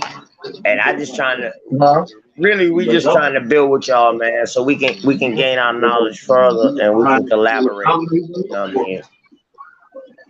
No, it's cool. It's cool knowledge, man. Like I ain't like you know what I mean? Like I ain't having no issues with you, bro. Since I heard you on the line, man. Since me and you been communicating back and forth, I believe if I ask you a question, you gonna deal with me correctly, like a brother should. All that other weird ass shit, man, I just don't understand it, bro. If I don't know, I'm gonna tell you I don't know. What was the question you wanted to ask me so bad? You were so offended. It ain't even nothing, bro. You good, man. You straight. Don't even worry about it. I won't ask you another question. Trust that. You know what? Cool. Hey, Darvis, I asked you a question. What is it, man? What is it? What is the ingredient of the bull? What? Say that again, 49er. Look at Darvis' face. Hey, Genesis, you wonder why you like San Francisco watching, man? Genesis, you the 49er fan? Crazy as fuck, though. No, I'm not a 49er. I'm a Cowboys fan. Dallas Cowboys. Shit, I'm an Eagles fan, man. God damn. No, you supposed to be a Carolina Panther, man. Y'all from Buford. Nah. Carolina's in North Carolina, dog. That's not South Carolina. It's two totally different things. That was the bogus shit. They practice it. They warm up field and they practice field is in South Carolina, but they're in North Carolina. That's not our team. So you just gonna disown them, huh? I ain't never owned them. good word. What about the Charlotte Hornets? What about them? That's Charlotte. That's not South Carolina, brother. So y'all don't That's claim the thing none about of those us. teams. We don't got us a professional football team. We don't got us a professional basketball team, but we got all the land. So they build professional teams, and you know where they come to practice at? In South Carolina. Baseball teams and all. Word. That's all we are. We just a hub. Just like the slave trade. We just a goddamn hub, bro. Yeah, Any rapper, go ahead, Sean. I'm sorry, bro. I didn't mean to cut your bill. You brothers down there got college teams.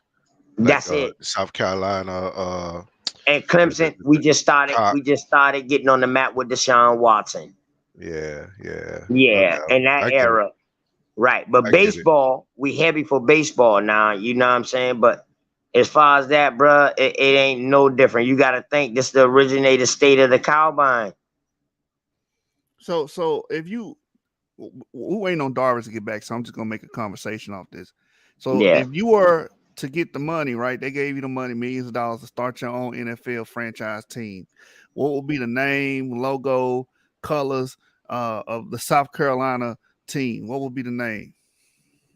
Man, that's hard. That's hard to say, man, because our city is built on churches. Okay, the South Carolina Prime Ministers. The holy, not just the Prime Minister. We are considered the holy city. We got more churches than anything in South Carolina, brother. The South Carolina churches. We got more churches and more jails than any other state. Okay, the South Carolina incarcerated. And that will sound good. You know why? Because that might bring some focus to the people that's incarcerated for no reason. Hey, look at this. Look at this comment. This brother ain't no good. SC Slits. Yeah. Y'all mascot be the Blue Bulls. Hey, but listen though, this the crazy stuff though, man. Everybody be laughing and tripping about South Carolina, but everybody genealogy probably come back to here if you are African. Yeah, if you consider yourself an African American, your genealogy. Go ahead, Sean. My bad. The Savannah ports. No, not the Savannah ports. The Charleston Harbor. Charleston Harbor ports. Indeed. Right. Well, and it's documented. And it's documented. It's documented that more slaves and more people got taken from here than that was imported. Yeah. The same thing about the Caribbean. Down into the Caribbean. Down into the Caribbean, down into I don't know about that African slave shit, though. I don't subscribe to that shit. Right. Yeah, we got and you know what's crazy, right? That harbor is still very busy. Why the fuck is the biggest African museum in New York and not in South Carolina? I can answer that. Because it was a niggas in New York came with this African theory. I already know what you gonna say. Yeah. I'm asking them. It was niggas in New York that came with this African theory. I don't know where y'all niggas get that African shit from. Well, okay. Just to build on what y'all talking about, right? Now I ain't saying you gotta accept this as the truth, but just take this into consideration, right? Yeah. Yeah. Just take this into consideration. All right, bet. Go ahead. Take this into consideration, right? So the biggest, according to the information and the numbers, right? It was more of us that was taken from here and taken over to Africa, right? Right. Okay, so now, mind you, when we do our DNA test, right? According to the DNA researchers and scientists and all of that, they say that the African Americans, right, have this certain DNA, but the majority of our DNA, right, is found over there in Africa now. Do you understand why that is? Because we was taken across there, brother. Can I answer that? Not only that. But see, I'm trying to get you to understand the whole picture, right? So what I'm saying is, now, mind you, they said that the majority of us here, right? The numbers here. Okay, so that's we're gonna say more than 60. We're gonna say more than 75%, right? Here. All right. Still. So some of us, a lot of us was brought here. Not at the mass numbers that they try and lie about, but a lot of us was brought over to this motherfucker. So now, with us still being related, right? Even though we wasn't around each other, some over here on this side, some of us over there on that side. The DNA is the same. Yeah, you gotta understand the DNA is the same. They Right. just call us African Americans, and then they say, "Oh, it's the West African DNA." Right. And that's what I was getting to earlier about when the whole census started and when all this started, man, we all got mixed in together. So nobody could really tell who they was. We was just what they can say? We was just classified with our color. Yeah, let me ask you a question too, Knowledge. So Yeah. you know about the pews in the church down in Savannah with the Hold up. Say that again. In Savannah? yeah, there's a church down there with pews that supposedly have Hebrew writing on the pews. One Yeah, of the and it oldest supposedly churches say down Harry. there. You talk about the church that Harriet Tubman supposedly had traveled to. I can't quantify that, you know what I mean, but this particular church, I was just asking about, have you visited that church where they have the Do you got a pews? name of it? South Carolina butt ice is a point. Do you got a name of it? What these are weird ass niggas, boy. Huh? Do you got a name for that church? Yeah, stand by, brother. I want to get the name correct. Bet, and I will look it up right now. Yeah, there's a church there with some pews that is supposed to be Hebrew writing on the Yeah, on the and pew. if it is, then it came from after the 1500s, after Right. the It 15th was. century. I think it was established in this. I want to say 1800s. Well, we talking about the 19th century then. Yeah, it could be Right. Hebrew writing on there. Right. It wasn't no No, I was Hebrew. just. It wasn't no Hebrew writing before then. Yeah, Before 1490. But matter of fact, Hebrew writing came into existence. What? You know what? I don't even know when it came into existence, and I don't The want to lie. I don't Decalogue, want to say what they say. if I ain't mistaken, it's called the Decalogue. The Decalogue Stone. Right. You talking about the So Decalogue Stone that got Noah? I mean not Noah, but got Moses with the 10 Commandments on it. That's what you talk about, the Decalogue Stone that was found across here. right. That was that go a little bit further back than the 1500. But hold up though, we don't know that for sure. Okay. King, the language we spoke over here in these areas was considered as a form of Hebrew. No, I know it's a hard pill to swallow. That's also not historically correct. But my man said there's writings on the back of a pew. No, listen. On Fuck the what my inside the man church of said. Savannah. Hold up. Fuck what my man said. Fuck all that. So you trying to say we didn't That's speak not Hebrew over here? historical. That's not historical correct. People over here were still speaking. They were still speaking in pictogram. They were still speaking in hieroglyphics and all that over here too during the same time they was doing it over there. You don't speak in hieroglyphics. And No, hold on. They were speaking in pictures. So you can't say hold that on. it was Hebrew. Hold on. Basically what you talking about at this point is you talking about the script, because the script is not the language. You know that, right? It's not. When I say it's not the language, I mean meaning in other words, just because they documented something down a certain particular type of way, don't mean that that's the way that they spoke. Right. You know what I'm saying? Because the way that but we gotta agree that there was a Hebrew script here though. Hold on. I'm just asking. I'm building with knowledge and you're right right. Just because the Hold way on. they document it don't mean it was the way that they spoke it. Because once it's documented, it can be translated, and it can be different than the way it's spoken. Right. So hold on. But the Yes, fact is yes. that So the I scripture agree there, with you that with means that, at Yasiel. one time the language Hold on. hadn't been spoken. Yashar, my bad, my bad. Hold on. My bad, Please. Sean. So the name of the church is the First African Baptist Church. It's in Franklin Square, in Savannah, 1775. First African Baptist Church. Yeah. First African Baptist Church around Beaufort. Here you go. All right, now what I was saying is 1777. Right. Don't you know that came after the AME Church? Okay. I'm not arguing that. I'm just the asking AME if you was ever also African visited. church though. I'm just asking. Hold on. All I'm right. just asking So, if you ever visited it, if you oh know anything no, about I it ain't never or the visited. history No, on it. no, Not I'm not in attended the Georgia. church, or if you just know.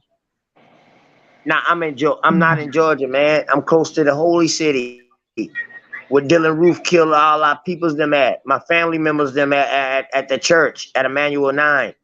That's where I'm at. That's where I'm at. Where Denmark Vesey got hung at. When the last Yamasee chief got hung at the Charleston Church, the Church of God, and turned into the Emmanuel AME Church. That's where I'm from, brother. Okay. I'm from the historical South Carolina. Yamasee, what language is that? No, that was the Yamasee people. It was a mixture of people, a conglomerate of people. So they would be considered that joined into one to fight the rebellion, and the revolt during the Spanish Wars. Yes, during the was Native colonizers. Indians. Yes. Yeah, there was My Native bad. Indians involved with that as well, right? There was Native Indians. It was a It was conglomerate. Native Indians. Listen, you had Native Indians, and then you had Africans that was mixed with Native Right. Indians. You had Is this the war that took place in Florida? Portuguese and Spanish that was mixed with Indians and fighting in that war and all. You have a camaraderie. Is this the war that took place in Florida, on the coastline of Florida? It started in Florida, but it ended in South Carolina. Yeah, and so this is where the straight hair Indians couldn't make no decisions without us, right? And they definitely wouldn't fight against. They definitely wouldn't fight against the Spanish. Without us. Okay. Right? See now, am I speaking the same war? Hold up. Now you testing my history, and yes, you are correct, because it was a straight hair Indian that was against the Yamasee them, that was fighting with the colonizers. You had colonizers from both sides, and you had Indians from both sides, natives fighting against each other. Yes. Right. So you are correct. I cannot lie. Yes, you are correct. What war was that? From what history says. Yes. What war was that? You said the Yamasee The Spanish War, man. What do you mean? The Spanish War. All right, the Spanish War, the It English War. started Now with y'all this, saying it the started war. at the end of the Civil War, and it led. I mean, it started with the Spanish War, and it led into the Civil War. All that combined together, bro.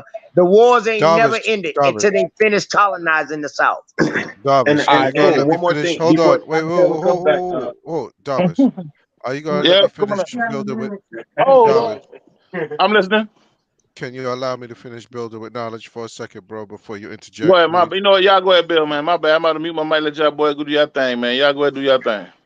All right, thank you. So, okay. Yeah, so Yashar was asking him a question. Go ahead, Yashar. What I was going to ask was, when you talk about the Yamasee, the war, right? The war. Do you recall where the I guess you can say the United States Army, they said, I can't quote it word for word, but it's something similar to this. Yeah, no verbatim. They couldn't deal with us in war. Now, mind you, they had the guns, they had all of the so-called futuristic weapons during that time, right? They had access to all of that, and they could not do nothing against us at all. I'm talking about in Florida. And as we worked our way up to the Carolinas, they couldn't fuck with us at all, family. Right. Now, how they twisted that history and like almost erased it. I don't know how the fuck they did it, but bro, they don't teach it nowhere. You have to have a brother that actually come across the information or an ancestor that know about this information and get it out, bro. I'm telling you, it's hard to come across it and find it. See, people don't know that all of Georgia and South Carolina was all part of Florida.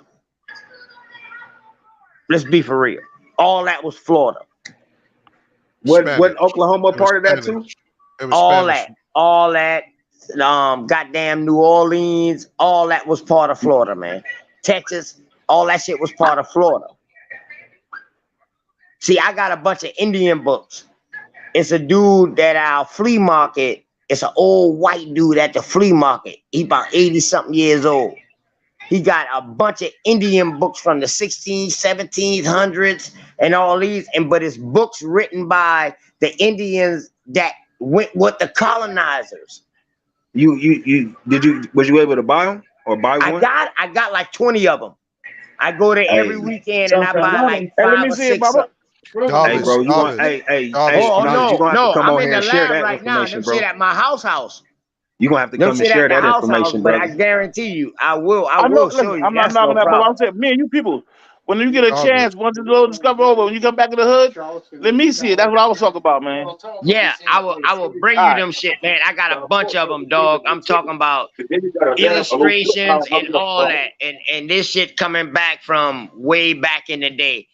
I don't know if y'all familiar with Kumarillo, a South American dude. You know, he pump a bunch of Hebrew stuff that Hebrew was here in South America, and they the true Hebrew people. But he's really like a native from across here. But I don't know how much his DNA that he has that's native because he come from up north, but then he moved back to South America or Cuba or whatever. But I've been listening to him, and a lot of resources that he gave me took me into that. See, one thing about us, we got to look from the eyes of the conqueror. The conqueror spoke in Spanish. So if nobody don't know how to speak Spanish, how can y'all convert these books? How do y'all know when they translate these books that they're saying the real stuff that they're saying? It's no different than the Bible. That the argument that people have with the Bible is no different that the people have with the Septuagint, or the Talmud, the Torah, or the Tanakh, or whatever. It's no different.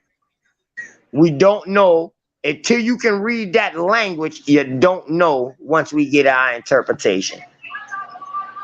Point blank. And I read those books from the Latins. I don't know how to speak Latin. I speak some kind of, Spanish, but I don't speak Latin. But I got interpreters around me, Cubans and all that around me, because my city is very diverse. All right, that was the question I just asked for you real quick. You know what I mean? I just wanted to see if you ever been down on that side, being that, the Charleston Harbor is right there. Mm-hmm. I just wanted to know if you was down there, if you, being that you're from down but there. The Charleston Harbor from Georgia, man, that's like a 3 hour ride. Right. Yeah. Okay. Hey, listen though, but I want you to go and search the islands. I want you to go and search the islands before they even made it to Charleston. Okay. You talking about Barbados? You talking about no.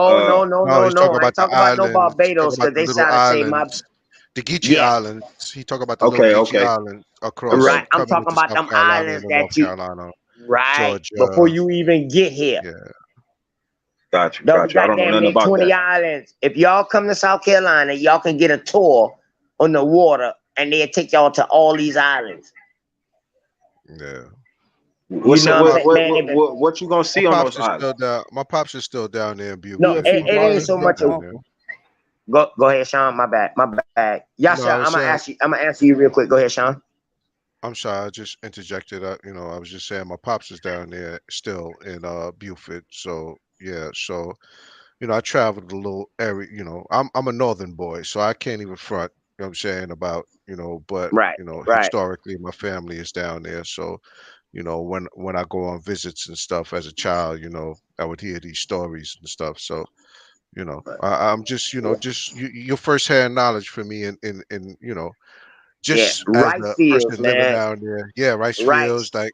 Yeah, we wasn't big on cotton down here. Anybody tell you that Charleston came up off cotton, they lied.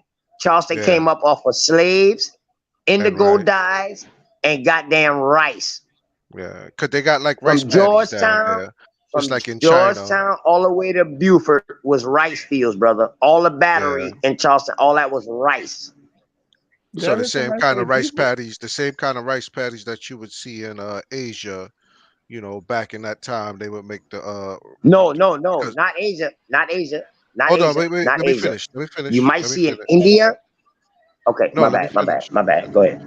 I'm saying the same kind of rice paddies that you could envision. Most people would envision rice paddies in South Asia or in Asia, period. You know what I'm saying? East Asia and Oh yeah, in South Carolina, North From the Carolina. Kung Fu There movie. it was very easy. It was very easy to grow rice there because you had the swamplands there, you know, Yeah, and you were able to but the grow it. crazy shit is, we went over to Asia and started growing rice. When the British owned Sierra Leone, the area that goes Sierra Leone now, they said that the Colonization Act happened. The people from here went over to that place they call Sierra Leone, and we started producing rice in that area. That's why when you start looking at I'm DNA, not those people over saying there, their wait, hold DNA on, match ours. Darvis. I'm not saying that they originated Oh uh shit, man, my dog on goddamn mute, man. My bad, I ain't mean to interrupt y'all build though. I thought it was on mute. We over here building on some other shit, my nigga. I ain't mean to interrupt y'all boys shit. no, We Hold on live. it's real all quick, good, y'all. it's We all want good. Darvis, man. You got to come Yeah, in, man. You got to You come. You good? been You good, quiet. cuz? because All I right. mean, I'm sitting there You got listening to to y'all boys. represent Know for what I mean? Buford. You got to represent for Buford, bro. I don't think they Nigga, I'm represent. not from no fucking Buford, man. Knowledge is from Buford. Hey, man, 49. Listen, man, you full of shit, dog. Nah, my bloodline, Word, but listen, my bloodline from Beaufort, man. My granddaddy. He got Yeah, people over there in Buford. I But never you said yeah. still I was from from low Paint Buford. me, but you still from low paint county. me You still island. from low county though, right? Yeah, You still from yeah, low county, Yes, low yes, country. yeah. Right. So All the way right. down Low there in low country. football country. team's gonna be named at Yes. South Carolina? The South Carolina Rice Planters. What we call it? The what? That'd be racist. The Rice Planters. Yeah. No, you call us You the know why progenitors. that'd be racist, 49er? Because Why? now you You putting call the us in people a in South category Carolina like we was progenitors. the first rice All of y'all planters. niggas peoples is from South Carolina. And a lot of y'all boys, instead of dealing with the damn things that were going on in Carolina, some of y'all left in search of bigger things, so-called. I put quotation that bigger things, so they went over to the north and out west. Some of those niggas during the wars in the 1800s when things got sticky, the people that was over here didn't want to deal with the war. So what they did, they signed contracts, gave up their land, and moved over west of the Mississippi River. In that place they call Oklahoma, in that area there. Other places they Okay. call reservations. Okay. Hey, so Yeah. My people never left though. We stayed here. what you think about the Geechees? Because I think if y'all had y'all own basketball team, All right, Geechee, listen, as far as the Geechee thing go now, this place, this whole area is called the Gullah Geechee Coast or the Gullah Coast. Right. People call us Geechee because of the accents. But They speak Hold like up, hold Geechee up, is not a hold up. nationality or a Hold up, tribe. hold up. Let me take it a little farther than that. It wasn't just Geechee because of the accent. It was Geechee because it was mixed with 3 different dialects. You gotta understand, we was conquered by the Spanish, put knowledge by back the up Dutch, there, issue. Put the knowledge Dutch, back and we up there. was conquered by the French and the English. So therefore, Gullah is a mixture of all those languages mixed together. This be for real. Yeah, but who was conquered by the French though? Downtown Charleston was conquered by the French. That's why all the houses are sideways, because the French charged for every window that was facing the road. They got taxed for it. So You that's sure why the they Spanish turned didn't do all that? their mansions sideways. We was Cool, but you conquered sure by the Spanish didn't do everything. that? Downtown But you right sure the now Spanish is didn't do that though? painted. Downtown right now is painted, and it's called the French colors, the French Quarter colors, because it's painted after the French. The French, the Dutch, the English, the Sephardic Jews, the Morasic Jews, the Aramaic, and the Muslims, all of them, the Christians, all of them came over here and conquered and colonized this. Where you had Point blank. you had an inlet, All you right, had a now, so we water, said the you had a French. Point blank. And we said, listen, hold follow on. me. Cool. When we start saying like the French and all these different things, all these people were Moors. Now, when we start talking about the Christians, So it was a now when you Muslim say they Christian more, thing. so you saying they black. I'm not saying Moors because of their nationality, Are because they they call black? themselves Moors Are as a they national. black? No, Yeah, of course. All right, then. So now what I'm saying is back to my original saying. So if you are controlling yourself and you're contributing yourself to those people that came across it and Or caused is that your Shaw? catastrophe, Shaw, mute your mic, your Shaw. why would you Okay, want I'm to do saying, that? listen, Bernard. What I'm saying is this though: before they left from here and went over there. And what you seeing the people coming back home? They So get they kicked out came of back those and countries conquered. over there, and they had So to they go back came back and home. conquered it. So they came back and conquered their own people. No, we already been dealing with war with each other. Yes, they came back and became a part of it because No, they Christians, came the back and Christians, called it. No. The brother, motherfuckers that came back across the here, they ain't come Christians, back to be the only brother, people the that came back Christians across came here. back and conquered that. The Moors Right. didn't, the Moors itself. Now, when we got divided between Christianity and Judaism, the Christian faction of the Moors The came Moors back and come out of conquered the area Christianity. because I follow me. All right, now the Moors that was Come over out of there. Christianity. Listen, Baba. No, before Christianity came about, before they became back, the Reconquistadors or Reconquistador, before the Christians fought back. Now they were all dealing with Islam or Judaism. All right then. So Now they Arab. we No. fell victim to this thing they call Christianity. Whoa. You can't mix Islam and Judaism together. They are together though. You got to mix them together. That's what the fuck they were. Well, listen then they all Abrahamic faith.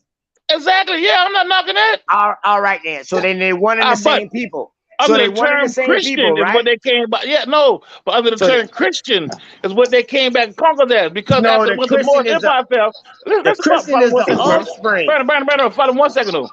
When we was ruling over there, we were ruling, doing trade and whatnot. We were dealing with our authentic traditions. Now, once this thing they call Catholicism or Christianity, once they No, start, Catholicism is Catholics. That's not yeah, I Christianity. know, but It's they're two still different Christian things. though. No, Cool, but they're it's still two different Christian. things. Is Catholicism considered Abrahamic faith? Yes. No, they all stem from the same place. But Yes. it was based on To astrology. me But it is. To me it is. But yeah, but listen though. What happened was under that banner they call Christianity, they passed these laws stating that if you're not a Christian, then you can become subject to slavery or get killed off and you lose all your land or all your goods. They get taken in the name of Christianity. Hey, listen. So you're talking And that's about what they used when they came here. bruh. That was You're the talking about dumb you're talking diversion about about. the edict. That was the punk movement about they brought here. Listen, So when you're you say talking about the Abrahamic faith, edict. right? Yeah, Those particular religions, right? Yeah, that those particular law. particular religions that you're talking about that's dealing with so-called the Abrahamic faith. All of those religions, they deal with idols, according to Abraham himself. Right. He denounced idols. So the way that the world go ahead and label, these religions under Abraham, you gotta fact check that, because that don't make sense when you understand who Abraham is and who he served. Cool, I got you. Now, what I'm saying is this, right? The people that are dealing with these Abrahamic faiths, whether they be dealing with Judaism, whether they consider themselves as Christians or what they call what the fuck the term is yeah. Well, anyway, all of them are Christians. Yeah, Catholics. All of them were Christians. Now, under that particular banner, they came and they made an edit that everybody is going to be Christians. Those that were not Christians will either become slaves or they get killed off. What you were seeing is the Christians taking over the Moorish Empire. So everywhere the Moorish Empire was, the Christians came and they took that back, or took it and became Christians and made it a Christian empire. So that's when you start seeing everybody converting to Christianity. If you were living here in these areas, you either had to fight for your land or convert to Christianity. You got what I'm saying? A lot of people that was here didn't want to fight them wars. A lot of people just said fucking and gave their land and went west of the Mississippi or the other islands. Now, far as Florida go, Florida's still Spanish territory. The 13 colonies never really had Florida until later on. You got what I mean? Yeah, because they were That was getting their Spanish ass whooped. territory. Now, over there in the Midwest, and like Louisiana, all that was French territory. On the other side of it, what they call the West Coast, that was Spanish territory. But on this side of here of the Mississippi, They called these 13 colonies, these particular 5 companies. These were Christians. And they came over here under the ban of Christianity. And their territory, the British territory, and they start conquering and colonizing the area and making everybody in the area convert to Christianity. You got what I mean? But yes, we all were Moors at one time. Like I said, the Moorish tag has a time stamp in it. We were Moors from the 700s to like the 1400s when we fell. And from the 1400s to then we were Indians. And from the Indian term, we became Negroes or colored. Then we became black or African American. These terms have time stamps on it. So when you use these terms, etymologically, they got a time stamp on it. So we were this at this particular time. Now, what I'm saying is this Moors thing, like in the beginning, like I was telling my brother, when we were Moors, the people over here that were Moors were Jews or Israelites. Now, before we were Moors, they just called us Hebrews or Endos, children of the light or children of God. Before that, we were something else. Before that, we were something else. When we deal with history, we got to understand something. All we really getting here in the States is British history. If you go to Spanish archives, we can go a little deeper in depth of what we were before we became Christians. But the Spanish even conquered under the banner of Christianity. This shit was divided up by the goddamn the Pope. And so part of Brazil, although the Portuguese that have that part, they had a little argument about the territories and these goddamn latitude markers. They made Brazil part of the Portugal Empire. Now the Portuguese was over there from Brazil all the way back to the other side, where they call that place they call Africa. They were conquered by the Portuguese. Okay. But the Portuguese also were Christians. You got what I mean? All this shit boiled down to a Muslim-Christian war. When I use the term Muslim didn't exist at that time, but connotatively, we use the term Muslim now. And that's just somebody who submit to God. There was no difference between Muslims and Jews. They were all Israelites. The Mohammedans were also Hebrews. A lot of these Jews were Hebrews, but they were Israelites, a certain particular part of Hebrews. I got you got what I mean? I got a question. I'm listening. So, is this Europeans versus Canada? Black Yeah. America right here. No, there's a bunch of melanated people that came together and came with an idea how to do trade, so they can get the commodities that they had over here in the Americas and over in that place they call Africa and that place they call Europe and that place they call Asia, and trade them around the world. So you're saying we're dealing with a world trade thing going on. So you're saying black people were enslaving black people? Yes. Yes. So-called melanated people were enslaving so-called melanated people. Yes. Since the beginning of time. And now the term slavery or enslavement, you got to be careful when you deal with that term, because a slave was a person that was from that area they call Slovakia. These are Slavics. So you're they were talking about considered as Slavs? slaves. Yes. Talking about Slavs, the word Slav. Yes. Yes. Yeah, that's and why that we have. area, yeah, So that term applies to hold them. on. Do you know? Every now and but hold again, on, we when you was say- do when you though, say- brother. But when you say What? them, you know what I'm saying? Because we got writings, right? We got priestly writings found in that particular script, the Slavic script. Yeah. So you got to understand that we were everywhere. Exactly. You know what I'm saying? That's why I said world trade thing. Yes, we were all over there. When we start bringing people from over that area over here, because they dealt with the Odinic traditions. You know what I mean by Odinic traditions, correct? Those who dealt with that, the Jews didn't even fuck with. The Jews made them slaves. So when the Christians took over power, they also made them slaves. Were these Because they Jews- wouldn't deal with Judaism or Christianity. They would deal with Odinic mysteries. Were these Jews and Christians black? Of course, yes. Everybody was. Wait, so where do white people come from? That's the $1 million question, brother. Where the fuck did they come from? What if I were to tell you where they come from? Go ahead and tell me again, man. This Ifrit? It doesn't matter who it is.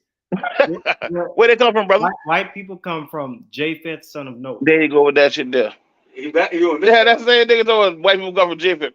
Although Japheth, his other brother Shem, his other brother Ham, were all sons of Noah, and they all were melanated people. Noah was an albino according to some people, but Noah and his wife was still melanated people from that melanated diaspora. But he himself was albino. His daddy and his mama was also melanated. His kids were melanated. For some reason, if you start dealing with these stronger coordinates, the stronger coordinates say that Japheth people were the progenitors of the Asians and these so-called unmelanated people. But that's according to Strong's. Exactly. But that's not true. We all do that. Follow me. We understand that if me being melanated and my wife being melanated, we have a child. That child is melanated. If he's not melanated, he's either albino or have what they call leprosy. You got me? Even if he was an albino, your kids will still be melanated. Yeah, but you know the difference. If you have melanin, if you have leprosy, you will still have kids that are melanated. But you do know the difference between you. You don't have the particular genes that Noah would have had to produce all people. I do got them genes. The question is, where the fuck did you come from, brother? You got them genes. Because y'all try to say y'all unmelanated people are from that place they call Europe. So they call y'all Europeans. Nobody really denied it, but in reality, excuse me, y'all stole somebody's identity. Because the Europeans were melanated too. Let me tell you who I am, Garvis. Who do you are? Who are you? I'm a real Yahudi. But show your face. Hey, Dalvin. We're about to roll out, right? But I need about one more set of things for you. We did, bro. We did. We gotta go catch Granny. Oh, she didn't. Granny done close at 1:36. Granny done close. Call Mo. Use the other phone. Call Mo. She been up. Mostly she been up. Oh, grab a pack of cigarettes, man. My bad, dog. I can back to that question. But anyway, though, these so-called people from Japheth were melanated, just like the people over here. He was melanated just like his brothers was, just like his mama was, just like his grandmama was, and so on. I don't know where these pale people come from. I don't have no issue with pale people, don't get me wrong. I'm just curious where you come from. You know, you could descend from pale people for all you know. Word? Where you from, though? I already told you where I'm from. I don't need you to tell me where I'm from. I'm from the indigenous area. We live in what they call Ayers land, so all our ancestors, not all of them, but a lot of our ancestors are still here. And we can easily trace back our ancestry. Yeah, I know. Back to Africa. I know. Back to West Africa. No. I ain't never said from no goddamn Africa, nigga. I'm from here. I'm not from Africa. I don't got no issue with Africans. But I'm not African. During the 1700s, early 1800s, down they came with the Colonization Act, where they took that land over there and they call it British territory. And in return, people of America, these indigenous people of America, went over there and colonized that area. But we weren't from there. We colonized the area. We went over there. We did trade. We still there today. But we're not from there. We're from here, the promised land, Zion, land of milk and honey, the promised land, Bubba. The question is, where you from? Who are you?